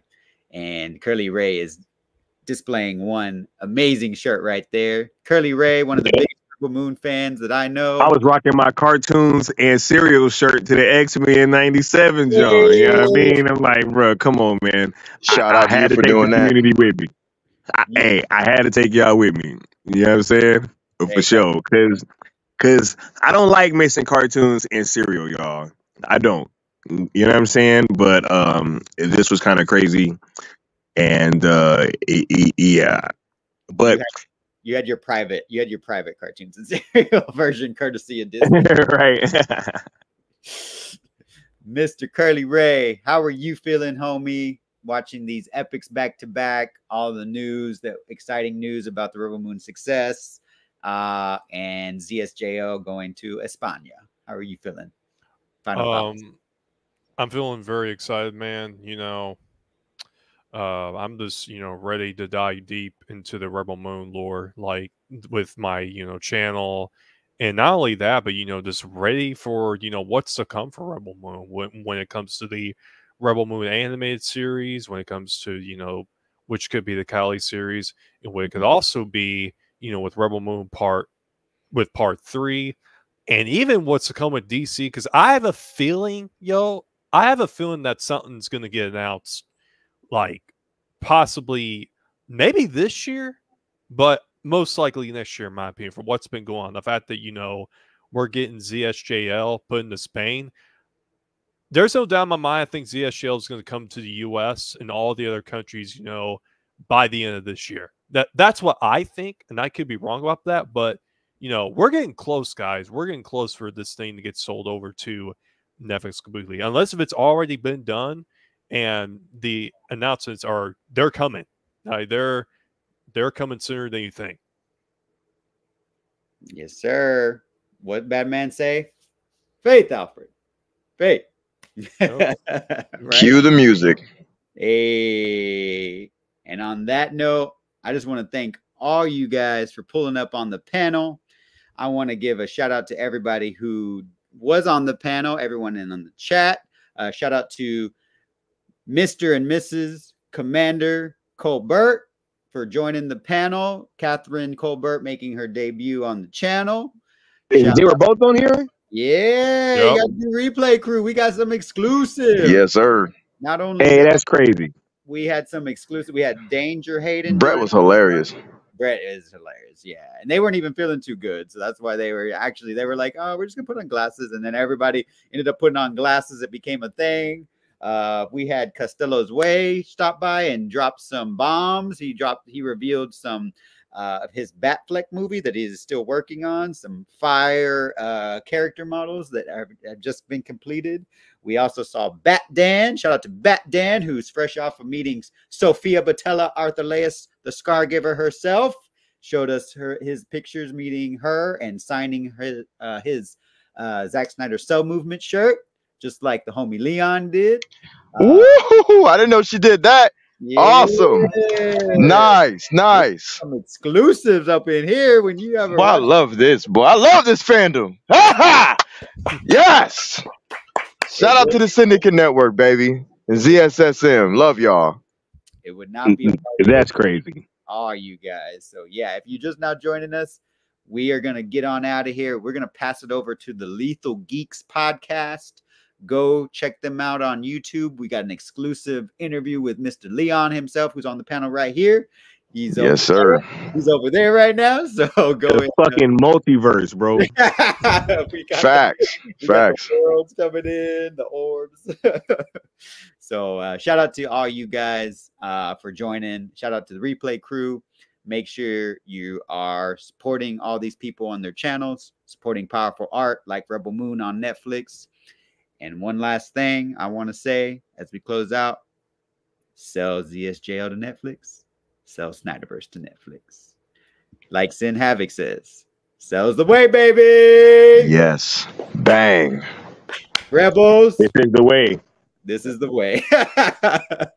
Keep the rebellion going, everybody. Y'all have a good night. See y'all on the Lethal Geeks podcast. Stay Zack, everyone.